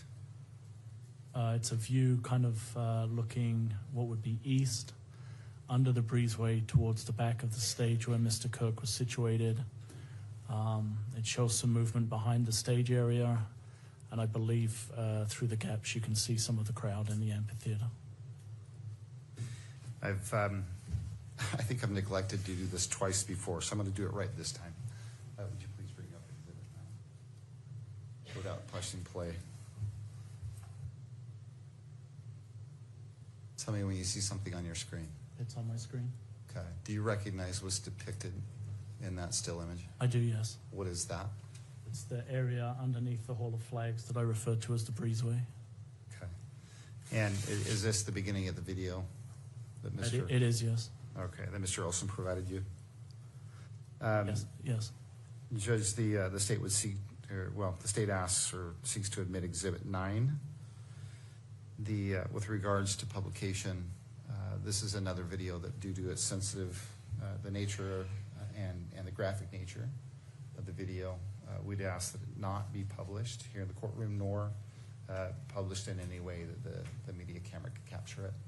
And following your reasoning, Judge, out of deference to the victims and the victims' rights, to have this type of information protected. Ms. Nestor. Thank you, Your Honor. We would object on our standing objection grounds, constitutional issues in terms of the concern about Mr. Robinson's right to a fair trial. We agree it should not be published. We object to its admissibility. Thank you. Based off my analysis that I apply independently to this exhibit, but it tracks with the previous exhibits, I find that it is admissible, and I will admit it into evidence. This is State's Exhibit, I believe, 9. Mr. Sturgill? Play it. No, hold on. Oh, I'm sorry. This is State's Exhibit 9? Right, correct. All right. As it relates to publication in the courtroom or by the media, again, citing to the Utah Constitution, Article 1, Section 28, 1A, it states to be treated with fairness, respect, and dignity, and to be free from harassment and abuse throughout the criminal justice process. I find that this does apply. And in respect and dignity and the human experience, I am going to not publish it in the courtroom, nor will it be broadcast, but the court will watch it in open court. And I note it is about, how long is this video? 3 minutes, Your Honor. All right. Again, to the parties, if you could just indicate if your screen is obscure. Thank you, Ms. Nestor. And to the state, are your screens secure so they're not viewable? All right. Thank you. Seeing Mr. McBride nod his head, we can go ahead to the state representative. Go ahead and play State's Exhibit 9. And if there's sound, if you could activate sound. I'm not sure if there is. All right, so all right, let's go ahead and replay it. Just wanted to clarify there is no audio, so let's go ahead and restart it. Thank you.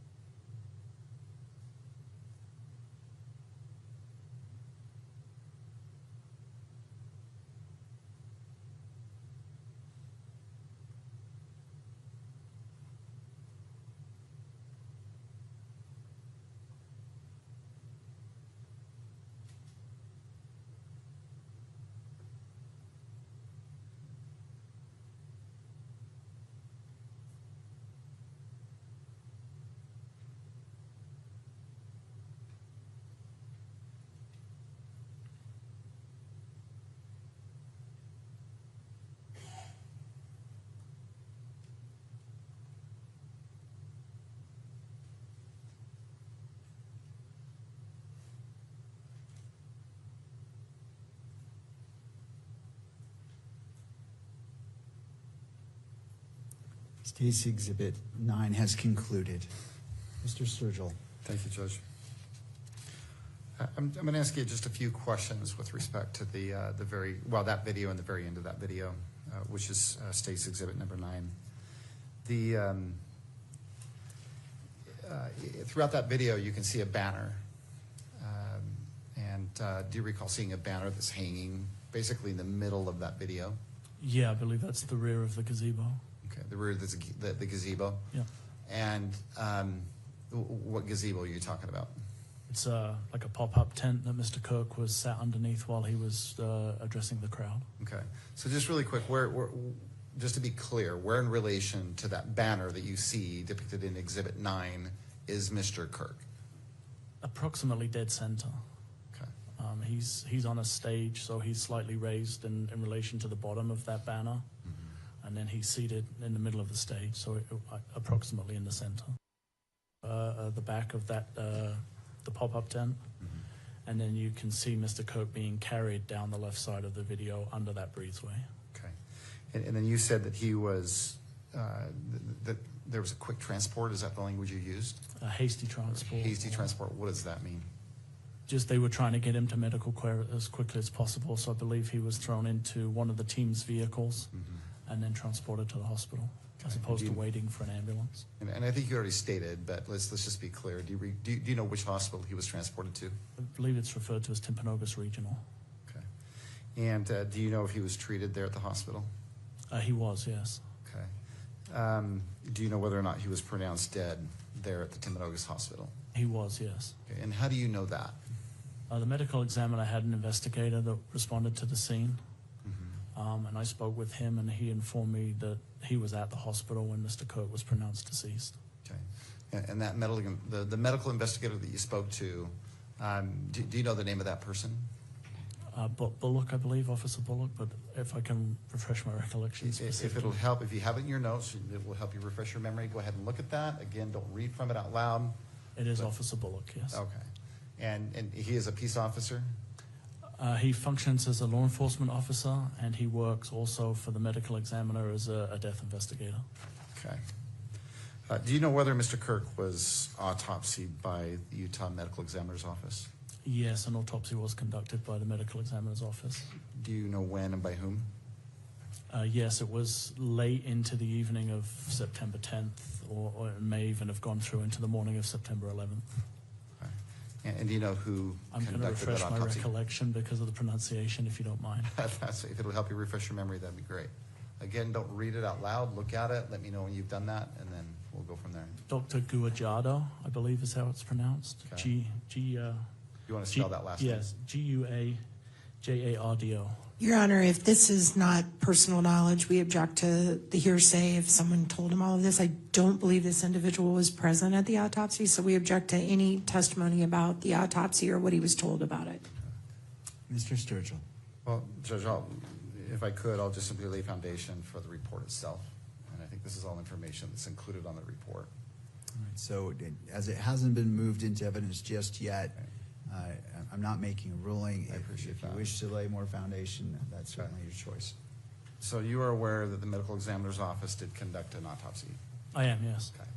And did you receive a report from the medical examiner's office? I did, yes. Okay. Detailing the autopsy that was performed? Yes. Prior to receiving the report, myself and Agent Davis visited with the doctor. Okay. You visited personally with the doctor that conducted the autopsy? That's correct. Okay. And then subsequent to that, and did you discuss the autopsy with the doctor at that point in time when you were meeting with him personally? Yes, Agent Davis and I had a fairly in-depth conversation, yes. And where did that conversation take place? At the medical examiner's office. Okay. Do you recall the date and time that personal visit took place? I don't recall. Okay. Was it soon after, within a few days of the incident. Of the autopsy? Yes. Okay. And subsequent to that visit, did you receive a report from that doctor that you visited with? We did, yes. Okay. And that's the Dr. Guajardo that you're struggling to pronounce his name. Is that fair to say? I apologize, but yes, that's who it is. And the report that was sent to you, do you recall when you received that report? I don't recall the specific date. Okay. Have you reviewed that report? Yes. Have you, again, you stated earlier that this is not the first murder investigation that you've worked. Correct. Okay. This is, I take it, this is not the first medical examiner's report you've received. Correct. Okay. Do the reports typically look the same? Yes, they're in a standard format that the medical examiner uses. Okay. And this report that you received, Yes. from who you believe was the doctor you spoke to, Yes. that conducted the medical exam, was there anything peculiar about that particular report that stood out to you? No, it appeared to be a standard form as used by the medical examiner when they send us reports. Okay. On your monitor, Exhibit 11, I'm going to have displayed what's been marked State's Exhibit number 11, Judge, for identification. Right. And I believe there's 9 pages. So let me know when you see that on your screen. It's on the screen. All right.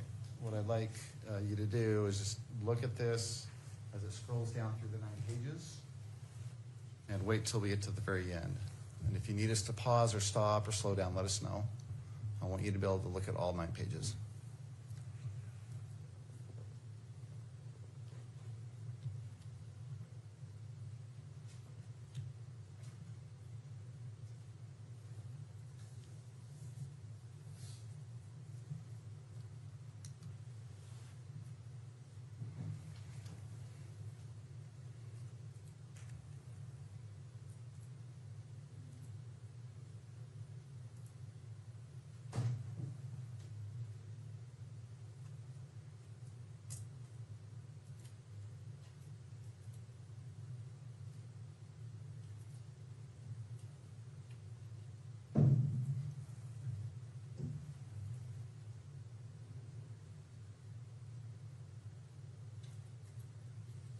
Did you get a look at that?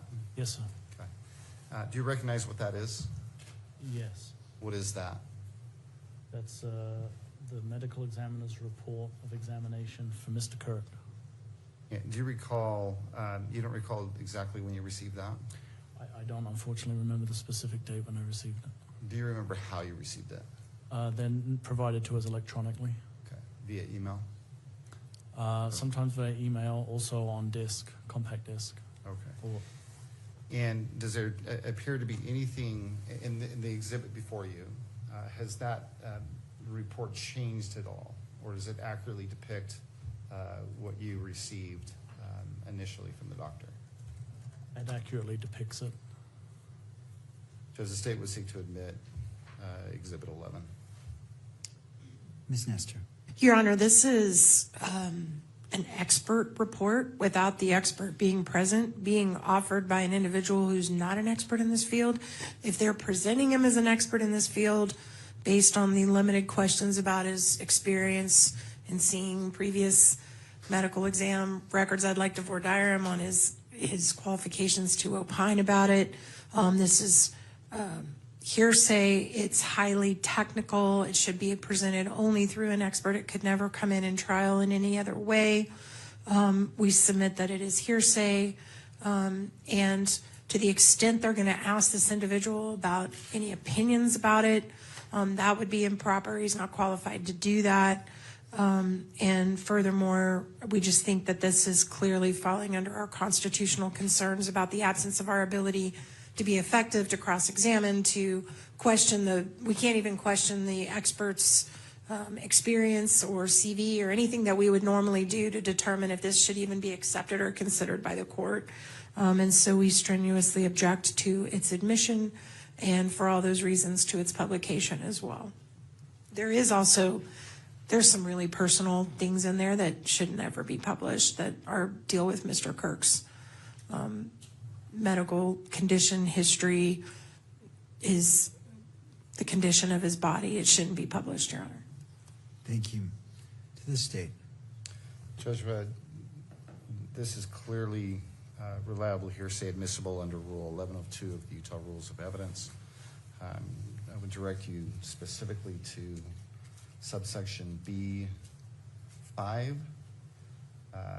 for purposes of, and I'm quoting the rule, for purposes of criminal preliminary examinations only, reliable hearsay includes, in subsection 5 specifically states medical and autopsy reports and records. Again, that is supported by Article 1, Section 12 of the Utah Constitution, which states that reliable hearsay can be relied upon at preliminary examination in whole or in part. And to the second part in regards to publication. As far as the publication, Judge, we agree with Ms. Nestor. This is a document that does contain very sensitive information and information that Mr. Kirk's family would appreciate it not being published. And so although we seek to admit it, we'd ask that it not be published here in the courtroom, or that it be published in any fashion or way that the public can see it by virtue of the camera. Ms. Nestor. Your Honor, I just want to point out that even though 1102 has a provision about exams, I mean, the court still has the overarching mission under 1102 to make this reliability finding, right? And it's just completely in a vacuum being offered by someone who's a police officer. So again, we would just argue that you're just not, it's hampering you from making the analysis you need to make to admit it, and we object to it. All right, anything further from the parties? No, Your Honor. No, sir. All right, so again, relying upon the analysis on Utah Constitution, Article 1, Section 12, as it relates to reliable hearsay, and then turning to Utah Rules of Evidence, Rule 1102, B5, specifically notes medical and autopsy reports and records. The court is going to overrule the objection and admit State's Exhibit, I believe it's 11. 11, yes, sir. Citing to Utah Constitution, Article 1, Section 28, dignity, portion, respect, and dignity. It will not be published either in the courtroom or viewable on media by the camera for the reasons previously stated as it relates to the video. And so the court will receive it, and it is admitted into evidence. And that concludes that portion. Mr. Sturgill, is this a good point to stop to take our 15-minute afternoon break? I think it'd be a great idea, Judge. I've just got one last question. All if I right. could, with respect to the medical examiner's report. Agent Hull, in that report, does the doctor relate cause and manner of death? He does, yes. Okay. And in that report, what is the stated cause of death? It was stated as a murder. And manner of death? It was a gunshot wound to the neck. I object. It's not stated as a murder. I believe it's stated as a homicide, which is an important distinction. Judge, I'll go back and correct that. All right, so I'm going to sustain, well, first of all, let me look at the report. I need to see that section. I need to be able to draw my own conclusion. So, okay, I see, Ms. Nestor, are you referring to page 1 of this report? I'm sorry, Your Honor. Could you repeat that? I apologize. As it relates to your objection for the misstatements, are you looking at page 1 of the report? Yes. All right. So And, Your Honor, I also need to make an objection on the best evidence rule, too. Thank you. All right. So I'm going to sustain the objection as it relates to the manner of death. It does not say murder, but in regards to the best evidence rule, again, under 1102 and the Utah Constitution, that it permits reliable hearsay, it is, State's Exhibit 11 is admitted. Mr. Sturgill. Agent Hull, I'm going to ask you to look at the first page of Exhibit 11. No? Yes. You see that? Yes. Okay. So let me ask you again, and you can look at it. Yeah. And would you mind relating what the doctor reports as the manner of death? Yes, I misspoke. It does say homicide. And then the immediate cause of death? A gunshot wound of the neck. Nothing further, Judge. Well, at this moment, I think it'd be a great idea that we take a 15-minute break. Right, we'll go ahead and go on break. We'll come back at 3:25 and resume with this witness at that time. Court is in a brief recess.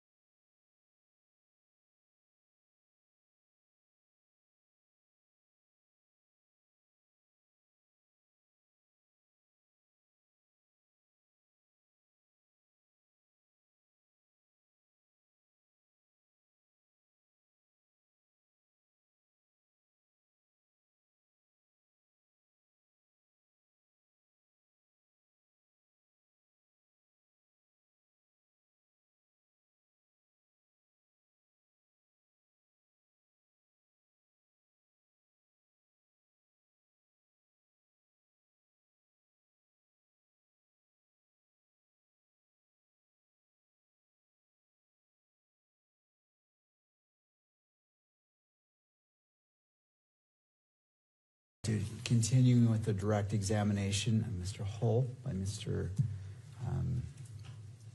Sturgill. Mr. Sturgill, you may proceed. Thank you, Judge.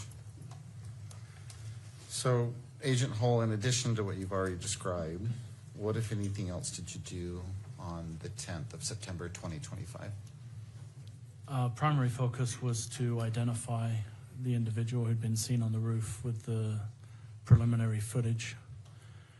And so there was a big effort to review as much of the video that we had available to us from both the public, but predominantly from Utah Valley University, in an effort to follow that individual both forward and backwards from the time of the shooting. Okay.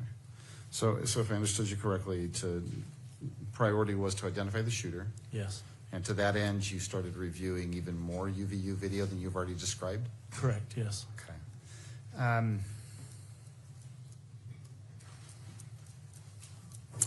What, if anything else, either did you do or happened initially that helped you identify who that shooter was? So there was hundreds of hours of video that was reviewed, but the predominant focus, again, was on tracking the individual from the roof, either after the shooting had occurred or trying to trace the steps of the individual prior to the shooting. Okay. And we were able to do that through a combined effort of individuals. And the focus was having people reviewing video identify people who could fit the original description of the individual that jumped off the roof. Okay. At that point, so at this point, approximately how many hours of UVU video do you think you personally had seen or watched? Myself, maybe 10 or 20 hours of video, being called in to look at different camera angles and different views of individuals. But there was a large team of people reviewing video. Okay. Reviewing video? Yeah, from UVU. Were some of them SBI agents? Yes, correct. And combined, how much video do you think you watched that first day on the 10th? It would be in the tens or hundreds of hours of video was reviewed. Okay. Did anything else come along that helped you identify who that shooter might be? Eventually on the evening of the 11th, we received word from Washington County that an individual in that area had reached out to law enforcement and was wanting to turn themselves in for the incident at UVU. Okay. And did you, at that point in time, did you receive a name from Washington County? Yes, we did. And what was that name? Tyler Robinson. What, if anything, did you do with that information, the name Tyler Robinson? That information was given to our SIAC, or our State Information and Analysis Group, and they put together what would be called a workup. So they would look at driver's license records, DMV records to determine addresses, obtain pictures of individuals, and then any associated vehicles or things like that. So was that done with Mr. Robinson? It was, yes. Driver's license record was pulled? Yes. Did that include, if you remember, or do you know, did that include a photograph of Mr. Robinson? It did include a photograph of Mr. Robinson, yes. How about an address and date of birth? There was an address and a date of birth, and I believe a DMV record with an associated vehicle. All right. And so that DMV record did include a vehicle that was associated with Mr. Robinson? Correct. Okay. Do you remember what the make and model of the vehicle was that was tied to Mr. Robinson? The Dodge Challenger. Anything else beyond that you remember? It was silver in color, and I believe there were two registered owners of the vehicle. Okay, and who were the registered owners? Mr. Robinson and then his mother. Do you recall whether or not a date of birth was included in that driver's license information that you got initially? Yeah, I believe the actual driver's license record was shared, so it would have included a date of birth. All right. With with Tyler Robinson's personal information, were you able to expand your search at all? Yes, once we knew a vehicle that we were looking for and we had an actual image of the individual, then we were able to use that video footage to try and track that specific individual. Okay, and I'm sorry, let me clarify. So when I said expand your search, I'm referencing the UVU surveillance video. Yes, we were able to. Okay. And were you able to identify in that expanded search, did you believe you located that challenger? We did, yes. Okay. Were you able to determine at what time or times Mr. Robinson visited the UVU campus on September 10th? Yeah, we were able to establish that Mr. Robinson had been on campus approximately 4 times throughout the day, twice before the shooting, the time of the shooting, and then after the shooting later in the evening into the early hours of the 11th.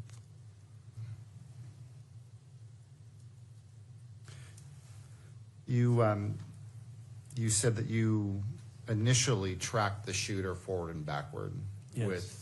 with UVU surveillance video. Correct. Okay. Did you do the same thing with that vehicle? We did, yes. Okay. Tracked it forward and backward? Yes, using the UVU footage and additional information that was obtained, yes.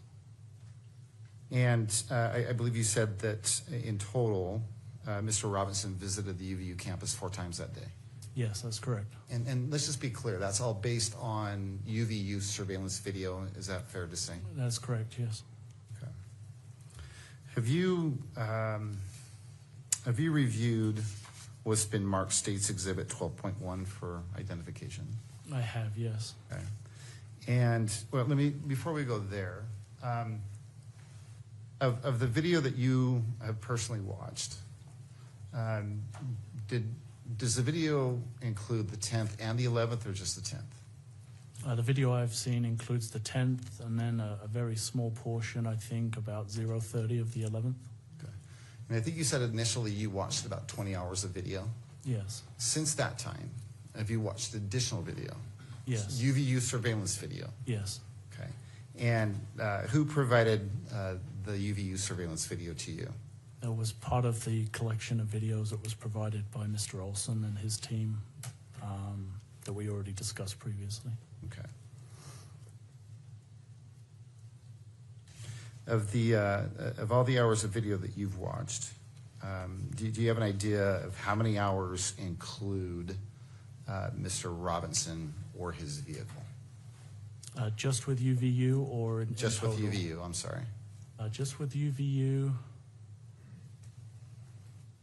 would probably be about 16 hours. And let's be clear, this is someone you believe to be Tyler Robinson. Correct. Okay. And this person that you've identified as Tyler Robinson, that you've been investigating and that you viewed in the numerous hours of video from UVU, would you recognize that person if he were in the courtroom today? Yes. Is he in the courtroom today? He is, yes. Would you point him out and describe something that he's wearing? Your Honor, we object to unduly suggestive in-court identification for constitutional grounds.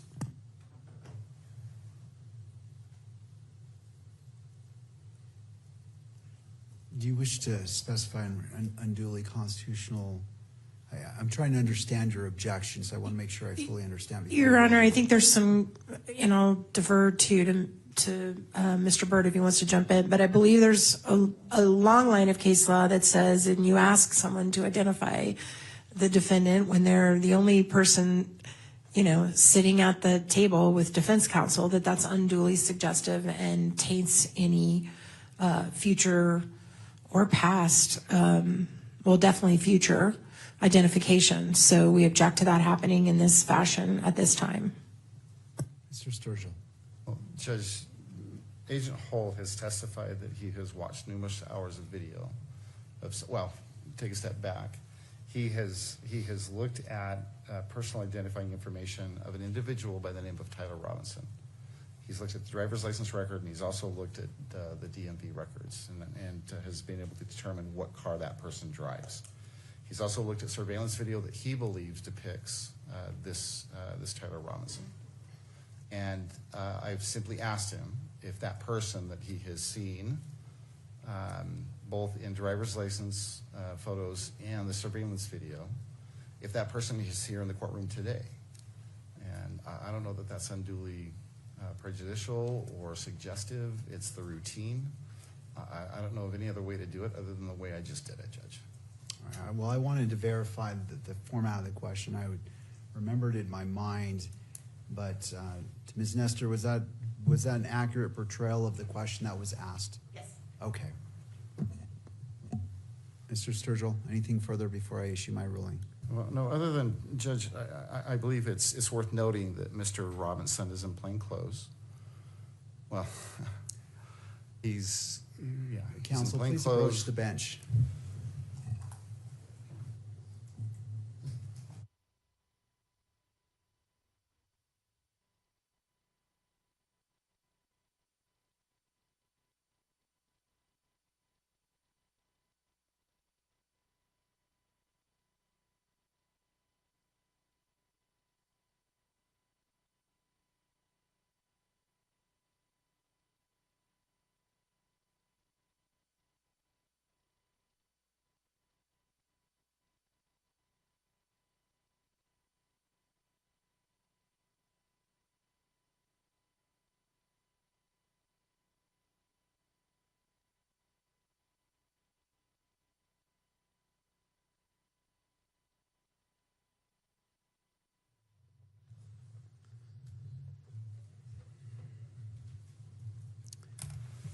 All right.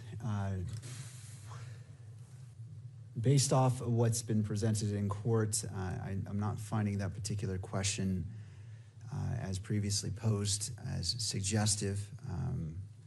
I find for the purposes of this hearing only that in-court identification by Agent Hull of Mr. Robinson has been made. Again, this only relates to the preliminary hearing, and you may proceed.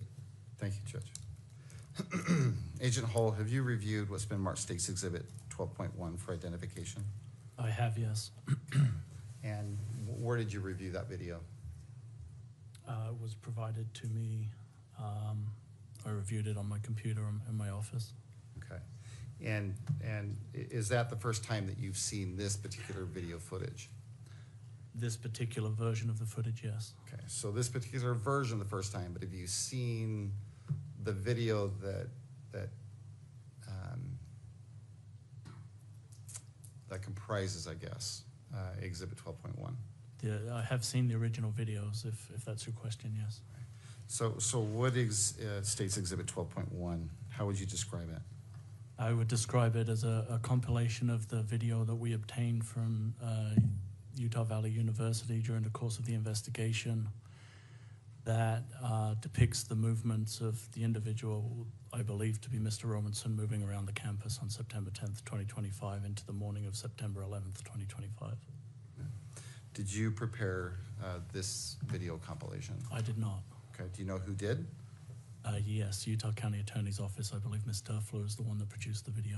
Okay. Do you know Ms. Durfler's first name? Kimberly. Okay. What, if anything, did you do to authenticate the video in this compilation? I reviewed the video to make sure that it was a reflection of what I understood the original videos to show. Okay. What, if anything else, did you do?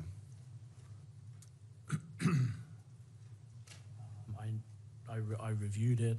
I know that there was some zooms and some changes to the footage. Okay. Did you meet with Mr. Olson with regards to this particular video? Yes, this video was also part of that original meeting with Mr. Olson for the prior exhibit, yes. Okay. So at the same time you sat down with Mr. Olson and discussed the prior exhibit, and let's just be clear which exhibit that is.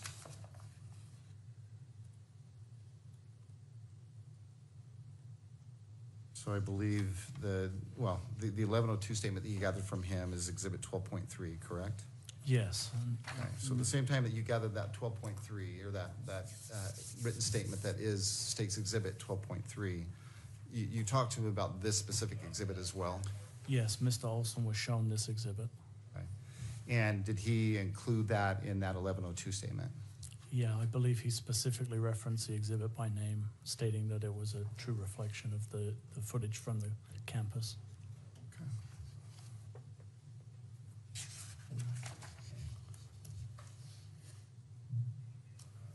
And let's just go back to what you were stating earlier.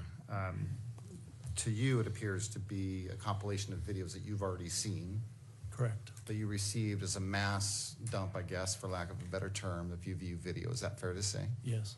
Okay. And the exhibit 12.1, does it appear to be the same as the raw video that you've seen previously? It does, yes. Okay. Are there some minor, are there any added additions or anything different about this particular exhibit? There are some portions of the video where a zoom is initiated, which wasn't a function of the cameras. I believe some specific individuals have been blurred from the footage, and I believe there are some red circles to show poignant information or individuals within the footage itself. Okay. So other than the red circles, the blur, and the zoom, does it appear to accurately depict what you've seen in the raw video footage? I believe so, yes.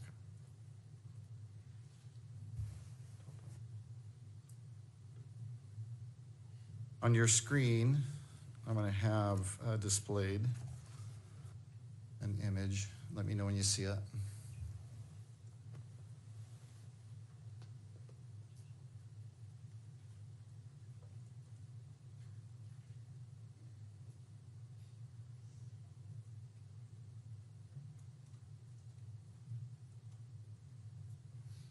The image is there now. It's gone again. Is it there? We're back, yeah. Okay, we're back. So do you recognize what this is? Yeah, this is the first frame of the video compilation that we just referenced. Okay. And again, this video portrays what you believe is Mr. Robinson visiting campus that day? Correct. Okay, and is it throughout the day? It is, yes. And then I believe you said into the early morning hours of the 11th, is that right? Correct. Okay.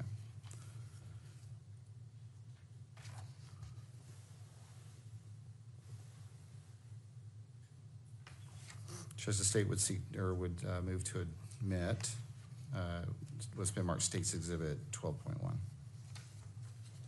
Ms. Nestor? Your Honor, we have objections to its admissibility. This is a compilation video that was put together from a bunch of different sources by the county attorney's office. This individual did not create this compilation, can't testify to the accuracy of the actual materials that it was taken from. And furthermore, Mr. Olson himself is just referred to by Agent Hall. He specifically says people have altered these recordings. They've zoomed in when the actual recording isn't zoomed. They've added little circles to people they want you to pay attention to. They've blurred people's faces out. So, I mean, it's been clearly altered. And it's not, I mean, they admit it's been altered. So we have real concern about authenticity of it. Furthermore, this particular video should be protected. And so that deals with the admissibility factor. As far as the publication factor of it, the video should be classified as protected under UCJA 4-202.02 subsection 5. J is in jelly bean, and then little I and little double I, because this is going to interfere with the defense's ongoing investigation, with Mr.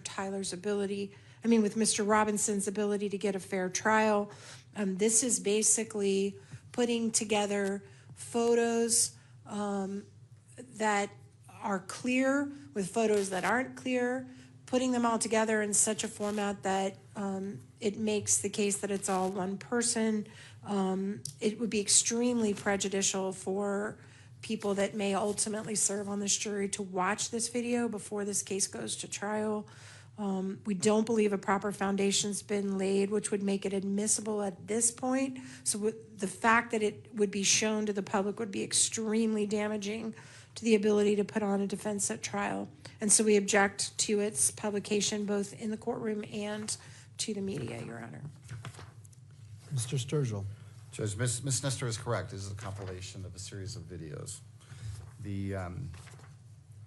The videos, as Sergeant Hull has testified to, is a compilation of raw videos that he has received from Utah Valley University. And he has not only seen this video, but he has seen all the raw footage. And by his estimation, or according to his testimony, these are all videos that are accurate and they depict what the raw footage depicts, other than those minor additions. Judge, if you refer to Mr. Olson's written statement, it's Plaintiff's Exhibit 12.3.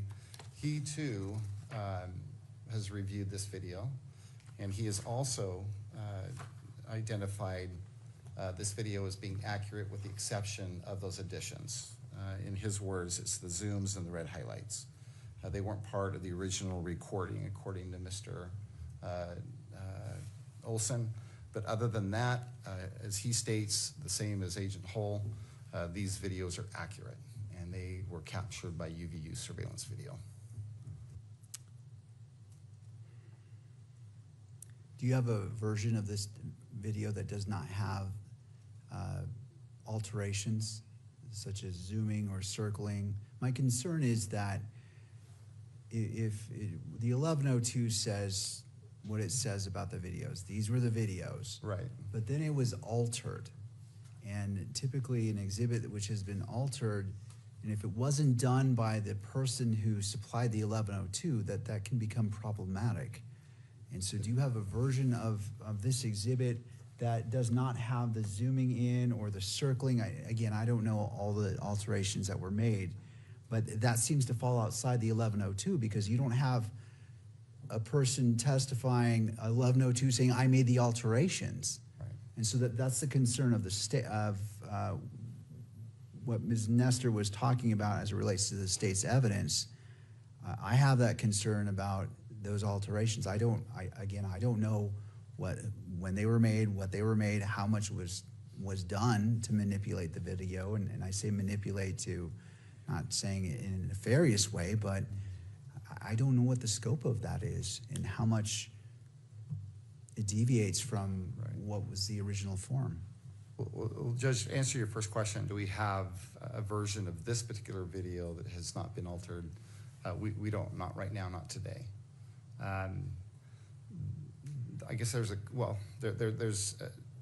couple of things I'd simply like to point out, Judge, and that is that we have two witnesses who have watched the raw footage. And Agent Hull here today on the stand, and Mr. Olson in the form of his written statement, they have both said that this video, with the exception of these alterations, accurately depicts the video that was captured by UVU surveillance video. Judge, I will proffer that those changes made to the video were not done by either. I know who that person is. We could actually call that person as a witness if that would cure that. We're prepared to do that if necessary. But Judge, I think that our burden is to simply authenticate, what this is. And it is a video that, with only a few exceptions, alterations, that really don't change the substance of the video or the content of the video. They're accurate. They depict what the cameras captured on September 10th and the 11th. And we have two people who have seen that raw footage, and they've explained that's the only difference between what we have originally in the original videos and what you're seeing here today. And the additions, I will submit, Judge, were only added to make it easier to view. All right. Anything further from the parties? No, Your Honor. All right. I'm going to go ahead and I'm sustaining the objection. Typically, when exhibits are admitted to the court, it is without alteration. If a party circles an exhibit, a photograph, that's not the original format, and I do not have the person who made the alteration, an 1102, to substantiate that. And what I have is the original video, and Mr. Olson saying, this is the video minus the alterations. And we have Agent Hull saying, this is the video and there are alterations, but I'm missing a link. And it may be minor, but in this type of case, I want to be thorough. And I want to make sure that what is minor is still important. And for those reasons, I'm going to sustain the objection and leave it to the parties on how you wish to handle the video in the future. I don't want to provide guidance either way. Right. But as it stands today, this exhibit, State's Exhibits 12.1 is not admitted. Okay. Judge, could I have just one moment? You may.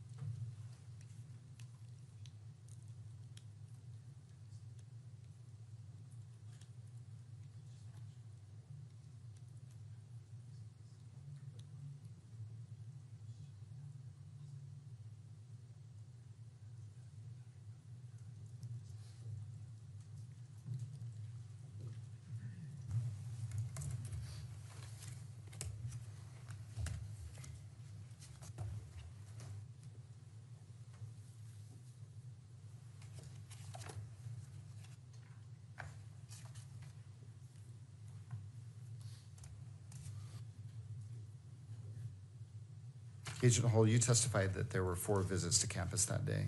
Correct, yes. And the first 3 visits, based on what you have observed, it's your opinion that those videos were captured by UVU, surveillance video, is that correct? That is correct, yes.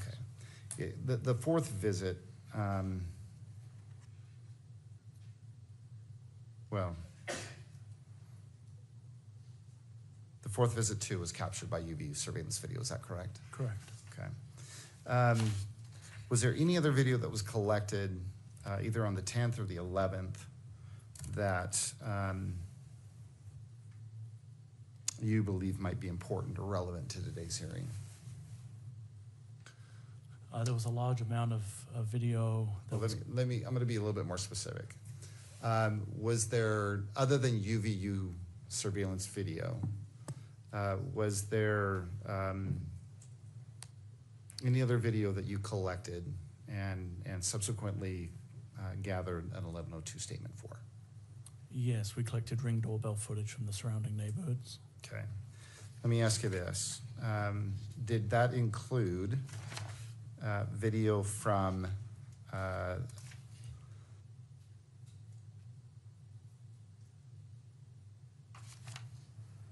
residence located at 680 West, 925 South Orem? Yes, that's in the Horseshoe area, yep. Okay. That's in Orem? Correct. And close to campus? It is, yes. Okay. And what can you tell us about that video? There was a Ring doorbell video that was provided that showed a vehicle consistent with the one we had identified as belonging to Mr. Robinson, parking in front of the residence across the street. Okay. And what can you tell us about the timing and the timing of that parked vehicle? If I recall, that vehicle parked approximately 0:38 hours on the morning of the 11th. Okay. So 0:38 hours, what time is that to regular people? Just after midnight. At 12:38 a.m.? In the morning, yes. Okay. So how did this video come to your attention that you're talking about, this doorbell or whatever? This footage was obtained as part of the canvass of the area that was conducted as part of the investigation. Were you able to identify the owners of that residence? Yes. Where that video was collected from? Correct. Okay. And do you know who it was collected from and by whom?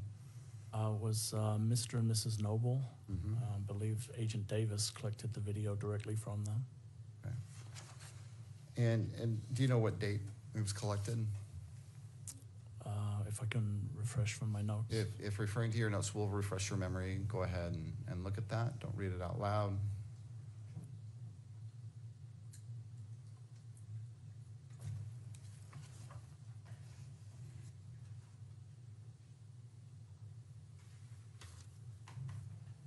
I don't have the specific date, but I do know that myself and Agent Davis returned to the address as we had done with previous videos, and had the owners of the video verify that it was from their system. And we did have them complete an 1102 statement, which would be dated. Okay. Do you know, so let's talk about this. What does this video look like? It's a nighttime view looking from the front porch of the residence across the street. Okay. And what about that video? Why was this particular video significant to you, or why do you think it was related to this case? We know from the UVU footage that the person we believe to be Mr. Robinson had an interaction with law enforcement. And a short period after that, the vehicle comes to that house, and some additional evidence that was collected from cell phone data and things indicated that Mr. Robinson was in the area, and we were able to locate the footage of his vehicle on that Ring doorbell camera. Or at least what you believe is his vehicle. Yeah, the vehicle we believe to belong to Mr. Robinson, yes. And is there something about this particular video and this I guess vehicle that was captured that leads you to believe that it was Mr. Robinson's vehicle? Yeah, the vehicle has very distinct wheels. I won't say that they're wholly unique, but in terms of the video footage that we were reviewing, the wheels on the vehicle are fairly unique and stand out on the video footage. So again, this is video that you received early on in the investigation. Yes. And then in preparation for the preliminary hearing, you went back out and you met with someone about this video. Correct. Who specifically did you meet with about this video? Met with Mrs. Noble. And what did you do with Miss Noble? We did what we had done before. We had a specific file that we wanted, or files that we wanted her to verify. The footage itself is broken into, I believe, 10-second segments. So we had specific files that we had her view and confirm that they were actually from her system. Those were written on the 1102 as they have been before. Okay, and who wrote those file names on this particular statement? I believe it would be my handwriting on the 1102. All right. What did you do next? We had her view the videos and then complete a statement verifying the authenticity of those videos on an 1102. Okay. Was this also prepared on a State Bureau form? I believe this was on a State Bureau Investigations form, yes. And in this particular form on which Ms. Noble provided her statement, does it have the advisory that it would be used in lieu of her testimony here today? It does, yes. Does it also contain a warning that if she gave a false statement, she would be punished, or it's punishable by a Class A misdemeanor? Correct. Okay.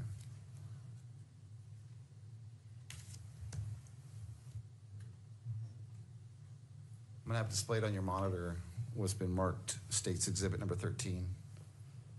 For identification. Let me know when you see that, would you? I can see that. Okay, and I'm gonna have my assistant scroll through that slowly.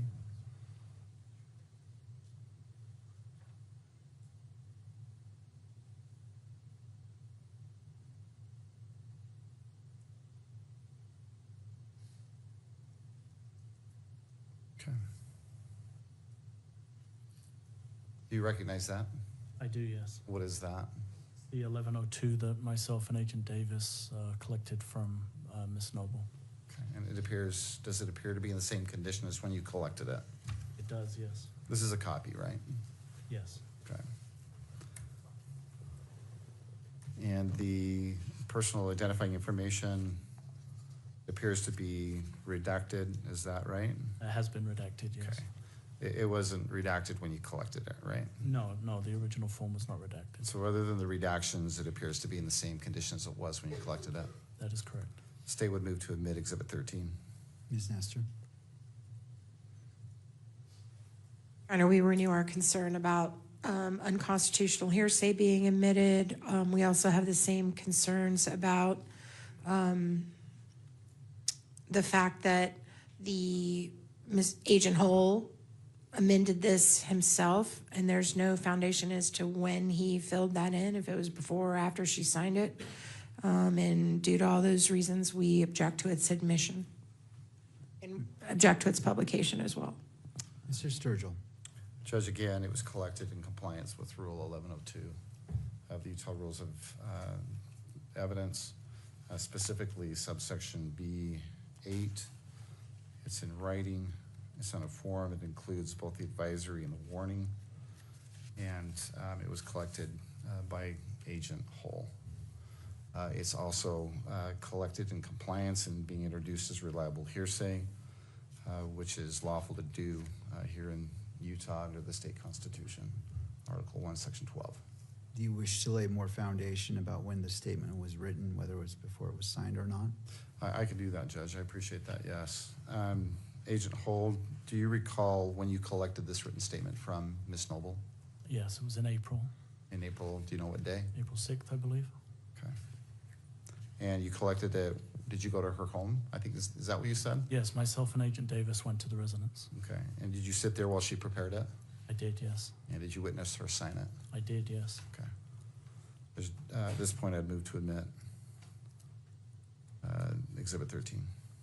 All right, and to the state representative, could you scroll down?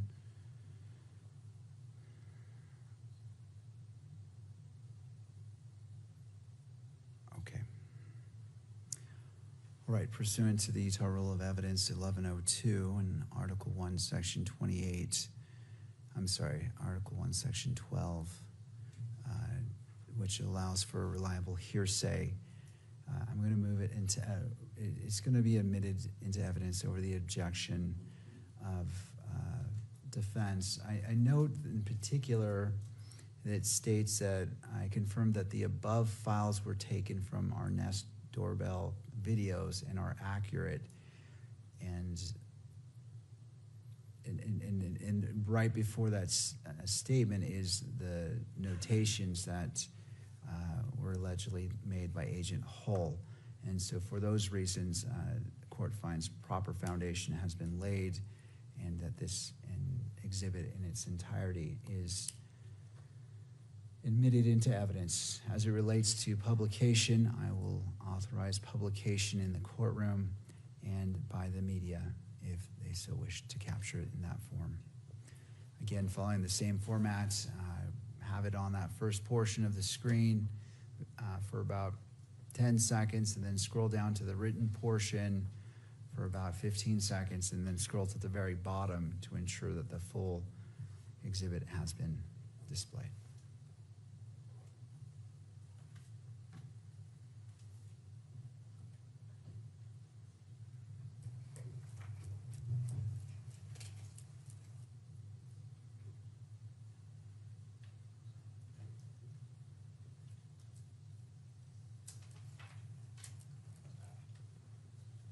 All right, that concludes the publication of State's Exhibit 13. Okay. Thank you, Judge. The video that you took with you that day when you visited with Noble or Miss Noble, had you previously, well, you've stated that the videos that you showed the Nobles were actually more than one video. Correct. Okay, and I believe you said they were like 10-second clips. If I recall correctly. Short yes. clips. Okay. And you showed Miss Noble all of those videos that are identified in that statement. The one shown on the statement was shown to Miss Noble, yes. Okay. Have you had a chance to review what's been marked State's Exhibit number 12.2? Yes. Okay. And when did you have a chance to review that exhibit? I believe that was reviewed last week, I believe. Okay. With yourself. Okay. And does that video, is it a single video that you watched? No, I believe it's 4 separate short videos. Okay. And as far as, and I understand that, but as far as 12.2 is concerned, what does that exhibit consist of? It shows the vehicle believed to be driven by Mr. Robinson arriving in front of the residence, an individual exiting the vehicle and moving away from it, followed by an individual returning to the vehicle and unlocking it, and then it shows the vehicle a short time later starting and leaving the area. And those are the videos that you showed Miss Noble? Yes. Okay.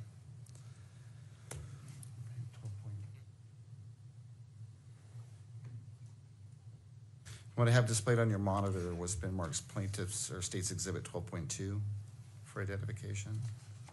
Let me know as soon as you see, should be a still image. It's there. Do you recognize what's depicted there? Yeah, this is the view looking what would essentially be west across the street from the Noble's residence.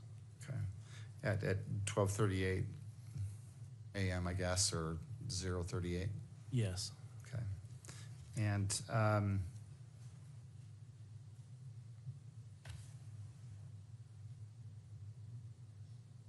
what is depicted in this? I think you've already described that. So, Judge, I would move to admit Exhibit 12.2. Ms. Nestor.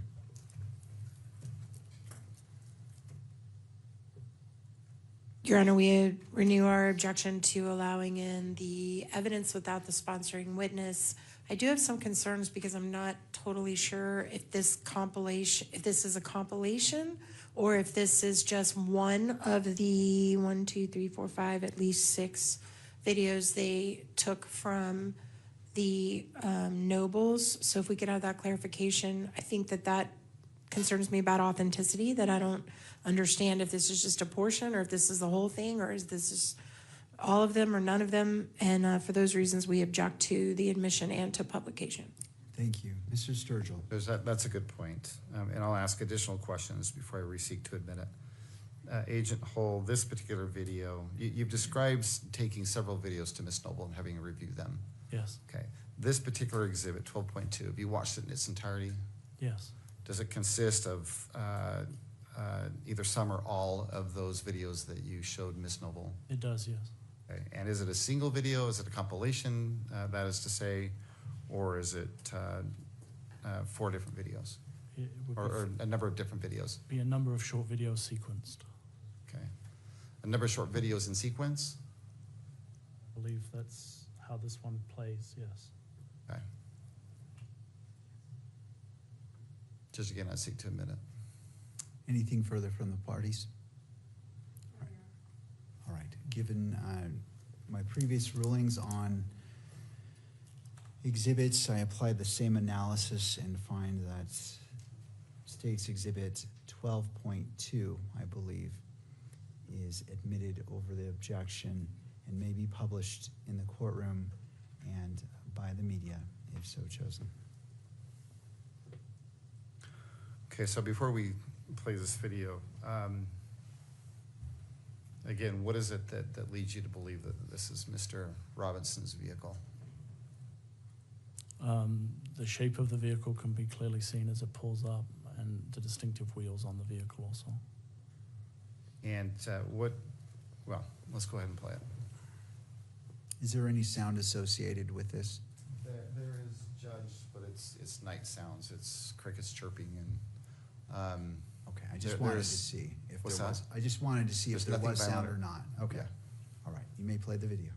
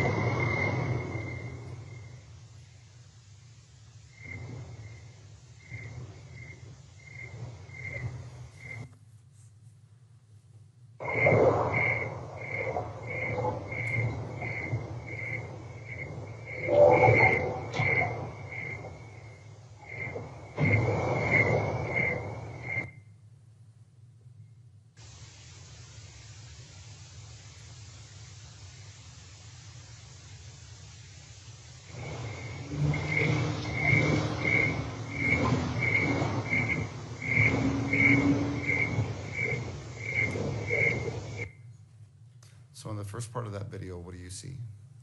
The vehicle we believe to be driven by Mr. Robinson pulling up and parking in front of across the street, but in front of the residence. Okay. And then in the next video, what do you believe is displayed in that video? There's an individual who gets out of the vehicle You can hear the door close, and then that individual moves away from the front of the vehicle. There's actually 2 reflective panels on a dumpster, and you can see the individual past those reflective panels. And in the last of those series of videos? The second to last one, the individual comes back across those reflective panels to the vehicle, unlocks the vehicle and gets into it. And then in the last video, the vehicle is started and the individual drives away.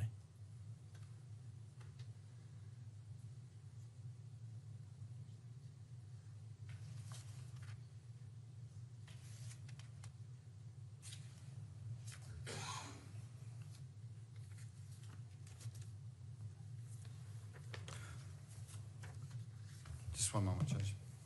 Yes.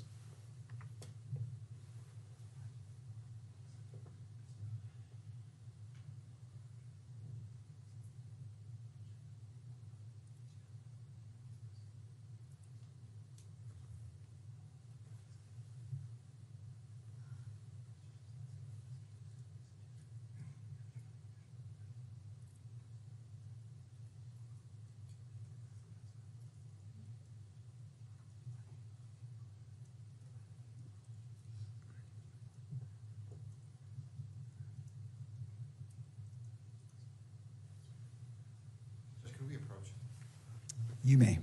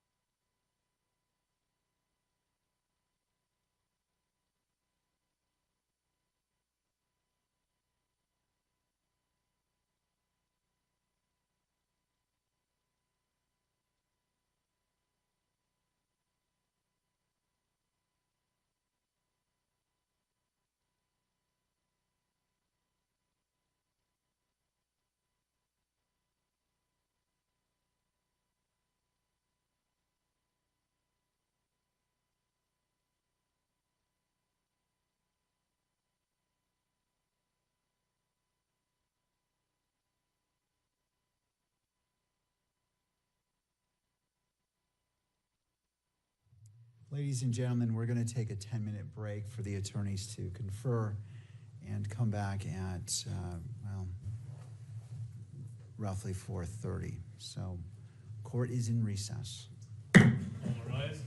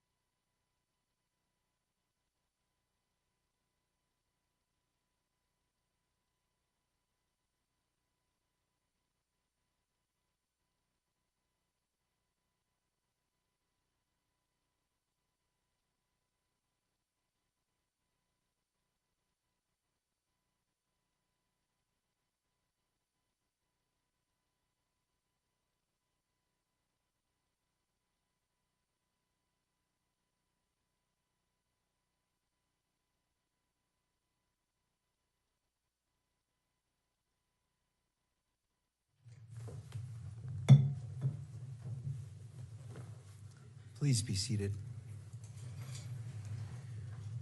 Court is back in session.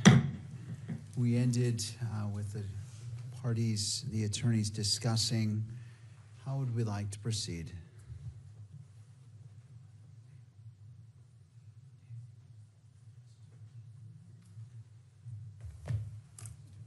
Judge, I think I just have a couple of questions for Sergeant Hull. To finish out the day, I think we're in agreement that once we've sorted out these few questions, we're all in agreement that we want to break for the day. Is that right, Ms. Nestor?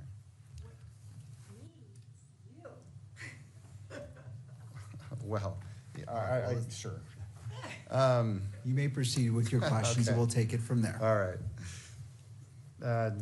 Agent Hull, I asked you earlier, after you had testified about all the video that you've watched, and video that you believe depicts Mr. Robinson from the UVU surveillance, and that combined with the driver's license and the DMV records, whether or not you believe that that person that you have seen in the video and on the driver's license record is in the courtroom today. And I believe your answer was yes. Yes, that's correct. And then I asked you if you wouldn't mind pointing him out and describing something that he's wearing. And I don't believe that I allowed you to do that. Okay. Would you do that right now? Your Honor, just for the record, we would impose an objection based on the 14th Amendment for due process due to an unduly suggestive in-court ID. Also, we believe there's a lack of foundation establishing his ability to interpret the surveillance video. And based on that, we would object. All right. I note that, well, to the state, do you wish to be heard on what was just stated? Well, Judge, I think we had this discussion, and I think you ruled on that specific objection. And then after you ruled, I just neglected to come back and follow through with the question and the answer. That's my recollection of the bench meeting. All right. I believe I stated for the purposes of this hearing that identification by Agent Hull of Mr. Robinson was made. I could be wrong, but... Well, and I just wanted to clarify that, Judge, because there was some question about whether that in fact did happen.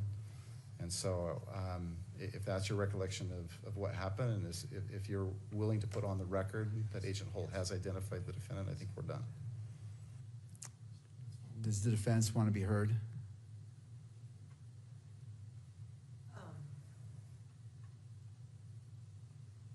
Just a moment, Your Honor. Of course. Your Honor. All right. Well, if for the benefit of the record and for thoroughness, if you wish to re-ask that question, you certainly, well, we can see what happens. If I could, Judge, I'd like to. Would you please point him out and identify something that he is wearing? Yeah, I believe that Mr. Robinson is between Ms. Nestor and other counsel wearing a grey suit, a jacket with a dark tie, and a light-colored shirt. Judge, I would ask that the record reflect that Agent Hull has identified the defendant.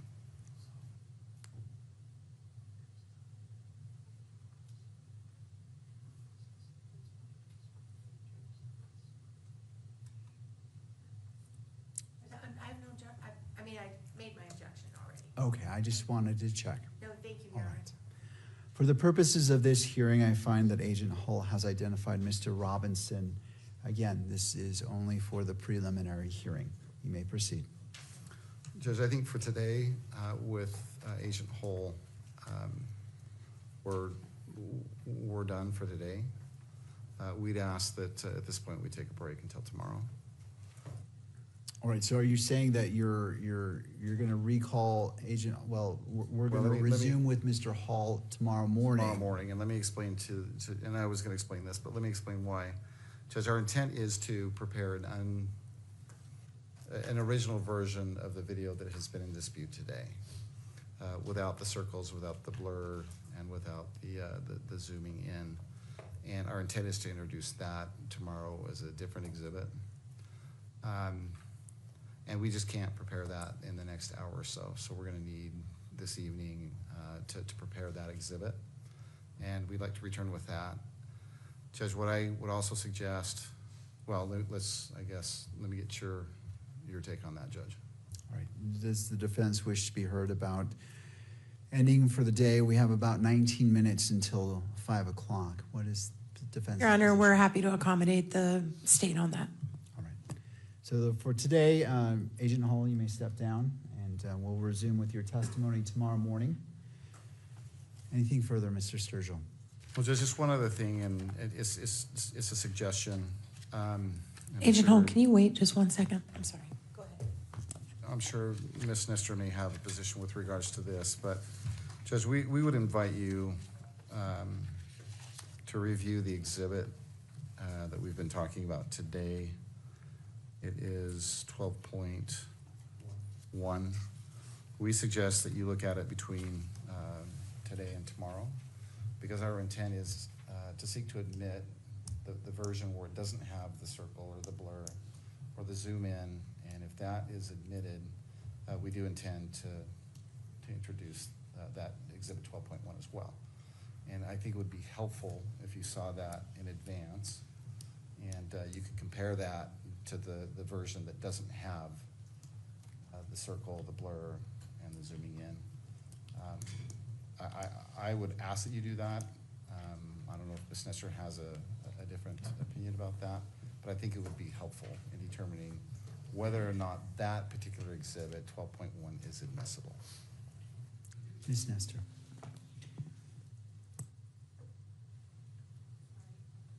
I don't have anything to add to that. I defer to what the court prefers to do on that. I do have another matter before Agent Hall is released that I do want to address with the court, but I don't have any concern if the court wants to look at it in advance. It's kind of a little bit of a long video. I think it's just about 5 minutes, maybe. It's not very long. So if you want to wait until tomorrow, it's not going to slow the matter down very much, but it's up to the court on that. All right, I appreciate the parties. What I'm going to do is I'm going to wait until it's properly before me and a motion has been made for either of the videos, and then I'm happy to entertain the motion to review both of them, or however the parties. I don't want to issue a pre-ruling, so I'll wait till it's properly before me, and I can take it from there. It being that it's about 5 minutes, I'm not too concerned about how much time is needed. I also want to be thorough, so I'll wait till it's brought before me and we can address it from there. And turning to Ms. Nestor as it relates to your request. Thank you, Your Honor.